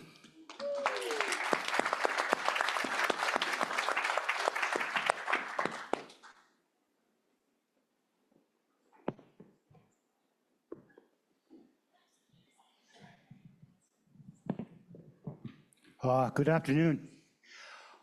I want to thank you women that are sitting up there, because I have a daughter that's in the RCMP, and I smudge every day. I smudge in the morning that she comes home to my grandchildren, because you see the violence that today's society, the drugs, it can happen to anybody. And I just want to end off with that you women are the givers of life, and let's not forget to tell our loved ones that we love them. I wish I could say that. I wish I could have said that to my brother. I wish I could have said that to my father. But appreciate each other while you're alive. Be thankful that we have, appreciate today. And those of you that are traveling, may your road be pure, and we'll see you again. Last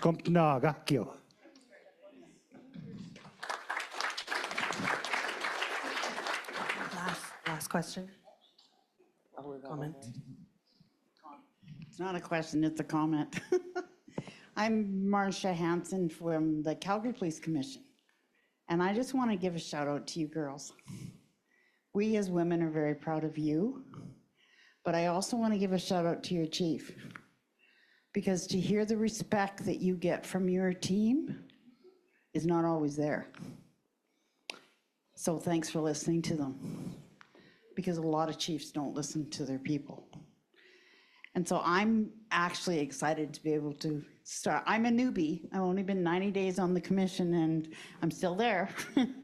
But the part is I'm really excited about seeing how we as a city and a nation, and also being Cree from northern Saskatchewan, that it makes my heart happy to see what is moving forward. And I'd love being a part of that. So thank you.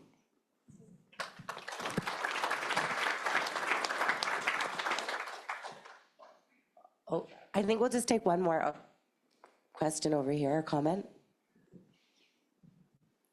Ketwatl happen Snook Neil Stidas Cody and Squatchicha, Neil Schmali Nukomicha Ashka, Chachelmach Kanst Atlimach, Neil Stapinel Stas Nanch Achiza, Muta, Debbie Mitchell, Ni Bob and Skikiza, Chachelmach T, Atlimach.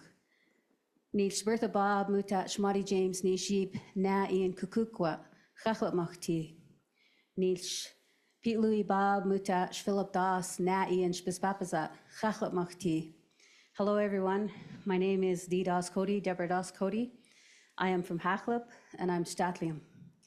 And I'm very proud to be here, and I want to commend you ladies today for saying what needed to be said, and to acknowledge you for the role that you played. And Maya, I was really trying to get you to come to Statlium.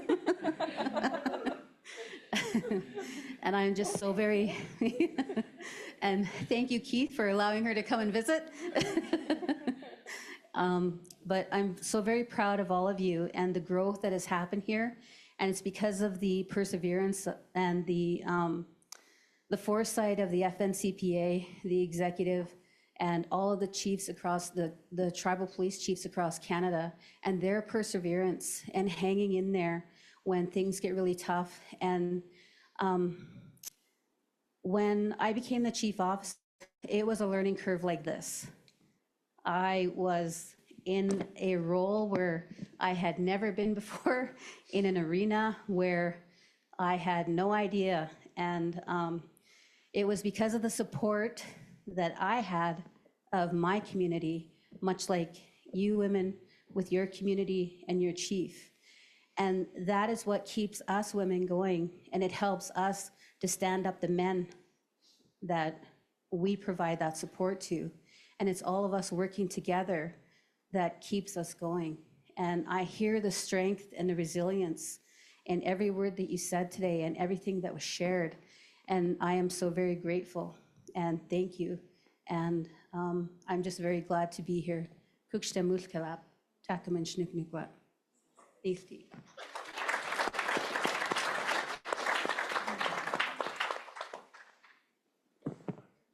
Well, thank you very much, everybody. I'm much less nervous now that that was over.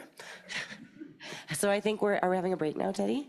No, we're going to go right into the next panel. We're going to go right into the next panel.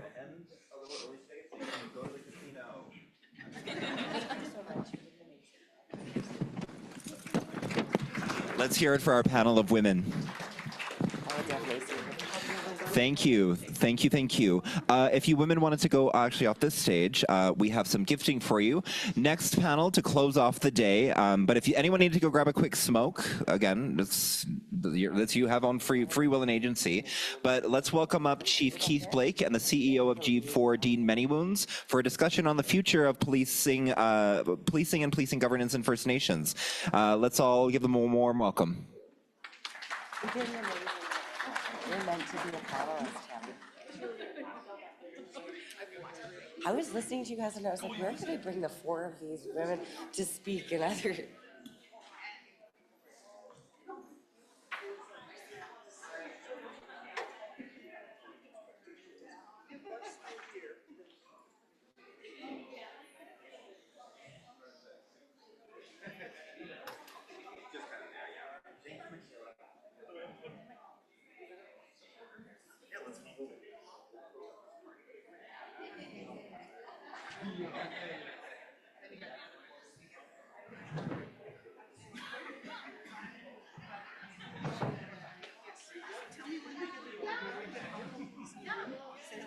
Yeah, I was going to say for this, like 320.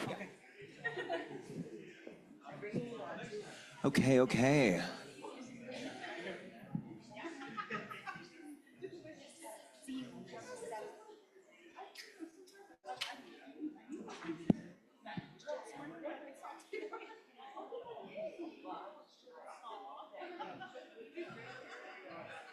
Panels.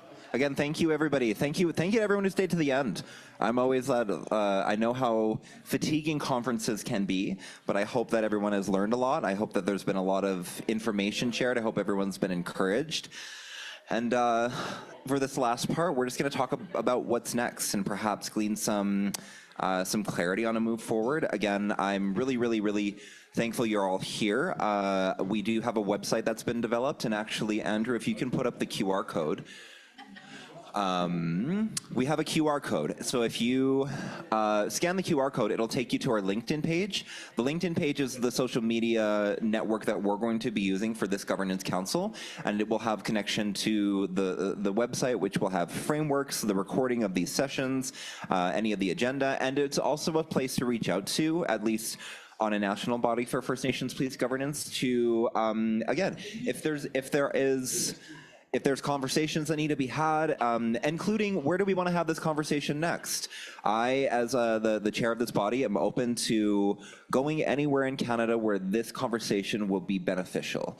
I've heard some people say that they want us to take this to the nations in Quebec. My brothers and sisters from the Blood Tribe we've all talked about possibly having it there. I know the Saskatchewan nations, who are very vocal in their advocacy for governance frameworks. Where's that?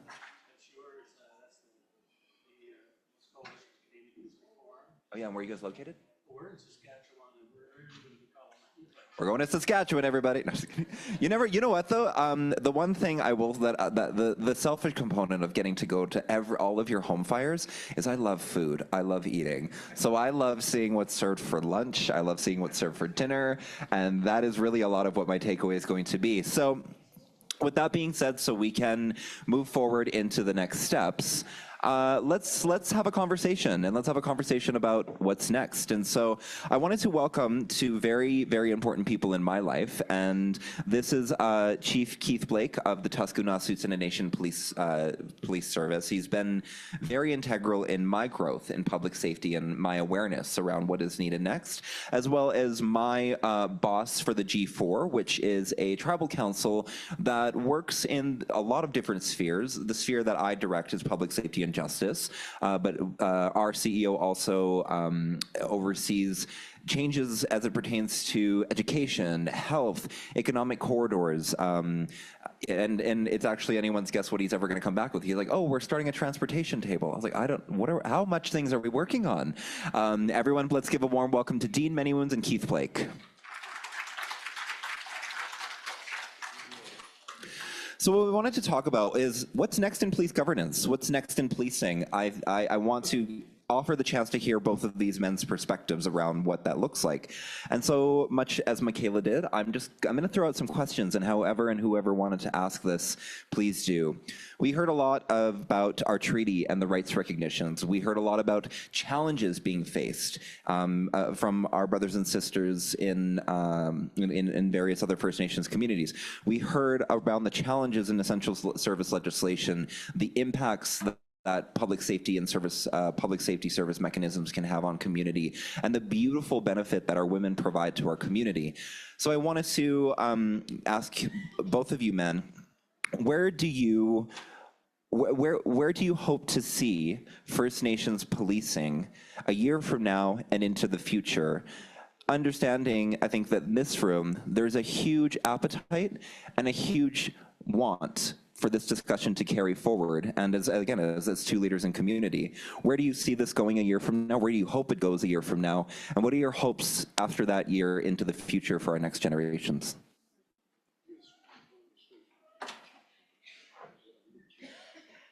Dean does this to me all the time, and it's not fair because there's no way. Maybe it's better I go first, because if I follow you, I can never follow you in the appropriate way. But thanks, Teddy, and thanks to Dean. And I think when I look at the future of First Nation policing, I see it in the room here. I see we have tremendous leaders, chiefs, deputy chiefs, surrounding us all over the room. And they're the ones who are driving this momentum forward. They are the ones who are really integral to where we'll be in a year and hopefully into the future. I think what we also have in this room is we have our partners that will help us get there, both provincially and federally. And I think that alignment is there. There is no doubt in my mind that alignment is there. It's about getting government to then take the direction and the feedback that we're providing and ensuring that it's going to happen. First Nation policing, I do believe, is a model that not just helps our Indigenous communities, as was mentioned earlier, is we have policing responsibilities in Redwood Meadows, primarily non-Indigenous communities. And we're doing the same type of policing there that we do within our community and have been for years and years. And it's appreciated. They enjoy the idea of having that ability for feedback, the engagement, the relationship building. And so I think the future is very bright. If we can align it with funding and support and eliminating the regulations that currently exist, we're going to do very, very well. And I would hasten to say that you're going to see more First Nation police service being established than any other traditional form of policing, in my mind. But it can't come without that financial support. It can't come without the first and foremost is in community engagement. The community has to have the voice. And I think that's always been my experience, is that the community will tell us and help us understand which way we need to go. And each community is different. I'm just looking around the room. I think we probably have 5 or 6 chiefs of police. We probably have 3 or 4 deputies and inspectors and executive directors. And I think each one of us can say the same thing. We don't move forward without our community's input. We don't change unless the community is requesting that we change. And we don't know better. Sometimes in policing, we come with a mindset of, well, we know what's best, but truly we don't. And probably one of the words I lived by when I first came to the nation, and maybe when I first got here, I talked more than I listened. And I remember a very wise mentor of mine said, Keith, you got 2 of those things and you got 1 of those. Use those a heck of a lot more than that. And I think that is what you see in First Nation policing, is listening and absorbing and asking questions and seeking input. So in a year from now, I hope again we see stabilization to our existing 36. I hope there's a continuation of communities interested where they're moving forward in that model that they're choosing to go to. In years from now, I hope that what we'll see is the community's input on what First Nation policing will be.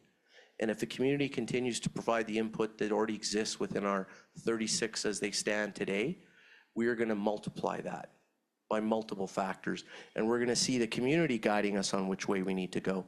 And having that strong voice and advocation to get us to where we need, and that equity and that comparability, sustainability, flexibility, all of those words that unfortunately in the FNIPP don't really exist in the way that they should. So I think the future is very bright, and it's really is a cause to the people in this room that advocate, support, and voice how we need to move forward.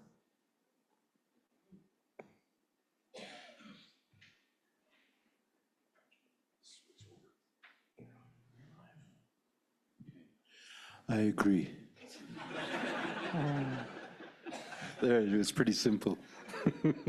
But no, thank you, Keith. My brother Keith, it was always an honor to sit in leadership when he came roaming into our community, and was a blessing really for us, and to help get things going, and to see the vision of some early on of our citizens who always wanted to have our own police force and start living by our rights under treaty, as we have all heard over the last, over yesterday, you know, that these are our rights to do. But in saying that, we also have to uphold our laws as we build them.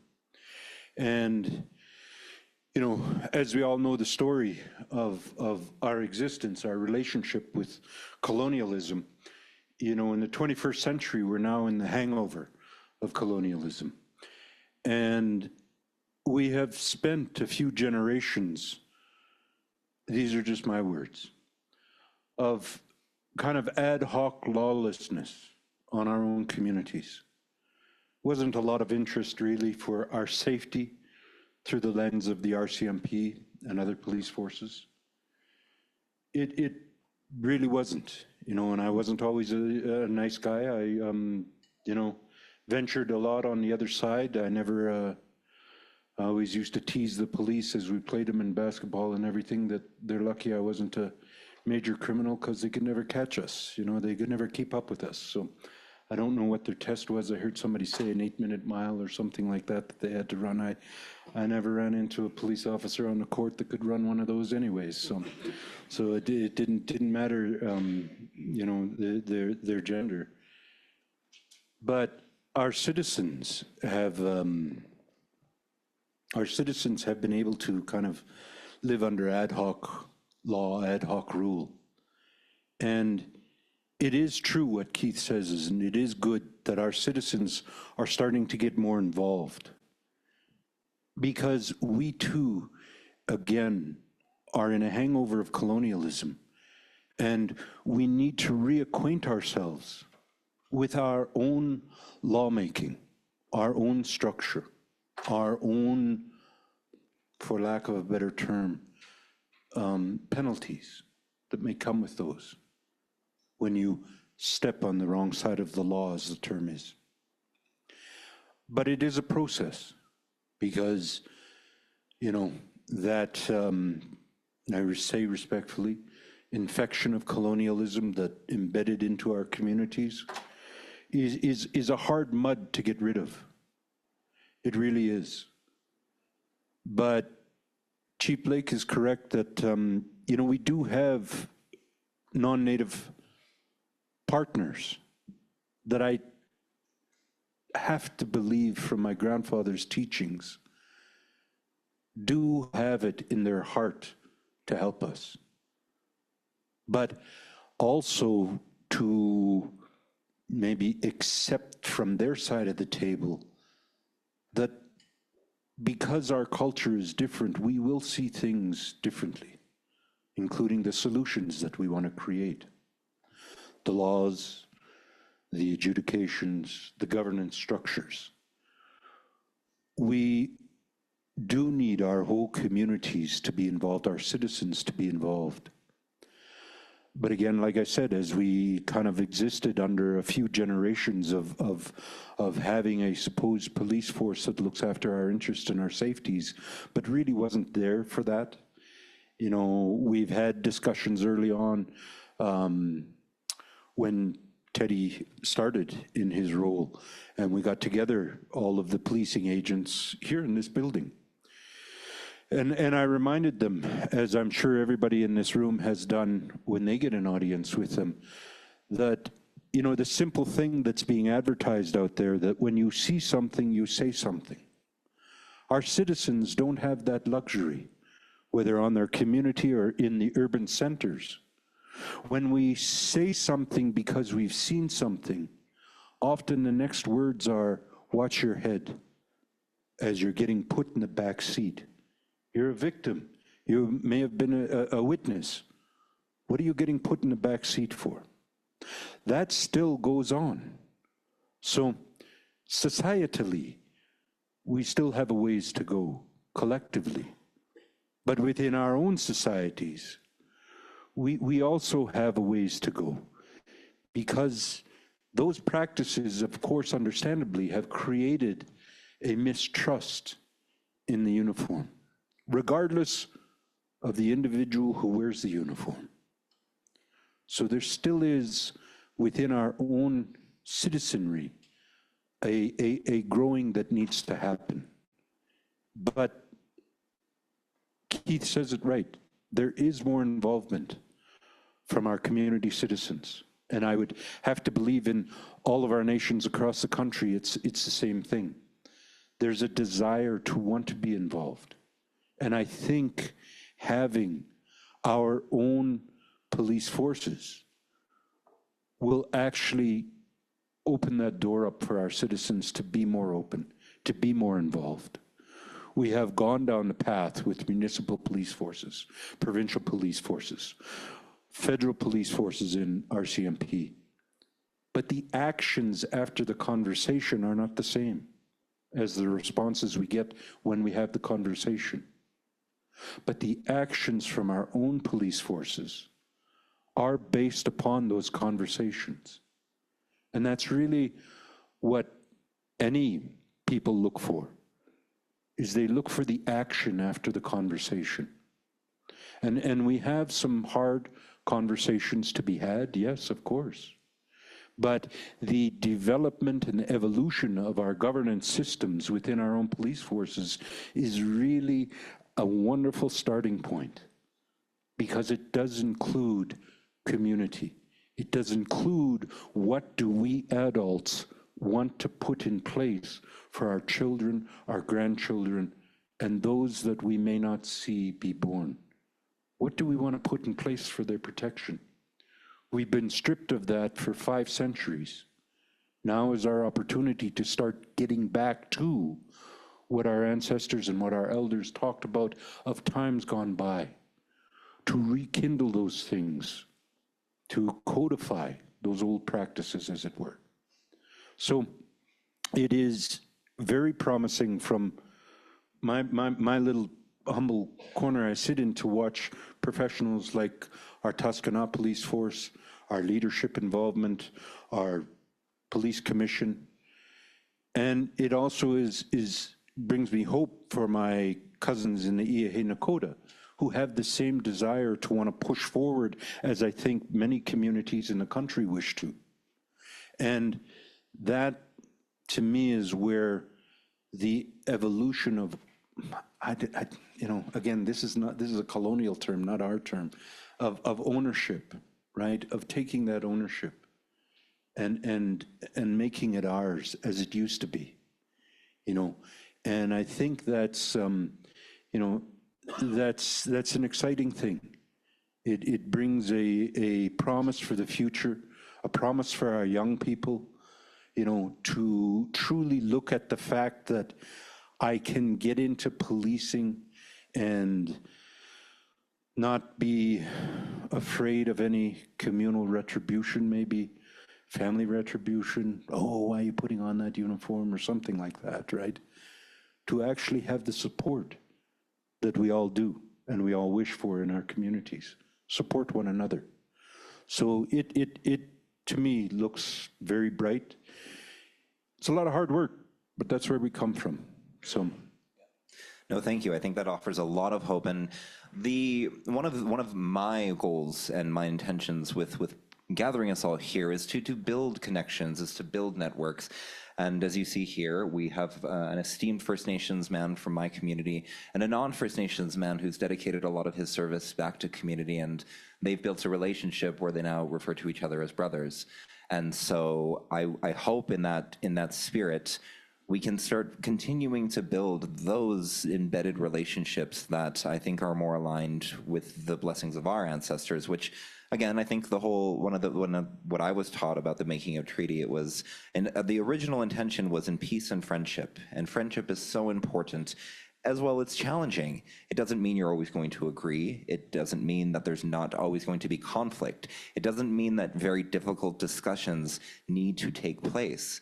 And I think one of the key components of friendship, or at least that's been taught by my elders, is to find a way to resolve those, to find resolution to those conflicts, conflict resolution, and to work through friction to come up with solutions that are useful for our citizens and our communities. And so I wanted to, again, position perhaps an explanation about your experience in building maybe not even this friendship, but friendships back into the community. And I would love to offer both of you that chance to share your perspectives.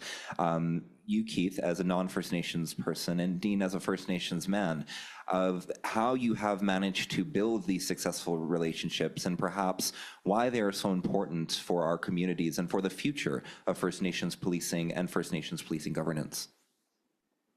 It's an interesting and important question. And I think, from my experience, having been in the RCMP, I was part of First Nation policing with the RCMP in different communities. So I didn't grow up in a First Nation community. I had friends. My wife is, and I think she was supposed to be on a panel. She's sick. I think she's zooming in on this. But it was really understanding her journey that helped me. When you come from a policing background and you're a white male, you don't have any problems. Trust me that. You don't face the barriers and discrimination that others do. And so just because you don't see it doesn't mean it doesn't happen. And so some of us become blind to the fact because we haven't experienced it, that it's really not there or it's in somebody's mind. And my wife, who's Indigenous and a police officer, she told me about the stories that I couldn't believe. It was something that I needed to hear it from the person who I love, what they experienced, to then experience it myself in a different way. But it's that transferable trauma, I think, that everyone here has probably heard from their family members, and it becomes your trauma in some way, shape, or form. And I think that, listening to the stories, and Dean tells me a lot of great stories about his past, and he's one of the best human beings I've ever met in my life. And it's not judging people about their history, where they came from, the experience or the journey that got them to where they are. And again, it's the authentic relationships that really start to thrive. And I think in community, I'll think back to my first experience here, is there's a community member who did not like me or anyone in Tsuut'ina. And the first time it was while you were a council member at the time, Dean, there was a luncheon that was being served, and I went and I introduced myself and held out my hand, and she wouldn't shake my hand. And it bothered me at the time because, I try and be a kind person. I don't say too many negative things, but I grew to understand that her experience with policing was very different than what I think my experience in policing was, both from the other side as a young man growing up as well as being in the profession. And over time, our relationship grew to where now if she sees me, she runs up and hugs me. And she was involved in an incident, or her sister, tragic incident here that really led to the formation of our police service. One of the events that led to this nation realizing we want to have our own, and that was the death of her sister, Connie Jacobs, and Connie's son, Ty. And it was, again, a horrible, tragic incident. And, you know, I didn't know that at the time. I now know it now. But I also recognize that the friendships that we have isn't the surface friendship that you might think. And there's a reason why that she didn't want to reach out her hand to me. And there's a reason now where she comes and she hugs me. And I think, you know, with my relationships with anybody on the nation, it's very similar. I think if they see that you're authentic, your heart is there, and that there's no ulterior motive, you're just here to do the best you can for the great people that you serve, is they will eventually see that. And I think everyone in a uniform has to be that. I think, you know, Clint will say that if he's still over there. Tammy will say that. All the officers here, whether it's the community that you grew up in that you're serving or the community that you're coming in to serve, is you have to earn their respect. You have to earn that relationship. Don't take it for granted. I don't take my friendship with Dean for granted either. And when I'm going through tough times, I reach out to Dean. And that's because we have that ability. And you know, it's the same with Teddy. Is, you know, they are my pillars of support. And I think in community, we have to all be each other's pillars of support. So as I say, relationship from a non-First Nation person, it might seem an impediment to begin with, and maybe you have to do something in a different way, but at the same time, it can be every much as genuine, it can be every much as authentic, and it could be, again, something that can be done regardless. It's just coming from a good place. Again, I agree. My grandfather always said that, you know, he goes, baby, there are good white men out there, and we need the white man to grow. But he said, remember the one thing you got to learn about the white man is they like to write between the lines. So you got to learn how to read between the lines. He told me that in the early 60s, and it's something that's still actually is still helpful today in the 21st century. But it is, as he always said also, and my grandma many wounds, that, you know, we First Nations people are not simple people, but we like things simple, including the relationship of friendship, is to make it simple. Who are you? What do you do? What are your children? No relationship before business. Because we want to know who you are and who we might take a journey for the next month, 6 months, 6 years, hand in hand together. How we might lean on one another in times of strain and stress known as life. It's not a skin color thing.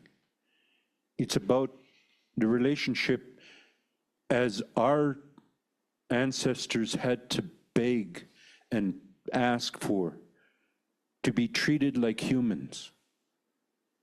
We weren't treated like humans as colonizers got here. And we just wanted that recognition again. And now we want to share our understanding of our human relationship, the simplicity of that relationship. That's what makes the bond strong. Because again, life is gonna throw us curveballs. That's life. And you need to have those you can trust and depend on to help you dust off, get back on the bike, get back on the wagon, get back on whatever, and get going down that road again. So, you know, those relationships we have, you know, my grandma many wounds had said that why it's so hard to heal ourselves nowadays is we shrunk the planet. First with ocean travel and now with air travel. So whether traditional science or modern science, we don't know where truly a disease starts from. Because as she taught me, every disease given to us two-legged children she has a cure for it in the same place where it originates. But now, since we shrunk the planet, well, we don't know where those diseases originate. We have a hard time finding the cure. But because we've shrunk the planet, we've also shrunk our relationship, as it were, with one another. And it's now more than ever that we need to be open, honest, simplistic with one another so that we can get together stronger to do the same thing I think all of us have a desire for, which is to look after our babies and to give them a better future, to give them a better world than, you know, we had. And that takes relationship. It is not one group going on its own. It takes relationship, you know, and conversing with one another and being close to one another. I had a friend years and years and years ago, prior to children and prior to when I wasn't always, I was on the other side of the law, so I had quite the journey at one time. And he told me, he goes, friendship is not convenient when times are easy. Friendship, to test it, is where are you going to be when the chips are down, whatever that means, and how bad things may get. Are you still going to be there for that person? Is that friendship going to survive that? And that really is the truth of simplistic friendship, as it were. You know, is to just be there when things are needed. And like I said, we need each other. And some of my blessings in my journey have been able to having, you know, their term, my white guy friends, you know, including my brother that sits beside me now. I've had many non-native brothers who are always there at the drop of a hat, and it's all on that relationship. And it is very important, I believe, in the policing that needs to be done for our communities as we shake off this mud of the 20th century from the involvement of colonialism. And we will succeed, but as my grandfather said, we need the white man, and they need us. And the relationship will only get stronger, I think. So thank you, Ted. Thank you. I wanted to ask one final question, and it's a question of hope. It's to plant that seed for us, and as we gather again in the next gathering, I'd love to refer back to this question and then refer back to it again and again, because it's something that I was taught, and although it is something that I was taught by my elders, I'm learning that this is a practice, this is a hope that is not necessarily unique to our people, to our First Nations, but it is a human experience. It is one that I think we all carry with us, and it's, I truly believe, part of the practice in working in public service and serving your community and giving back and building community, and that's that hope for the future. And so when we look to the future and we look to those yet unborn, for both of you, and maybe not even pertaining to policing, it can pertain to all of us here in this room and all of us in our communities, because it's so impactful. I am not a parent, but I've seen how transformed people are when they experience making a life, taking care of a life. I've seen how impactful and beautiful it is for people to experience their grandchildren for the first time. My grandmother always says, it's kind of Creator's cruel joke that he makes you a parent before being a grandparent, because as she always says, if I was a grandma first, oh my God, she was like, motherhood would have been a breeze. I would have known it all. And that's all to say, that's that learning opportunity. And so I wanted to ask both of you, what are your hopes for the generations that are yet to come?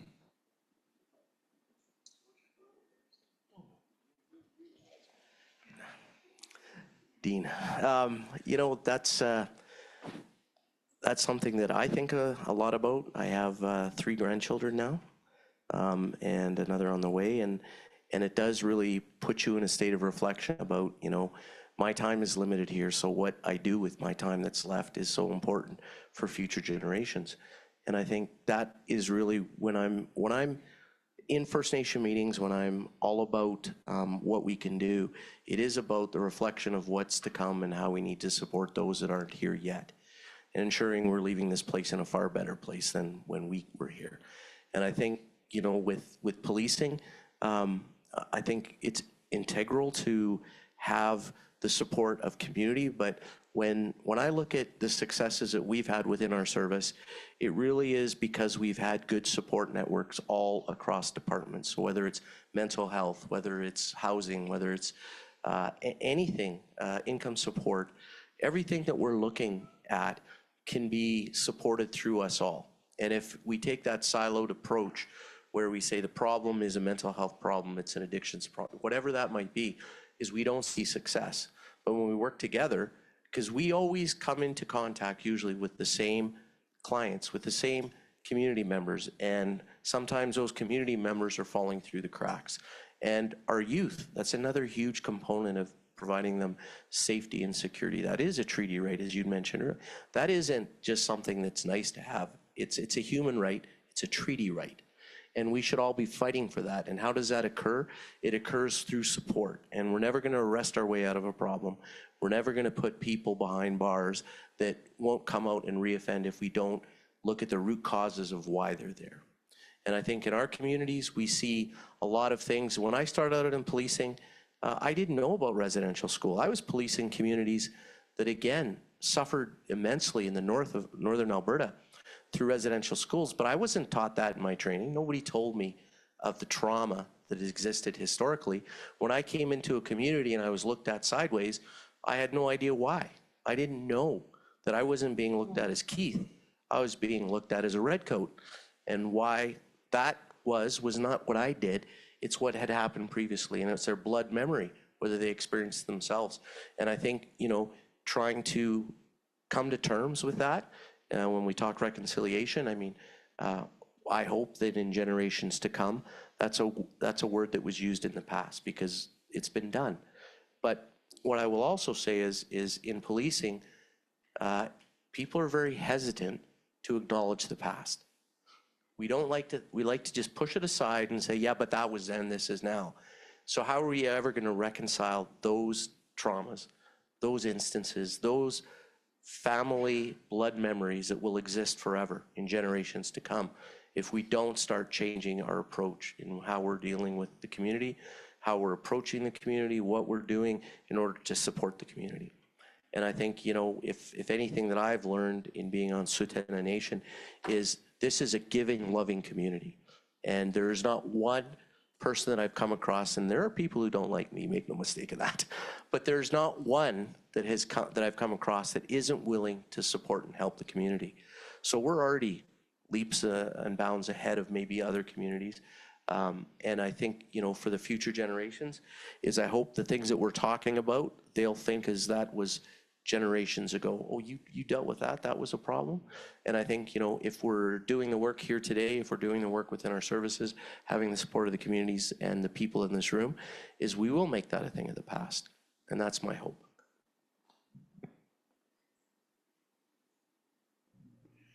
Geez, Grandpahood made you wise, eh? Dang.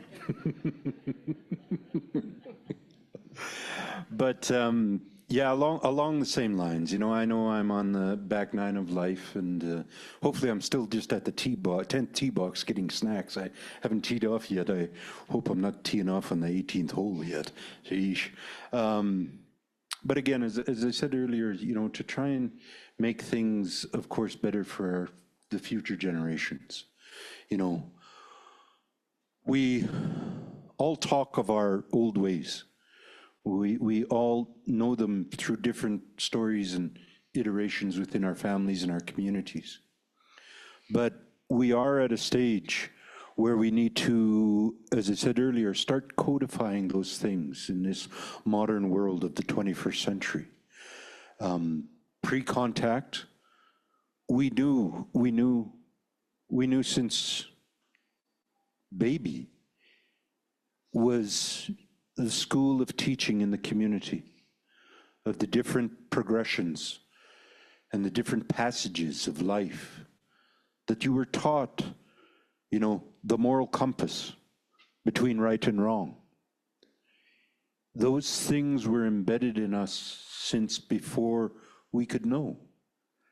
And it's one of the reasons, if you look at old diaries from the 1500s, how the colonizers were revered in our, looking at our communities, they revered us, of how we were structured, how we could move our camps with better efficiencies than their own military legs. But it's because we were taught since young of the different things that we would do. And so as we work towards codifying, and in this sense in the policing, the, you know, the policies and the governance that are going to structure our future police forces, I hope that we rebirth that understanding of the collective, the true nature of natural law, as you see the big herds of the buffalo and the elk and the caribou. They stay close together in a time of need, in a time of danger, be it weather, be it predators. They're close to protect their young. They may only take up, a herd of 500 may only take up half an acre during a time like that. But when the danger is gone, that same herd now takes up 50 acres because they now have the freedom to spread out.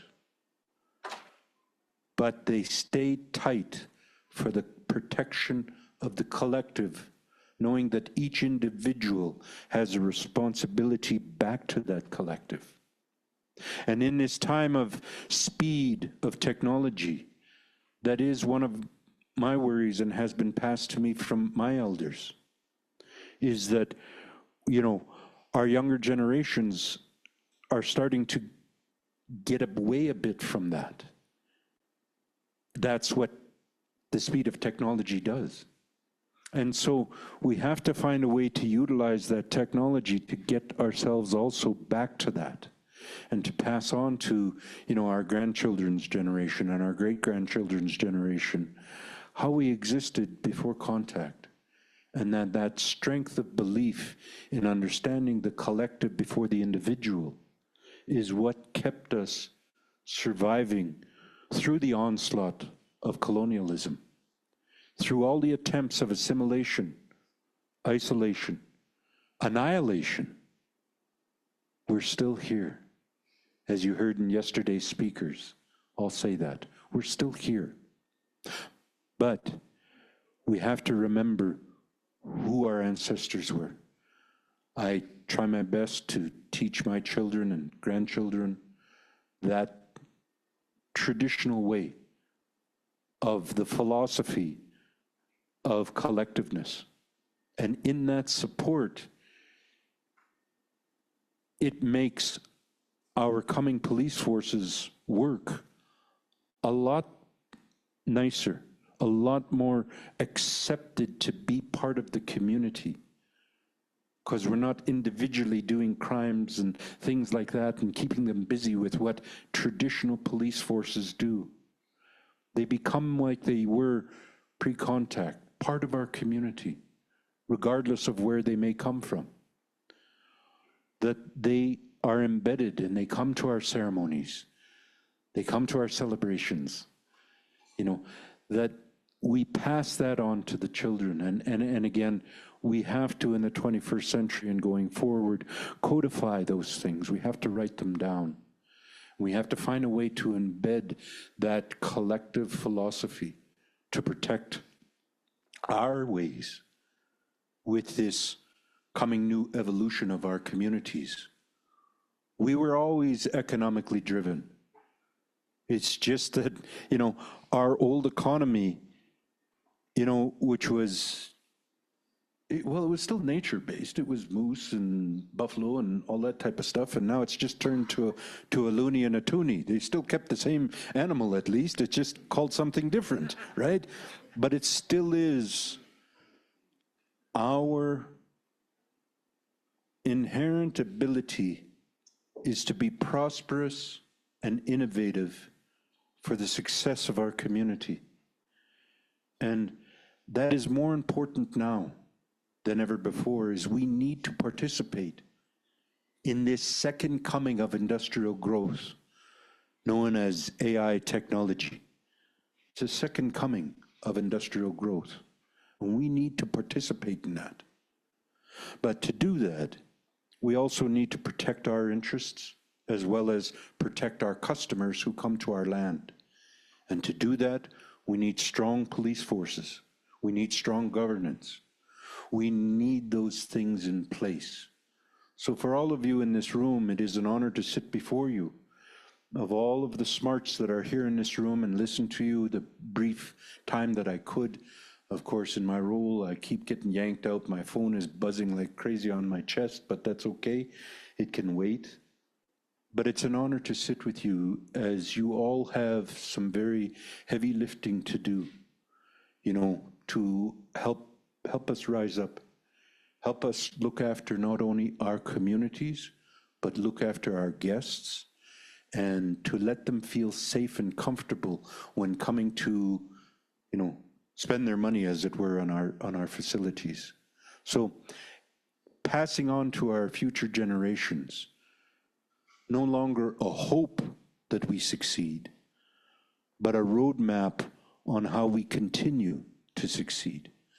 And that's going to take a lot of your work that you're doing. So again, I do commend you all for the work you do in your communities, your nations.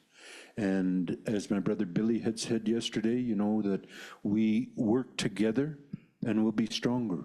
We share ideas, good, bad, and otherwise with one another, what may work, how our old ways are.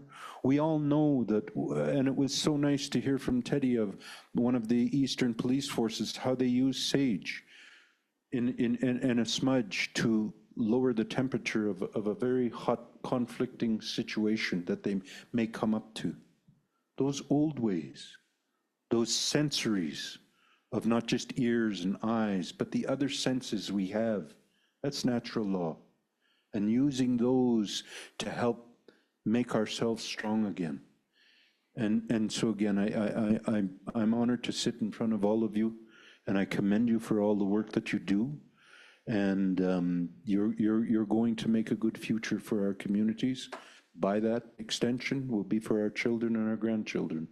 So thank you very much, Ted. Let's hear it for our panel.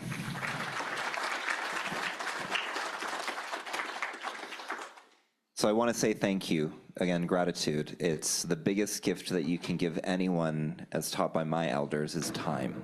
And not only have you given me a lot of your time, you've traveled here, and I hope that together we can continue building this community and building this network so that together we can find solutions, and with one another we can build friendships as well. I am open to suggestion as the chair of this body. My duty and my service back to community is just that, is to assist in finding ways to support your governance components, your commissions, working with my partners at the Canadian Association of Police and Governance. And I want to say to everyone, please give some warmth to my 2 board members who were able to come here and be present. So let's give them a round of applause.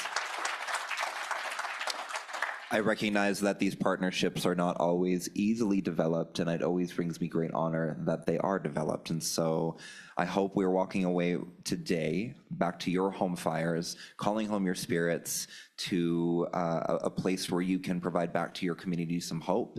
And together we can not only build hope, but those futures, those horizons with bright suns on the other side, we will pass over them so that that warmth, that sunlight, it continues to imbue back into our communities the good, the feeling of wellness and the feeling of encouragement and happiness that we are also deserving of as human beings.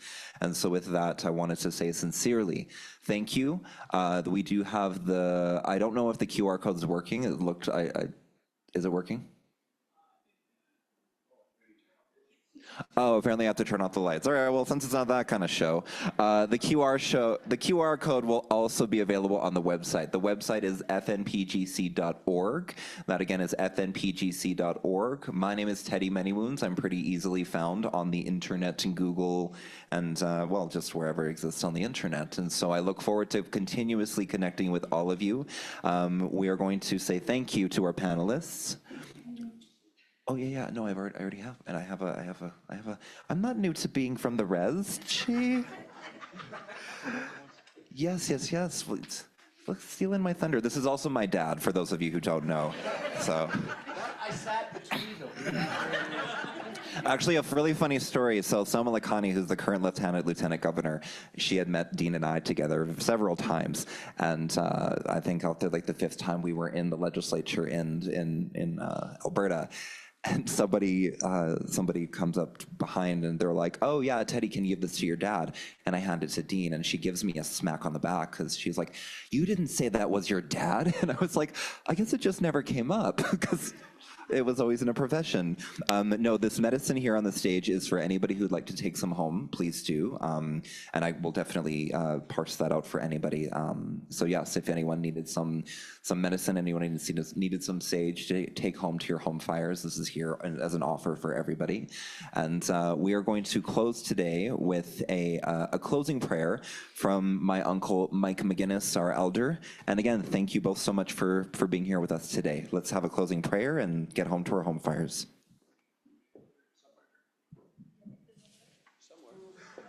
Okay, just let you, you can come up and smudge before you go. I'll leave the smudge here. And I'd just like to welcome everybody here to our Tsuut'ina Nation. I forgot to welcome you that first time. I'm a part Cree, part Dene. I learned from both sides. I learned from a great man, Wayne Roan. He taught me a lot of stuff on the Cree side. And you can start coming up and start smudging right now if you want, while I kind of yap a little bit and just saying that our great chief, Bullhead, he's the one that signed a treaty for us, and he did the first sovereign thing to pick our own land, and we had our own treaty because it had to have a new treaty. Somebody lead the way, an elder smudged themselves. Yeah. Who's a good Scorpio here? Hey. A yellow hand. Yeah, just walk around, smudge every. Oh, we got a lame guy too. Oh, he's got a foot like mine. No foot. Hey. Yeah, just anybody that needs to smudge, just stop and then my grandmother always told me that anytime you pray, you ask everybody to pray, because the prayers are stronger, not only one, but all of us, just like putting up a teepee, she said. You can't put up a teepee with just one pole. We got to send our prayers up to the Creator, the one who can speak all languages on the reserve.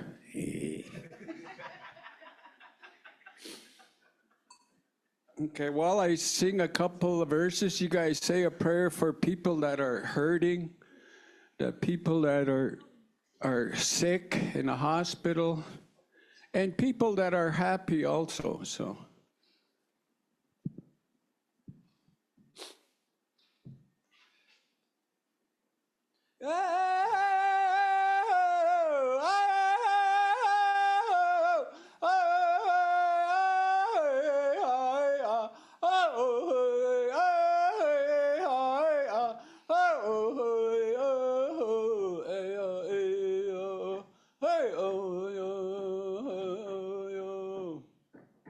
Oh,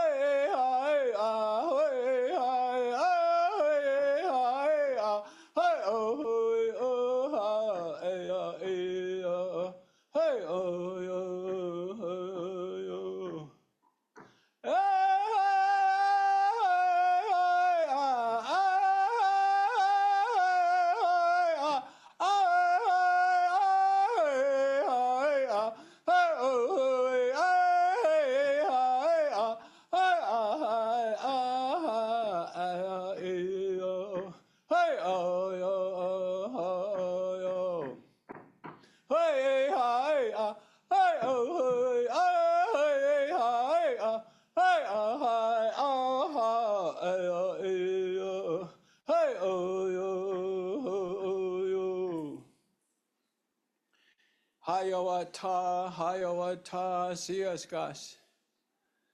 See us, God, for everything that you have given us here today, hayawata.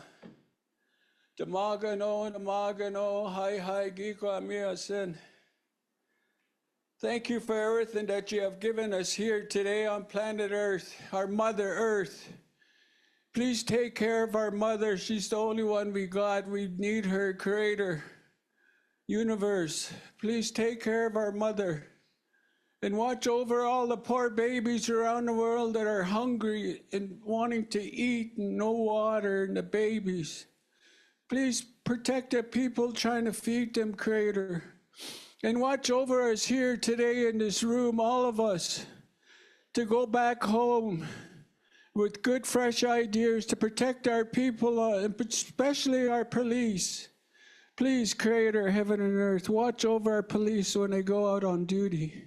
Protect them with your pure white light and your loving white light, Creator, in their home fires. And please let us all go home safely to everybody we love back home. And please bless everybody we love dearly to our hearts.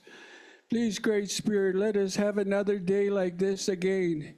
And please let us all meet in good health. Hi. Thank you, Creator. It's a wrap. It's a wrap. Thank you all for coming. If anyone would like some sage to take home, please, I'm just parsing it out here. Please do give deference to our elders. Thank you. And again, thank you for coming. Thank you, everyone. Round of applause for all of you. Woo! And a round of applause for you, Teddy. Well, thank you. I'll see you all at the next one.